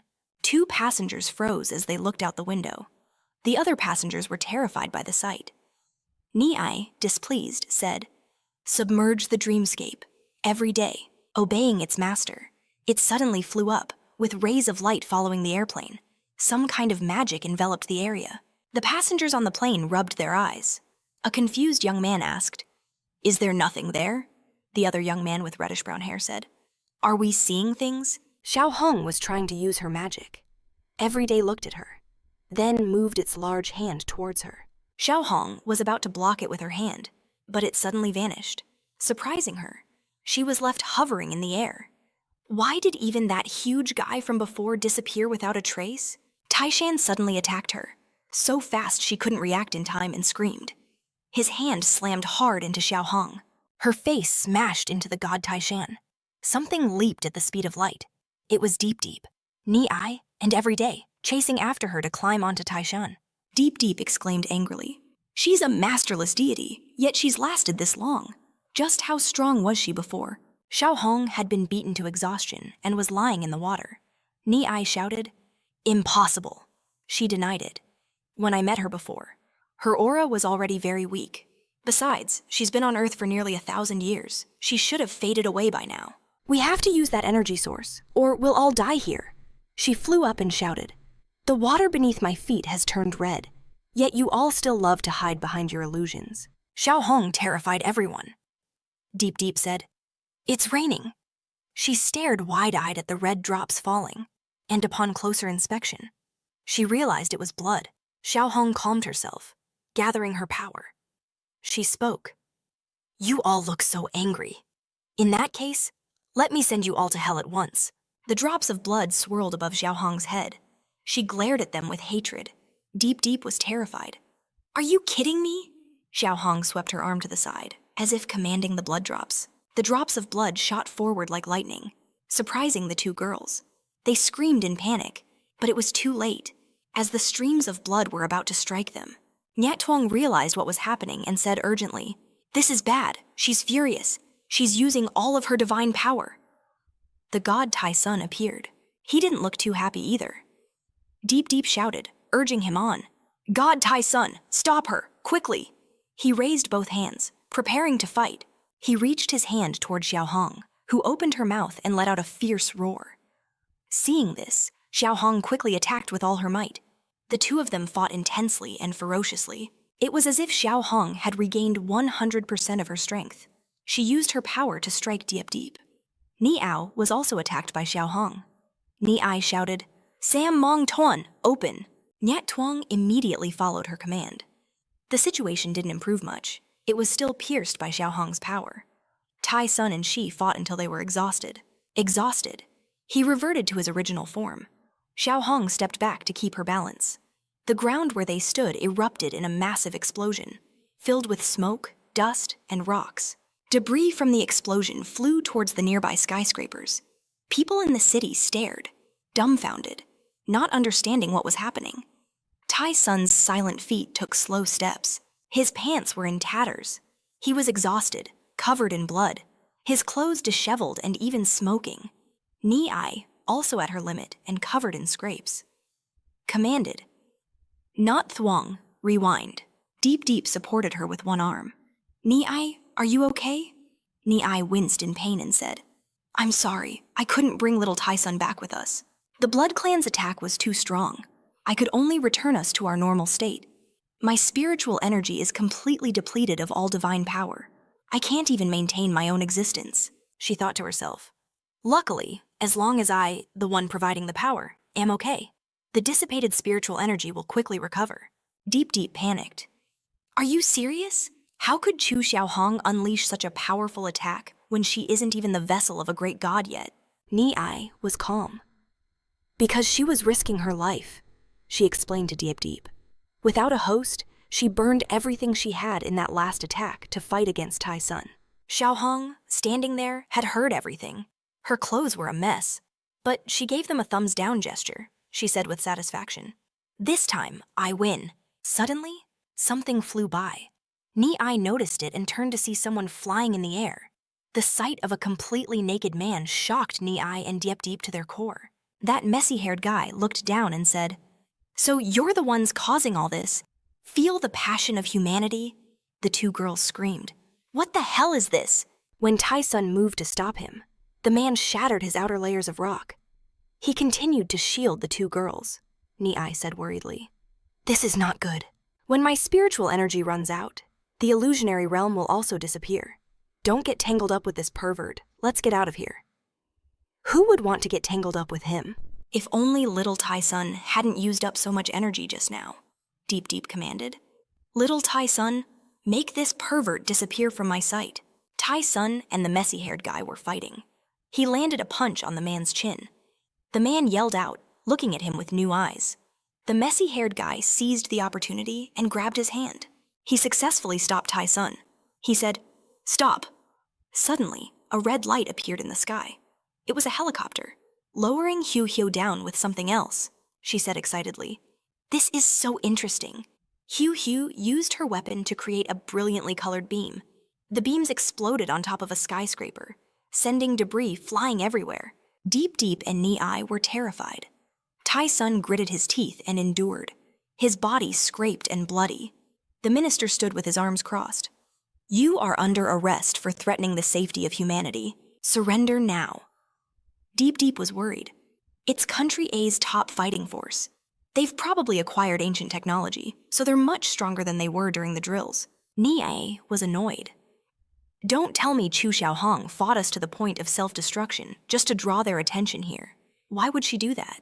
Suddenly, a strand of DNA floated in midair. It was obviously Xiaohong's. She stood in the air, surrounded by a green aura. Who turned to dust? It was just one powerful move. What's so surprising? Ni-ai screamed in disbelief. "Impossible. You don't even have a host after your own existence disappeared.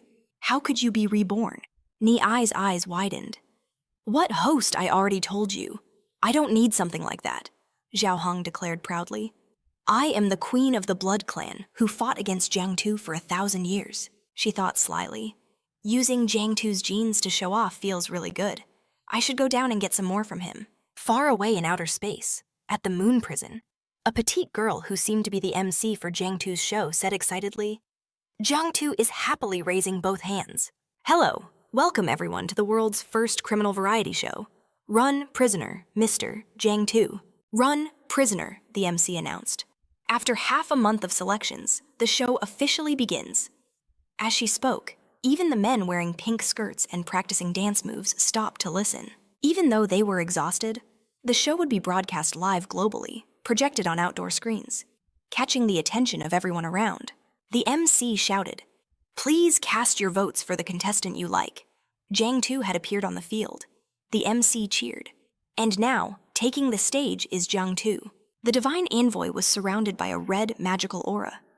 He looked at the palace, reading a piece of paper that said, "To avoid destroying humanity, you must debut as an idol." The divine envoy angrily crumpled the paper. "Damn it, they dare to ignore me," he complained in frustration.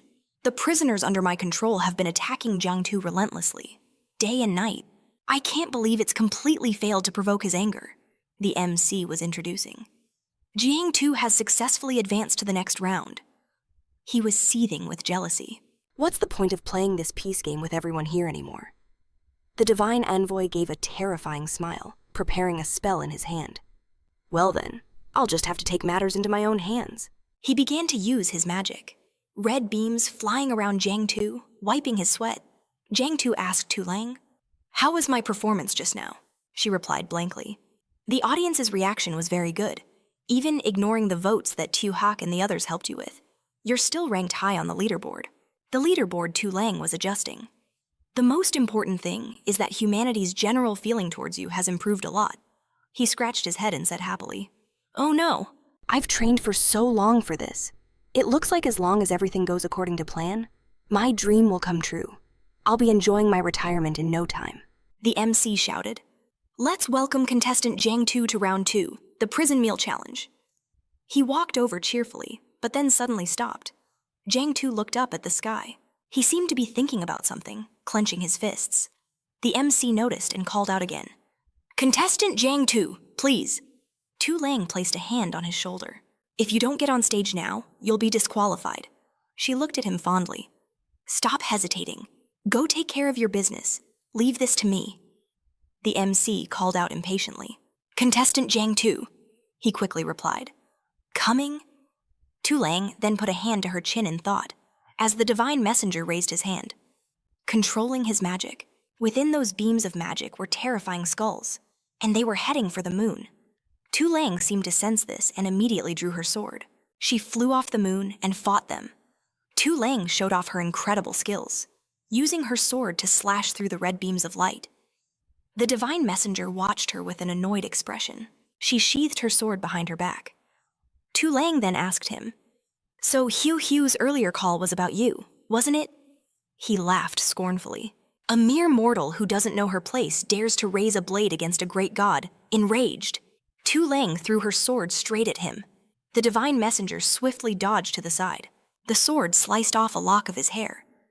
She removed her face guard, her expression darkening as she said, "I don't care who you are, god or demon."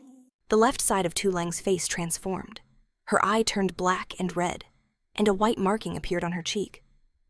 "I will never allow anyone to ruin this plan." She looked at him against the sun, thinking to herself, "So that we can survive in this age."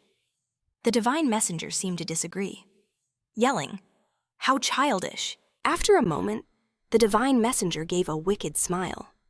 "Very well," he said, removing his glasses. "You're going to die anyway. Allow me to show you how we of the divine civilization fight." The divine messenger's eyes began to warp. I imagined the blood moon as a mirror, reflecting the fear in people's hearts. Tu Lang stared in horror as the upper half of his face transformed into a hideous monster. Her eyes widened in shock. Tu Lang couldn't believe what was happening. He had officially summoned a blood moon reflection monster, the mythical form of Vero. Inside the Sam Special Law Bureau, several people walked in. Deep was bound, her face swollen and bruised. "Just go ahead and kill me," she spat. A man with shaggy hair looked at her with contempt. Xiaohei asked, "Was she the one who attacked the Academy of Extraordinary Humans?" The director warned. "Don't underestimate her. It took all of our elite forces just to defeat that hulking beast she summoned. And that's how we managed to capture her." He continued. "Another one with white hair, who was seriously injured, managed to escape. Meanwhile, Lam Qi is coordinating with the Queen of the Blood Clan in the pursuit." Xiao Hong and Lam Qi were riding together in a vehicle, Xiao Hong said with determination. "The blood crystal is nearby. Let's search one more time. I have to get this place back." Back at the bureau, Xiaohei held up his hand. To avoid causing panic among the humans. We, the undead, can't get involved in the fighting. He then added, but when it comes to interrogation, I might be able to offer some help. Deep Deep overheard and yelled, Bring it on, no matter what humiliation or torture you have planned. I will never submit elsewhere. Hu was straightening a stack of papers. She apathetically handed the papers to Xiaohei and said, That won't be necessary. She's been quite cooperative. She spilled everything on her background. The number of accomplices, their fighting styles, and their objectives. Xiaohei looked at her, confused. They both glanced over at Deep Deep. He asked, Then who was that whole I'd rather die than submit act for? Deep Deep whimpered. To gather intelligence. We read a lot of your human books. They said that after being captured, you're supposed to act defiant and accept humiliation and torture from the enemy. Isn't that your standard protocol? Hu's face was completely deadpan. I'm really curious. What kind of books have you people been reading? She handed the stack of papers to him. This is the intel we gathered. Take a look for yourself. He looked at the papers, which read that the divine age uses imagination to summon gods to fight. They've come to purge the world, Deep Deep cried out pathetically. That's why we have no reason to hide anything from you. We were just being kind, letting you perish in ignorance. She regained her composure. After all, mortals can't possibly resist the destruction brought by the gods. Hu looked at her scornfully, crossing her arms. Are these gods of yours supposed to be stronger than Jiang Tu? Deep Deep laughed with contempt. You mean Jiang Tu? The great divine messenger himself has gone to the moon to conquer it. She pointed upward. Just take a look and you'll see. No one paid any attention to what Deep Deep was saying. Hu grabbed the remote and turned on the TV. It was showing Jiang Tu's program. Welcome everyone to the global reality show. Run Jiang Tu. The prisoners were watching him. The female MC announced, This is the dish from contestant Jiang Tu's 7th challenge. Let's look forward to his next performance. Back at the SAM Special Law Bureau, the director announced, We've confirmed there are no abnormalities at the Moon Prison. Even the broadcast is proceeding as normal. Hu wondered aloud. You mentioned that name, Varro? Could Jiang Tu have already taken care of him? Deep Deep screamed. Impossible. Xiaohei looked up and said, No, a fight has started, the director asked. Where none of the surveillance cameras are picking up any signs of a battle. He pointed upward, and everyone looked up at the moon. They saw something red approaching it. Tu Lang was fighting with all her might. Large, long red beams attacked her, but her reflexes were incredibly fast. The massive monster arched its back, expanding, and the divine messenger rose up from within it. He wore a satisfied, demonic expression. So, Jiang Tu used his own virus to infect his subordinate. It's passable, I suppose. It barely brings her up to the level of one of my underlings. Tu Lang watched it grow larger and larger, her own face now completely transformed. She asked him, What is this thing even my latest nanogear can't cut through the monsters you summon? She held her weapon, which was enveloped in magic. Hu's voice shouted from below, Tu Lang, it's Hu, don't get tied up with that monster. The monster continued its assault on her. She replied, Easier said than done. This huge tentacle is a real pain, and I can't get it off. Hu said anxiously. The satellite has locked onto its position. All you have to do is keep your distance, and the moon prison's defense system can open fire. She got into the satellite control and ordered it to rotate. The satellite began to orbit the moon. She yelled to Tu Lang, So get out of there, now. Just a few more seconds. While fighting, Tu Lang said, There's no other choice. I'll have to try this move. A green gene sequence appeared around her. The Jiang Tu gene. It's done. Ziling's face began to crack. Forcing Jiang Si's genes to multiply inside my body is causing it to collapse. She tried to stay calm, but what if it was just for a few seconds? Maybe then. The divine envoy was horrified. It's not an infectious virus. She has Jiang Si's genes inside her. Her face had twisted into a different shape, looking far more terrifying than before. The divine envoy, enraged, began to use his magic. Originally, I was going to let you filth, born from that prison, die a relatively painless death. But since you've fallen so low as to embrace the genes of that demon, things have changed. He created a red orb that looked incredibly dangerous. He seemed to have lost his composure. Standing on his monster, he roared, I imagine. The blood moon as a mirror. The divine envoy unleashed his ultimate attack. Iron fire becomes soldiers. The moon shines with heavenly radiance. He channeled his power into his beast, and its entire body began to glow intensely. It locked its target, the moon. The monster created a magic circle and shot forward at the speed of light. It slammed into the moon, causing a terrifying explosion. Ziling quickly flew towards the impact. I won't let you destroy this stage. She flew as fast as she could, her expression furious as debris and rock pelted her face. Ziling closed her eyes, thinking, it's too strong. She was hit by the blast and began to fall. Down on Earth, people saw the explosion and screamed. Is the sun burning the moon? Does this mean we won't have a mid-autumn festival anymore? Xiao Cat quickly reported. The moon prison's defense system has been completely destroyed. Xiao Xiao worriedly called out. Damn it, Ziling, can you hear me? The minister was also on edge. Are you kidding me? That guy is using the sun as a weapon? A Go ran over to ask Xiao He. What's going on? My monitor shows that the surveillance cameras on the moon have been destroyed. There was just an attack that pierced through 1,000 kilometers of nanometal. It went straight to the prison at the moon's core. Xiao He replied calmly. What's the rush? Everyone, look. The moon wasn't completely destroyed. The explosion reached the Special Administration Bureau. Everyone was stunned. Outside the Special Administration Bureau, thick smoke billowed everywhere as the prisoners screamed. Just then, Jiang Si, transformed into a new form, flew out and caught Ziling. Xiao Xiao tried to make contact. Ziling Director.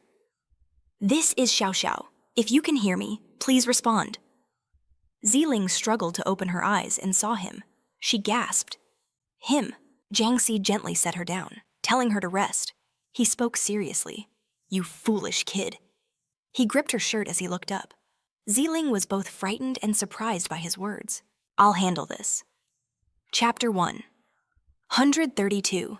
Thousands of years ago in this universe, because of Jiang Si, we were forced to flee our homeland. We began long, arduous years of wandering through the sea of stars. Our machines flew everywhere in the universe. During this time, our divine civilization witnessed countless wonders. In the universe, perception strengthens our imagination, and imagination becomes our power. The divine envoy stood before the blazing sun. The power of our divine civilization today surely surpasses anything Jiang Si could possibly understand. He glared down at him, while Jiang Si stared back with pure hatred. The divine envoy raised his hand, commanding his beast. He sneered at Jiang Si. Didn't you want to lock yourself away in this nano-prison? The beast spread its wings as he roared, then let it burn you to ashes inside. His beast erupted in flames. Back on Earth, an emergency broadcast went out to all of humanity. The abnormal phenomena occurring on the moon have been confirmed as an attack on us by an extremely powerful extraterrestrial civilization. The beast's power had already destroyed nearly half of the moon. The people inside the Special Administration Bureau were panicking in fear. The divine envoy raised his hand and commanded Yueshu. A brilliant beam of light shot out, striking the moon and blowing its outer surface to pieces. This time, the explosion was much larger, and flames began to engulf the Special Administration Bureau. Everyone inside ran for their lives. It's too hot. We're dead for sure. I'd rather have been given the death penalty than this, the director yelled. Activate all cameras and surrounding satellites. Ziling, exhausted, managed to speak. Keep the live broadcast running. This time, I will make sure everyone sees Jiang Si fighting to protect humanity. The news anchor, with tears in her eyes, announced, This is a major crisis. Jiang Si is facing these powerful invaders alone. A bloody battle is about to begin. The divine envoy's beast attacked, firing a massive red beam. Jiang Si stood perfectly still as the beam missed him completely. The stream of magic gradually shrank until it vanished. Leaving behind a cloud of dust, Jiang Si launched himself into the air, his hand outstretched to counterattack. He moved like a flash of lightning, firing a green beam that pierced straight through the monster. The divine envoy watched, startled. Jiang Si's power shot through the beast and into him, dealing a devastating blow. The divine envoy groaned in agony. He quickly flew closer, his aura magnificent. Jiang Si had torn a massive hole right through the monster's torso. The divine envoy began to bleed, his body trembling. He angrily gritted his teeth, glaring at him. In his hand, Jiang Si held the beast's heart. The divine envoy was forced to cry out. A demon is always a demon. Even after 1,000 or 10,000 years, you can never change. He thought, your bloodthirsty nature. Jiang Si threw the heart back at him. Here, you can have it back. The envoy clutched his chest and screamed, Stop him! The monster's eyes glowed, having received the command. But suddenly, Jiang Si flew straight through its body again, horrifying the divine envoy. Before he could react, Jiang Si was right in front of him, grabbing his face in a tight grip. The divine envoy struggled to break free, but he was already being moved. Jiang Si slammed him down into the ground with incredible force, sending dust and rock flying everywhere. Elsewhere in the universe, at that very moment, on the other side of the Earth, humanity's secret escape plan base was located in a mountainous region of Country B. A secret base, hidden in a barren desert. It housed the pinnacle of human science and technology, a superclass starship capable of holding 30,000 people. On a screen, one of the ancients spoke with contempt. A meaningless struggle, but I don't mind helping to advance your backward technology a little. Doctor. Jiaming looked at the vial of liquid in his hand. This drug can help people enter a deep sleep in space, maintaining their vital signs. For humans undertaking space travel, time is the biggest problem. While we can't achieve immortality, this is the next best thing. The Prime Minister of Country B sipped his drink and spoke. As long as we can escape this place, I don't care if we have to release those lunatics. I wouldn't regret it even if it nearly destroyed the world. The blonde man beside him exclaimed, Besides, it's not like we're turning on Jiang Si right now. Humanity is perfectly safe. He turned to leave, his voice echoing behind him. Jiang Si is behaving himself on the moon. Absolutely nothing is wrong. We have plenty of time to break into the prisons beyond the solar system. Just then, the Yao twin sisters ran in, panting. This is bad. The astronomical stations just issued an alert. They said they observed a star-destroying flash of light. It was Jiang Si. He unleashed it with his bare hands. The Prime Minister of Country B was silent. Cousin Yao shouted as she tried to stop him, and her sister helped. Don't try to stop me. I'm leaving this galaxy right now. I can't stand another day in this wretched place. The two girls screamed. Prime Minister! That beast is weakening. It's surrounded by fire, and its tentacles are bleeding more and more. Jiang Si looked at the battered divine messenger lying on the ground. He began to revert to his old form, pulling up his hood and saying, Sorry, I might have gone a little too far. I have things I need to do. His eyes were closed, and he struggled to move. There was a huge hole right where his heart should be. Jiang Si walked away casually. All right, let's go. I'm in a hurry to wrap things up. The messenger was exhausted. Hearing this, Jiang Si stopped. The divine messenger lay face down. In the scriptures and legends of civilization, have seen your power countless times. He struggled to speak.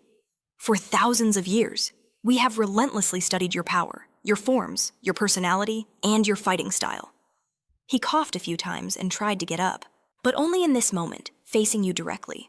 Do I finally understand, Jiang Si? You are more terrifying than the most exaggerated myths, more fearsome than the most extreme research data. His heart began to reappear, beating and growing larger.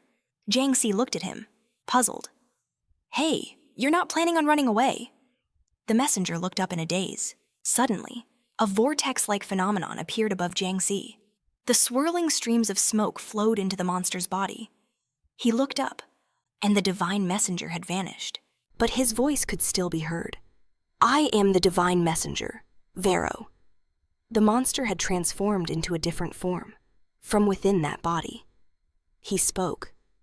This form exists precisely to hunt beings like you. The monster's face was hideous. On the screens showing the scene on Earth, everyone was watching. Deep Deep spoke up. After Tu Lang made the news public, the Great Deceiver's invasion has thrown the world into crisis. She had a smug look on her face. The Lord ordered us to cause chaos, but looking at this situation, I don't even need to lift a finger. On Earth, the appearance of gods will cause your fragile civilization to collapse. Humanity screamed. The world is about to be destroyed by aliens. We're doomed, and everyone's going to die. A young man with curly blonde hair happily looted valuable items. All right, no more work for me. The news program aired again with an emergency broadcast. The alien invading our world was just killed by Jiang Si with a single punch. The battle lasted 2 minutes and 37 seconds. The world has once again been restored to peace. What a joyous occasion. The curly-haired blonde young man was disappointed. That's it. A man waved his hand calmly. Disperse, disperse. 2 other men discussed. Let's go. We'll have a barbecue tonight. The curly-haired blonde guy called his boss. All right, boss, I'll come back to work overtime, Deep Deep shouted angrily. Back to normal. What is wrong with your civilization? Hugh was satisfied. Anyway, with Jiang Si around, world-ending events are just a daily occurrence. What kind of major incident haven't we seen? That divine messenger wasn't really killed in a second. Was he? A goo chimed in. I don't know. Right now, all the moon cameras can only see a patch of red. It's probably broken. Or maybe I should try tapping it. Tuhak said seriously. The fight doesn't seem to be over. And the moon gives me a very dangerous feeling right now. Jiang Si's face darkened, and he stood frozen. He continued speaking. Even more dangerous than usual. That great king feels extremely dangerous. The monster's body is covered in flames. He drew his sword to prepare for battle. Jiang Si threw his sword towards the monster. It immediately ducked to dodge the blade. It stood still, gathering magical energy around it. The monster approached Jiang Si. With his quick reflexes, he landed a punch on it. He grabbed the monster's head, and Jiang Si snapped it downwards. While he was at it, he tore off one of its arms, then the other. Jiang Si ripped off its flaming arm. The severed limb's fire gradually faded.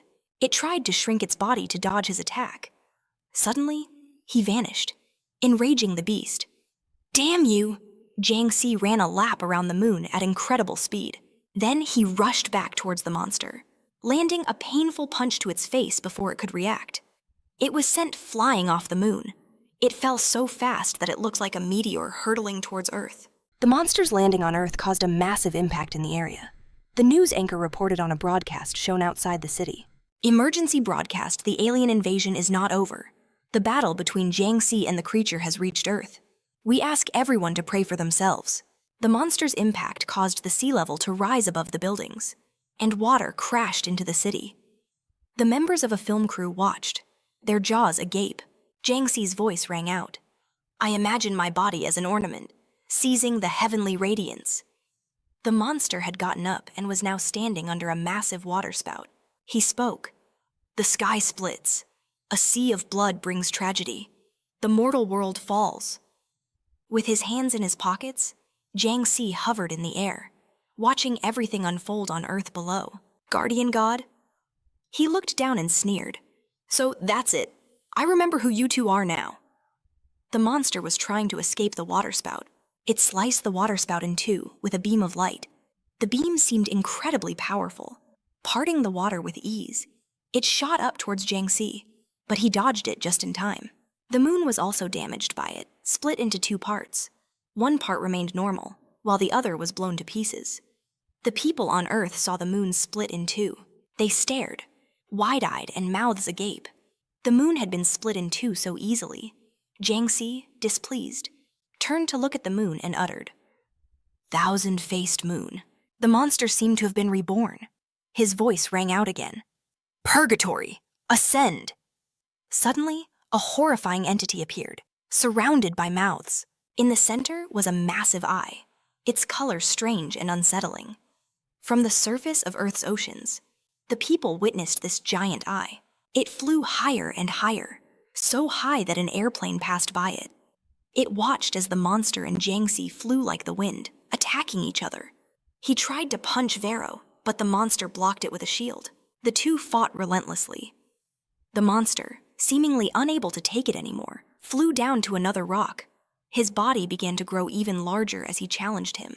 "Show me your true power, Jiang Si." Vero grew multiple new arms. "Your power cannot break this mythical body that I have fused with the moon beast. And the sword I stole, forged from heavenly fire, can suppress your regenerative abilities." A small ember from him flew towards Jiang Si, but his expression remained fearless. Vero summoned another weapon. "Do you understand? All of my abilities are designed to counter you, honed over thousands of years. He quickly lunged at him again. Jiang Si tried to dodge all of his attacks. The divine messenger's power was growing stronger. During our long years traveling the universe, we have obtained the power to stand against you. Thousand-faced moon. The eye he created drew near the moon. He commanded, devour everything. Retracting its tentacles, it successfully grabbed him. Jiang Tu struggled frantically as the eye opened even wider, and the tentacles pulled him into the giant eyeball. It dropped him into the eyeball, which was a light green mixed with pale pink, and he immediately began to sink, unable to react in time. Jiang Tu was completely submerged, sinking. He fell into the very core of the eye.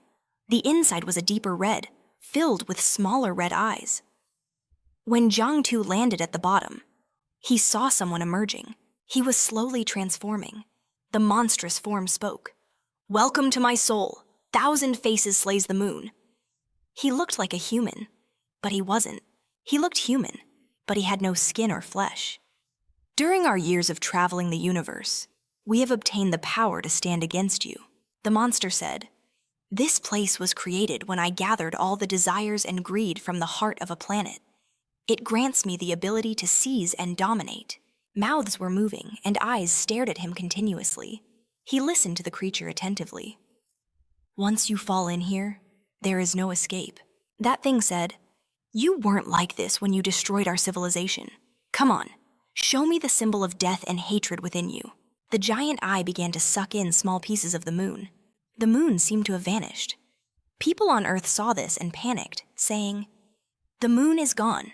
The anchor woman on the screen shouted, "Once again, this is an emergency broadcast. Today's global forecast is a destructive meteor shower. We urge everyone not to go outside unless necessary and to try to stay indoors." The meteors quickly rained down on Earth. The people of Earth had also prepared weapons to fight back. Rows of vehicles carrying weapons were lined up neatly. The minister clenched his fist with determination. All the large meteors over Guangzhou had been successfully intercepted. A terrified mother and child hugged each other. A pitiful sight. A Go lifted a large boulder and exclaimed, "As for our city, we can still try to protect it. The problem is, if those two titans continue to fight like this world won't be able to withstand it." More and more meteors fell into the sea. Over on the moon, the Special Law Bureau was in grave danger. There was smoke everywhere. The Special Law Bureau was on a piece of the moon that had broken off. An emergency announcement blared. "Emergency situation. Multiple prisoners have escaped. At the lunar prison, please take immediate action." The people in the Special Law Bureau wore respiratory masks as they were pulled from the area. Everyone screamed, unable to accept their fate. "Do I look like I want to escape? Lock me back up." "Where are the guards? Hurry up and save me." The anchor woman, despite being in this situation, still held her mic and spoke. "Dear viewers, the moon has been completely destroyed. Although we are still alive, death is not far away." Ziling tried to grab her hand and run. "Everyone, hang in there, Jiang Tu will deal with the enemy soon." She closed her eyes. "I have to use Jiang Tu's genes again. At the very least, I need to restore my ability to move." That giant eye moved closer to the Special Law Bureau, causing everyone inside to tremble in fear. The two young men still inside were screaming, "Oh my God, do you really have to be so loud? Help save us." Ziling's group was about to be sucked into the giant eye. Ziling seemed exhausted. She couldn't resist. Suddenly, there was a flash of green light, and one glance was enough to know it was Jiang Tu. He flew down and used his magic on the creature. He reached out and pulled Ziling, then grabbed the anchor woman's clothes. He also reached out and lifted the young man floating beside them. Jiang Tu and the other three landed on a fragment of the moon. His body was covered in flames, frightening everyone. The creature from before emerged again, slowly returning to its form. "You're fighting me, yet you have time to worry about others." His body erupted in flames, gradually turning into a monstrous form. "You're the one who forced me to do this. Pay the price for your arrogance, just for your own selfish reasons." The monster looked off into the distance. Jiang Tu put everyone down and yelled, "Damn it! Isn't this what you wanted to see the me from back then? Fine, if you want to see it." The anchor woman and the civilian were terrified. He clenched his fists, his expression darkening. "Then I'll give you a good look. Ziling, not understanding what was happening, watched him quietly. Jiang Tu's hair was slowly turning from black to white, and a moment later, it had turned completely white. His expression was sharp, and his smile made everyone scream in shock. The anchor woman exclaimed, "Isn't that the monster who killed half the galaxy?" The divine civilization, at the realm patrolling divine palace.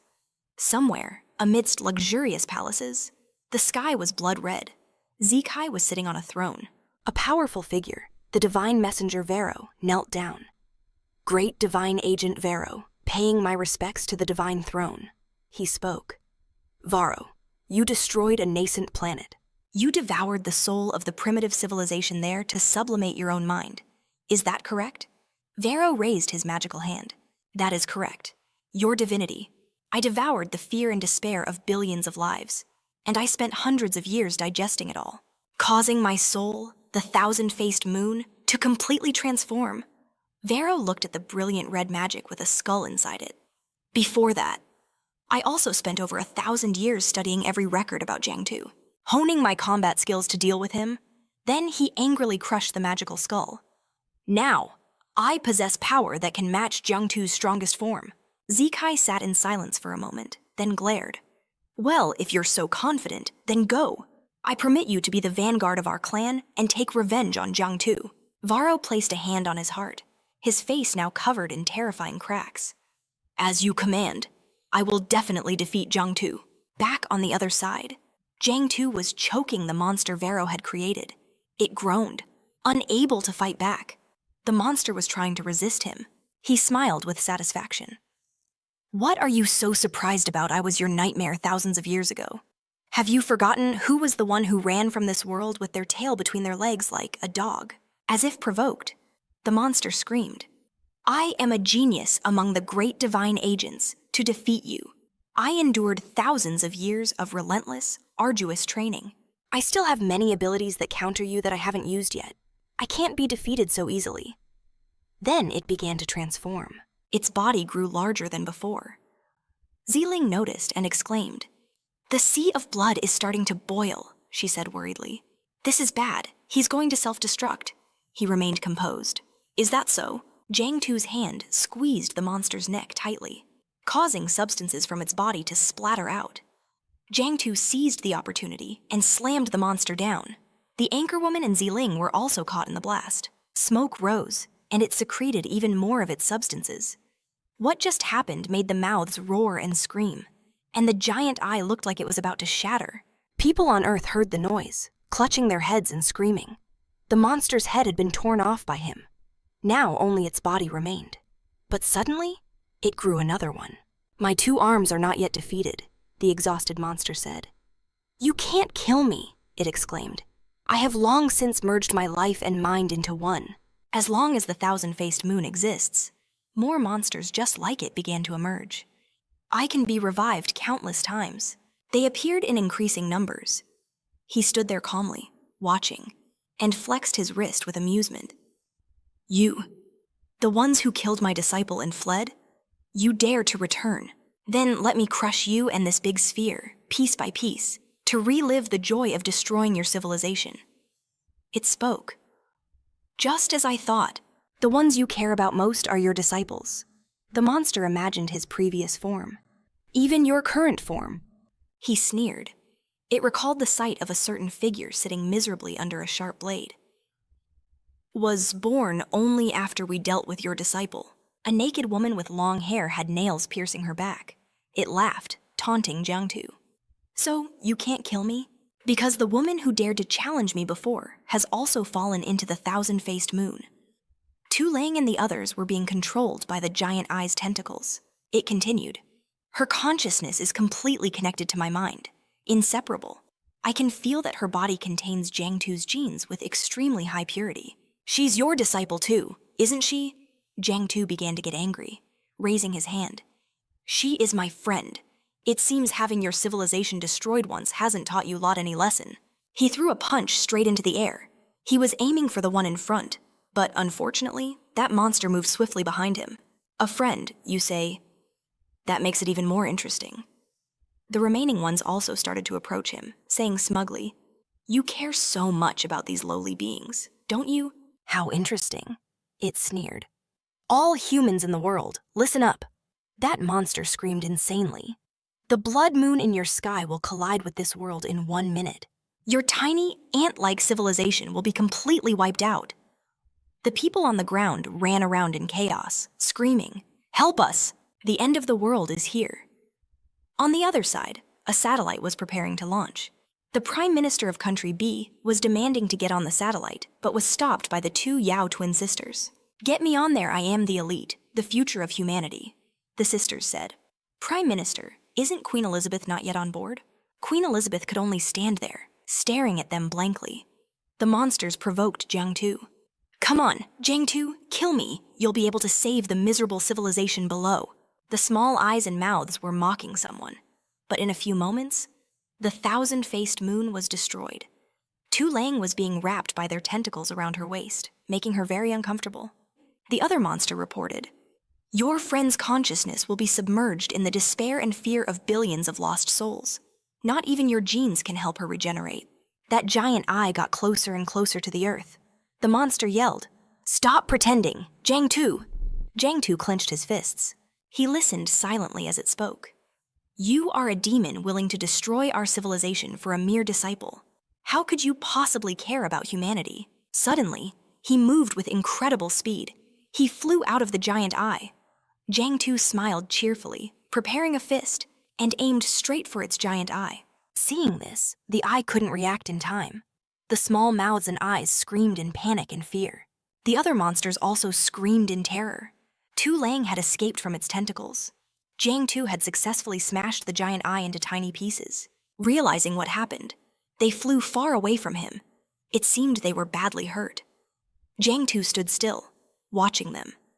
The other monster returned to its old form, still laughing. "Jiang Tu, your friend has been killed by your own hands. What will you destroy for revenge this time?" he said calmly. "The destruction form is only for combat. It really can't be done." It didn't understand what he meant. Suddenly, its eyes widened as if something had surprised it. It was because he was preparing to transform into another form. Might as well try another way. His eyes were completely different. Jiang Tu had officially transformed into another form. The monster was both surprised and terrified. His face darkened as he reached out towards it. 3 orbs of fire were spinning together. The female MC was floating in midair with only her head remaining, looking as if she had lost consciousness. The young man was also just a torso. Tu Long's body was intact. Although she was also unconscious, her body was completely bare, surrounded by orbs of blue fire. The monster still couldn't believe this form of his. "Why is this a form I've never seen before?" It fearfully broke back down into fragments, trying to fly away. The moon had been shattered after the battle between Jiang Tu and Guala ended. The global catastrophe was averted. Afterwards, the moon was restored by Jiang Tu. Tu Long was revived by Jiang Tu. Even the moon in the sky was restored. Airplanes dropped leaflets crediting him for his deeds. Jiang Tu had once again demonstrated his terrifying power in front of all of humanity. Out in space, people were dealing with the aftermath of the battle. A few days later, they were constructing large stone structures. But this time, it caused no disturbances. Everyone quickly returned to their daily lives. The show's host was also safe. Her voice came from the familiar screen. The weekly live broadcast of the Idol System Prison Edition has come to a successful conclusion. Jiang Tu won an overwhelming victory, becoming the well-deserved idol of the entire nation. On the Special Law Bureau's TV, people from the Bureau were shown celebrating their glorious victory. They hung a red banner that read, "The Zombie Idol Plan is a complete success." Everyone set off small fireworks. A Go, a Lang, a Cam, a Mao, and Xiaohei sang together. "Congratulations, Great King. Long may you reign. Humans have finally accepted the Great King."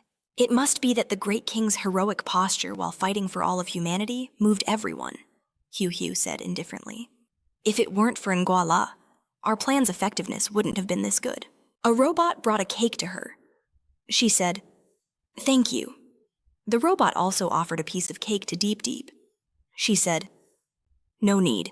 Don't talk to me. I want some quiet." The minister was holding some papers. Country B has just sent an official document to Jiang Tu through diplomatic channels.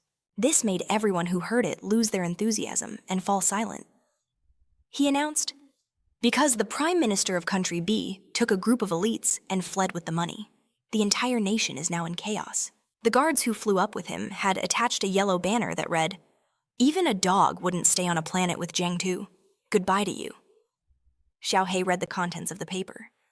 "Queen Elizabeth of Country B wishes to invite your great king to the empire to be—" He continued awkwardly. "Hasn't Country B always been focused on eliminating the Jiang Si?" The frizzy-haired guy with the broken arm walked over. "Actually, our president just said, if your great king wishes it, he can immediately abdicate his position and hand it over to Jiang Si." A Go exclaimed, "Whoa, hold on. This time, humanity is accepting this. A little too completely. Don't you think last time there were global riots and people traveling everywhere?" Layers of rock on the moon's surface gradually came back together. The truth is, the power Jiang Si unleashed was just too immense, enough to quash any thoughts of opposing him. With a dark expression, Jiang Si raised his hand toward the moon, using his magic to restore it. The moon was restored. A mother with an indifferent expression led her son down the street. Mentally, the entire human race across the world had just given up. A cam pulled a Gu and Xiaohei aside. "I guess this counts as peaceful coexistence with humanity, right?" "Has the great king's wish been fulfilled?" Xiaohei replied. "I suppose so." The minister crossed his arms and asked, "By the way, where did Jiang Si go?" Xiao walked over. This time, Ziling is suffering from some side effects after being revived by Jiang Si. He's trying to figure out a way to treat her. Out at sea, an explosion erupted on the water's surface. Ziling flew out of the blast. A few more small explosions went off, but she dodged. All of them. Jiang Si was using his magic. Try again. In combat, you must use all your strength to enhance your body to balance the spiritual power of 10 billion people within your consciousness. The underwater explosions grew more frequent. She stood on the water's surface. Understood. She drew her sword, her expression changing. She used her magic, causing droplets of water to float up, along with her hair. Ziling stood still for a moment, and a red eye appeared on her forehead. Some kind of magic was aimed. At Ziling, she immediately dashed across the water's surface, approaching him. Jiang Si looked at her. "Still not enough. You need to unlock the power in my genes one step further, to strengthen your physical body enough to withstand your current spiritual power." Cracks had appeared on her face. Understood. Jiang Si's genes began to fully manifest. She transformed her face into a different appearance. Her eyes turned pitch black, and dark spots appeared on her cheeks. She gritted her teeth, veins bulging on her face. He asked, "You failed again." She suddenly arched her back and screamed. Red magic swirled around her. The red streams of energy converged, forming a sword. Ziling grabbed the sword and tried to strike him. She swung the blade down at Jiang Si's shoulder. He stopped it and said, "When your spiritual power is completely out of control, you'll just slash indiscriminately. Looks like we'll have to end it here for today." Then he crushed the sword. He stood still for a moment. "Fourth form?" Jiang Si tapped her on the head and said, "Calm, down." Another explosion rocked the sea. Sometime later, back at the Special Law Bureau, the minister and Xiao looked up in surprise at someone. It was Jiang Si, and in his arms was a soaking wet and exhausted Ziling. He cheerfully greeted everyone. "Today's treatment session is over." A while later, in the medical room, Xiao was using a hairdryer on Ziling's hair. She asked, "You failed again." Sitting on the bed, Ziling blushed and said, "It's the same as always. As soon as I let Jiang Si's genes fully manifest, my body starts to break down, and I can't restrain the spiritual power." The minister explained to everyone, "The problem is the pure spiritual power of 10 billion. People that Walla left behind during the revival, it has fused with her consciousness and can't be separated." He continued, "If she can't strengthen her body to the level of a boss-class Jiang Si, sooner or later, she'll explode. And if she explodes, she'll take the earth with her, turning it into a donut." An image of the earth exploding into a donut shape appeared. The minister and the person next to him bowed their heads. "For the safety of all mankind, Please try a little harder. We're counting on you. Say, Ling, she thought unhappily. To strengthen my body, I have to get beaten up by Jiang Si every day. She spoke up. You guys aren't the ones getting hit. Jiang Si raised his hand. Actually, I have one more idea. He opened his skull, intending to take something out. If strengthening the body isn't working, why not try the method for controlling spiritual power from the god, civilization? I think I saw how they cultivated it once. It's just been too long, so I don't remember clearly. He took out his own brain, shocking everyone. I'll use my brain to squeeze out a dream world for you. Then I'll take you back to that era to learn. Jiang Si closed his skull, scratched his head, and exclaimed, Is there a problem? With this plan, everyone screamed at him. That's a brain. Can you just take that thing out whenever you want? In a palace where the sky was a brilliant red, the palace of the god, civilization. A shivering Ni-ai hugged herself. Dai-Di was captured, and I've been hunted relentlessly. I finally managed to get a chance to send a message to the great god seed. Sir, please, I beg for your help. On the door to Zikai's room was written, Second God Seed, King Zikai. He sat on his throne and asked her, Why are you the one reporting where's Wa? La. Ni-ai answered timidly. A system interface appeared on her arm. God's emissary Walla sacrificed herself in a confrontation with Jiang Si. Her remains are now drifting throughout the solar system. This is the combat data I recorded. He looked at the system panel and scoffed. That fool. He saw a little bit of data and got arrogant, thinking he could actually take on Jiang Si. He reaped what he sowed. The third god seed appeared and spoke. He's still the same as ever. If he wanted to, he could manifest even more powerful forms. On the door was written, Third God Seed. Ilea, Ni-ai said hesitantly. Great God Seeds, based on my observations during this time, Jiang Si currently truly wants to live peacefully with humanity. Is he really still a threat to the entire world? Zikai chuckled softly. Things have come to this, and you're still saying he wants to live peacefully with humanity. He cursed inwardly. Jiang Si, you idiot. Are you being abandoned by your own kind? On another door was written, First God Seed, Jiang Si. He was displeased. What is this you? The scene then shifted to the corpse bar, filled with cheerful shouts. Jiang Si's group walked in happily. He laughed and said loudly, What a high tolerance. Jiang Si cheerfully poured beer onto the brain. He then laughed and said to everyone, Not a bad tolerance. No wonder it's my big brain. Then he turned to two waiters and called out, 2 more bottles, please. The two quickly got to work pouring the beer. No problem, great king. Ziling saw this and was bewildered. Are you force-feeding your own brain alcohol? He smiled and raised his beer glass. Well, it's been a long time, after all. I can't remember many things. On the contrary, after drinking a lot, the memories in my dreams become clearer. The minister, remembering the scene of him exercising, crossed his arms and spoke up. So you can actually see them that way Jiang Si usually dreams out in the open, he replied. Of course not. Normally, before I sleep, I drink milk and exercise, which guarantees I don't dream and sleep straight through till morning. Jiang Si then recounted. But there was one time in the past when I was in a daze. When I came to, I felt like I had just crashed into a volcano. Hearing this, Xiao Xiao was speechless, feeling like the next step would be very dangerous. Is it too late for me to leave now? Hearing this, the minister grabbed her by the head and said, What a shame. You can't. We're here to record all the relevant information, after all. She flinched at his words. He then chugged his beer, letting out a disgusting gurgle. He said cheerfully, All right, that's it. My brain's just about had its fill. Jiang too recalled memories of his birthdays. This is from my birthday with my bros. Man, what a throwback. And here's another one. This is from when I beat someone up for getting drunk and causing trouble. The next memory is of the sea. And this one is from when I accidentally sank a continent during a battle.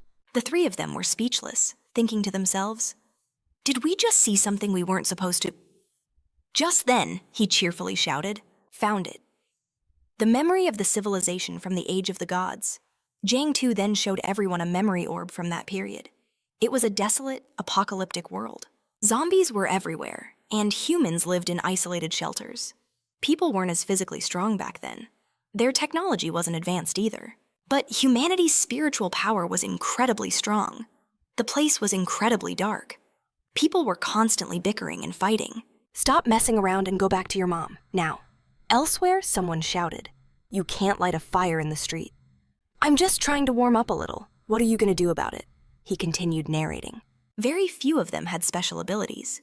Meanwhile, the streets were swarming with monsters. "Mom, what is that thing? It's huge. Could that be a new type of mutant?"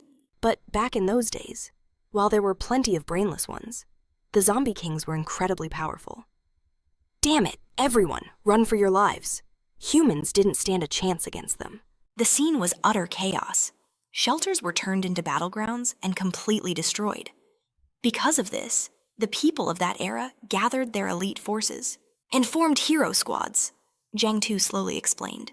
They specialized in eliminating these zombie kings.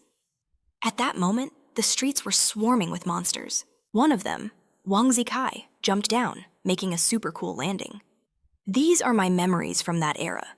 It all pretty much started when I ran into a squad just like this one. The young man looked up, his bloodshot eyes fixed ahead. A second later, he bolted, screaming at the top of his lungs. "Run? Everyone, run for it, I told you all. The tyrant dragon zombie king here is insanely strong. But you just had to come to its territory looking for treasure." Meanwhile, the 3 members of the hero squad fled in terror from the tyrant dragon zombie king. "It was the prophet. He told us to find all the museums here," the young man leading the charge said. "He meant we'd see rare treasures where destinies converge." Hearing this, Ilea exclaimed in surprise. "Isn't that just a museum?" Wang Zikai appeared and pointed ahead. "And in the end, all we found inside was one brain-dead zombie." As the group was talking, Jiang Si suddenly came running out, panting heavily. He looked at the group in confusion and asked, Where's the zombie? Can I run away with you guys?" The beautiful Cam Nin saw him and got scared. "Why is this zombie chasing us and trying to escape with us?" he asked her, bewildered. "Seriously, where is this zombie you're talking about?" Just then, a tyrant dragon zombie king took advantage of the chaos and tried to attack the group from behind.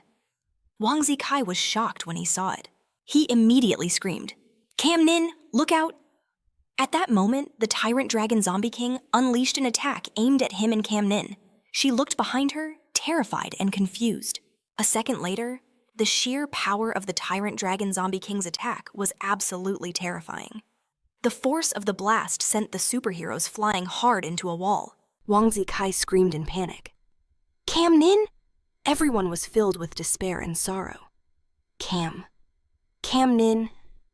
But then, the prophet suddenly realized something wasn't right. Suddenly, a massive explosion erupted right in front of them. The tyrant dragon zombie king instantly went quiet. It glared furiously at the group. Ilea stared at Jiang Si, confused. "That zombie." The other young man looked just as shocked. "I can't believe it. He's shielding Cam Nin. It actually saved a human." "Back in the present," he said cheerfully. I remember now. Man, that really brings back memories." He was still laughing happily as he rewatched his own past. "There was another memory," Jiang Si yelled. "So hot, my fingers are getting roasted." Ziling watched him, thinking to herself. So Jiang Si had human friends in a different era. Is he reminiscing about his old friends? He then pointed to another memory orb and continued. "Oh, right, I remember this guy, too. This one was ridiculously powerful." Jiang Si pointed at the tyrant dragon zombie king and explained. "The zombies back in that era were truly strong. I was just a normal, insignificant figure among the hundreds of thousands of zombies there." The 3 of them were speechless, thinking. Hundreds of thousands of them were stronger than Jiang Si. What kind of hellscape was that, man? People back then must have had it rough. He smiled cheerfully and said, "The time is set. The dream is about to begin from this point." Hearing this, Hu asked in surprise. "But didn't you already show it to us?" Jiang Si then pointed to the orb and explained. Our goal is for Ziling to learn how to control spiritual power from the civilization of the Age of Gods. So how is she supposed to learn that, just by watching a video? She nodded in agreement. Exactly. Just by watching. I have no clue how they're doing any of that. Hu nodded. Fair enough. He reached his hand toward the orb. Besides, in a dream, he moved closer to the orb. You have to truly immerse someone in the situation. The three of them gasped, staring at him with their mouths wide open. The chaotic scene from the memory materialized around them. Someone was jumping down from up high. A moment later, the target was locked on two people standing right there. Ziling landed safely behind him. She thought in shock. I'm inside the dream. He turned back to reassure her, startling her. Don't be afraid. I've replaced my past self in this dream. Your role is that of a passerby with special abilities who's helping out her friends. Jiang Tu looked ahead. The Tyrant Dragon Zombie King was charging toward them. The Tyrant Dragon Zombie King is attacking. Get ready to fight. He got into a fighting stance and said, The first time I teamed up with this squad, it was a tough fight, and we barely managed to win. Don't let your guard down. She gave a slight nod to show she understood. He then charged toward the monster, shouting instructions. I'll hold it off. You guys find an opening to attack.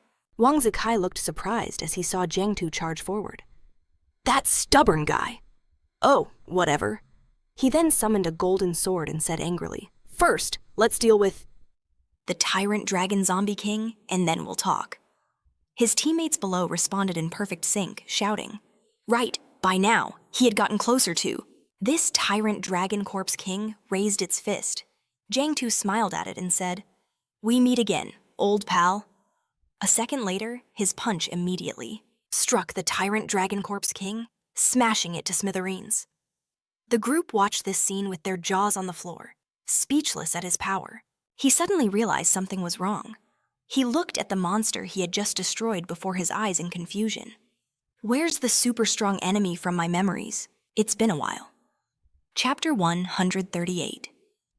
Jiang Tu stood there, having felled the Tyrant Dragon Corpse King with a single punch. The group immediately looked at him in bewilderment. He killed the corpse king in an instant with one punch. What kind of monster is this? Jiang Tu looked at his own hand and thought, Is this feeling wrong? Why did it shatter so easily? He recalled his past memories. I remember now.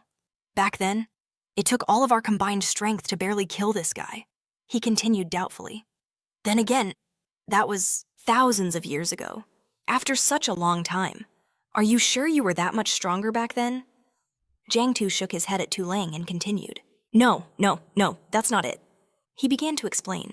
Although I've always been persistent with my training and maintained a disciplined diet, in order to unleash even greater power, I naturally had to transform into a new form. He smiled. Of course, my personality also changes a bit along with it. Jiang Tu remembered himself when he still had hair, training passionately. He scratched his head and continued. It's just that in my current form, my strength isn't that different from my past self. That giant tyrant dragon was taken down with just one punch. Was it just putting on an act for me? He turned away, deciding not to think about it anymore. Anyway, after all the time, we spent living and dying, fighting difficult battles together. I know what my comrades from that era were like. Over here, Cam Lin was crawling on the ground. Help me, he said enthusiastically to her. They are all incredibly powerful ability users. You just want to go on adventures with them. Suddenly, she noticed Cam Lin crawling. Help! At that moment, she was finally rescued by Vuong Tu Kai. Jiang Tu continued to speak with excitement. You just have to learn how to use your full mental power. That's all? She was surprised, then pointed at the group and continued. If by comrades you mean those people from just now, well, he turned to see that the group had immediately run far away. He shouted in alarm. Hey, she continued. They've already fled. Jiang Tu was utterly surprised to see they had vanished without a trace. The scene then changes to a forest. Vuong Tu Kai's voice spoke up. Let's stop here. The group sighed with exhaustion and talked amongst themselves. That monster didn't follow us. We escaped. The man with glasses sighed in frustration. What in the world was that thing an S-rank tyrant Dragon Corpse King was turned to ash with a single punch? He was drenched in sweat as he continued. His power surpasses even the so-called Guardian Kings from the records. Cam Lin also spoke up. But I feel like he didn't have any ill intentions. He even saved me. Nyali A stood up and said, "Forget it. The important thing is that everyone managed to escape here safely." Then she collapsed, onto the ground. She sighed and continued, "Let's rest here for the night. We'll continue the mission tomorrow." The young man then suggested, "In that case, we should set up a camp first." Everyone worked together. A moment later, he was speechless looking at this group. He saw 3 people slacking off to do their own thing and angrily scolded them. "Why are you sleeping? Are you just going to leave me to prepare the food all by myself?" She replied wearily. "I'm so tired. I don't want to move at all."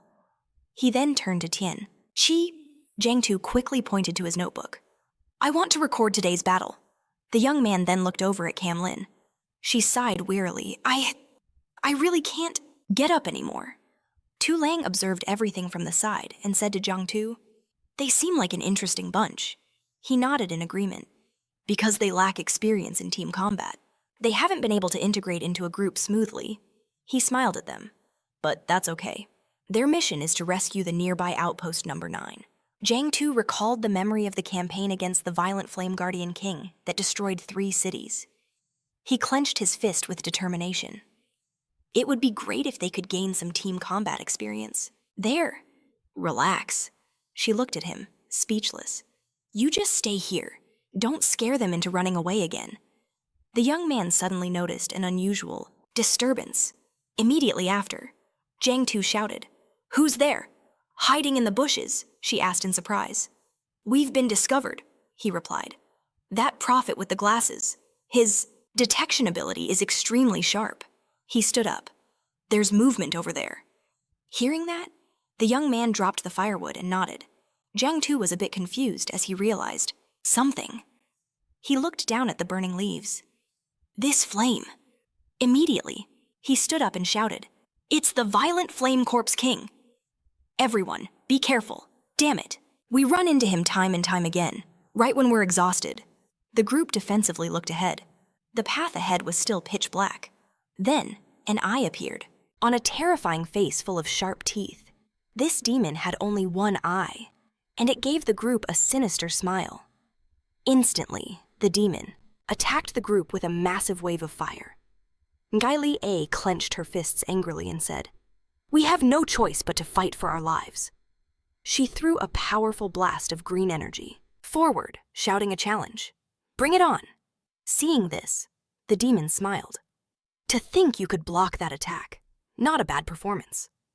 Immediately after, streams of green energy flew forward to attack it. The young man weaved through the flames, furious. "Damn it, we absolutely cannot let it find us." The demon then raised its large, sharp hand.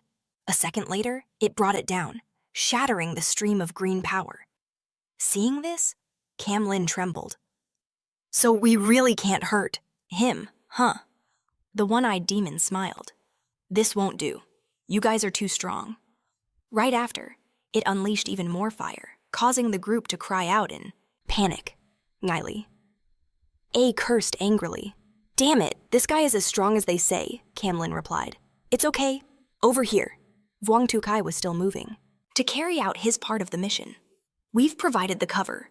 He jumped down from above, charging straight for the Demon King's head and shouting, loudly, "Die!" Then he brought his foot down hard on the Demon King's head.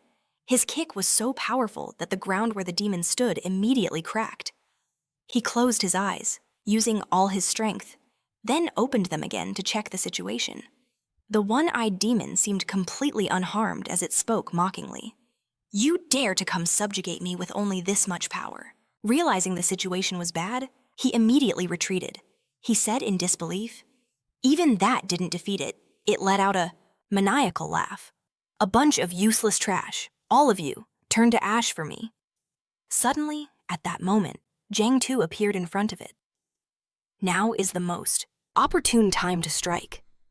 It looked at Jiang Tu in surprise and asked, "This brat, what do you think you're doing?" He gave it a test poke and thought to himself, "This time, I need to control my strength." The weak shouldn't make such a big scene.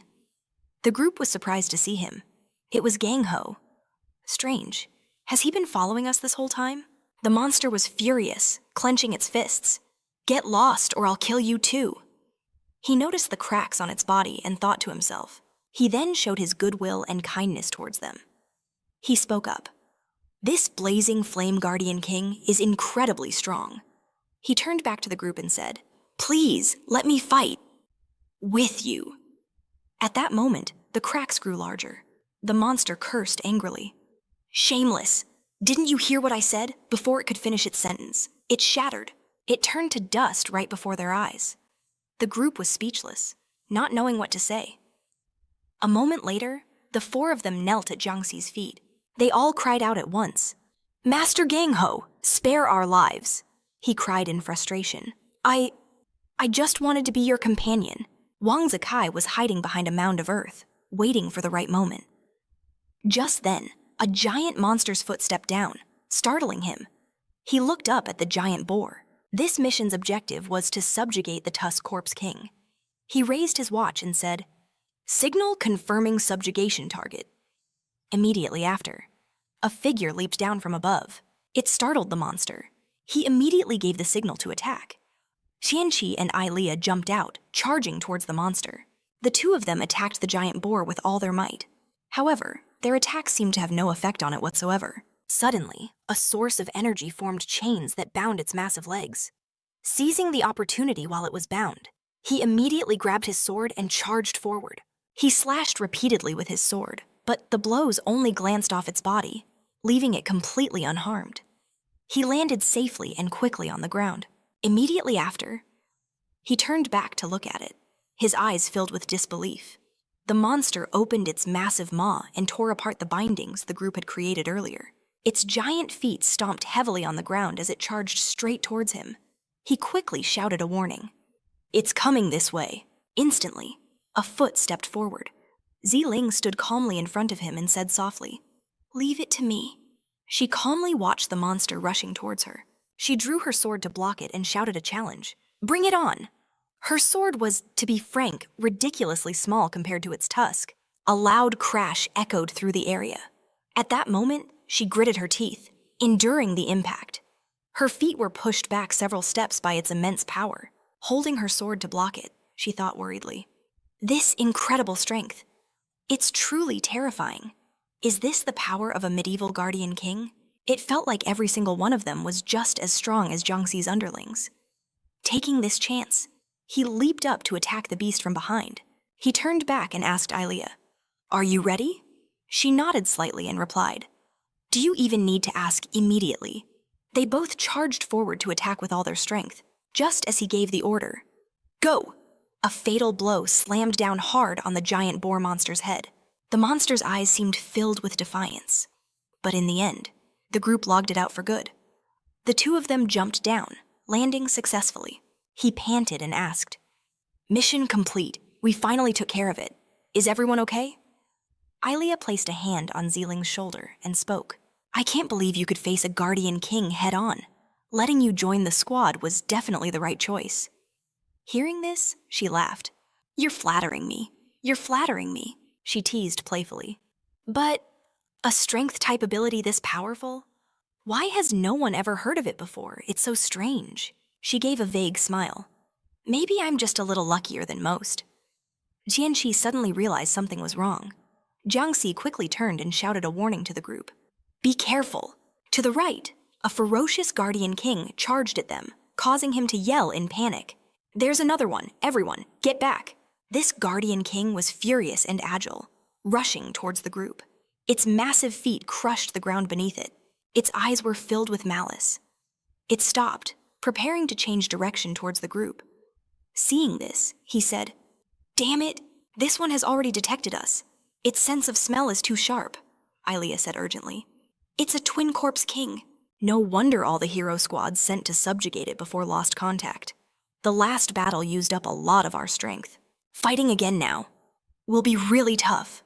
Jiang Si also spoke up. Just then, Wang Zikai stepped forward and said, Everyone, go! He turned his head back and said heroically, You guys go, I'll stay behind and hold it off. As the Corpse King was about to charge, Jiang Si jumped down beside him. He continued, I still have one chance to use my speed to stop it. Jiang Si smiled, and gave him a light punch. Then he cheerfully raised another fist. Wang Zikai kept insisting. Hurry up and run, it's the only way. The two girls were speechless watching this. Ilia pointed behind him. Sorry to interrupt, but you might want to look behind you. A powerful gust of wind blew everyone's hair back. She waved her hand. Never mind, you don't need to look. Ziling looked at Jiang Si and thought to herself, With that guy following us, I really don't know if we should feel relieved or worried. The scene changes to another location. At a base headquarters, an announcement was made. Hero Squad 23, subjugation mission complete, returning. Wang Zi, Kai, and Ilia stepped forward. An announcement immediately followed. Confirming personnel S-rank ability user, Wang Zi Kai. S-rank ability user, Ilia. Next were the two behind them. A rank ability user, Xianqi. B rank ability user, Ganling. On this side, Jiang Si and Ziling also followed, along with two staff members. A yellow light appeared, surprising the two of them. Thank you for your service to human civilization. The announcement echoed through the hall. Welcome back to the Ability User Association, Ilia said happily. We're finally home. Wang Zikai nodded slightly. All right, wait a moment. I'll take you to meet our leader. He nodded cheerfully. Okay. Sorry to trouble you then. He walked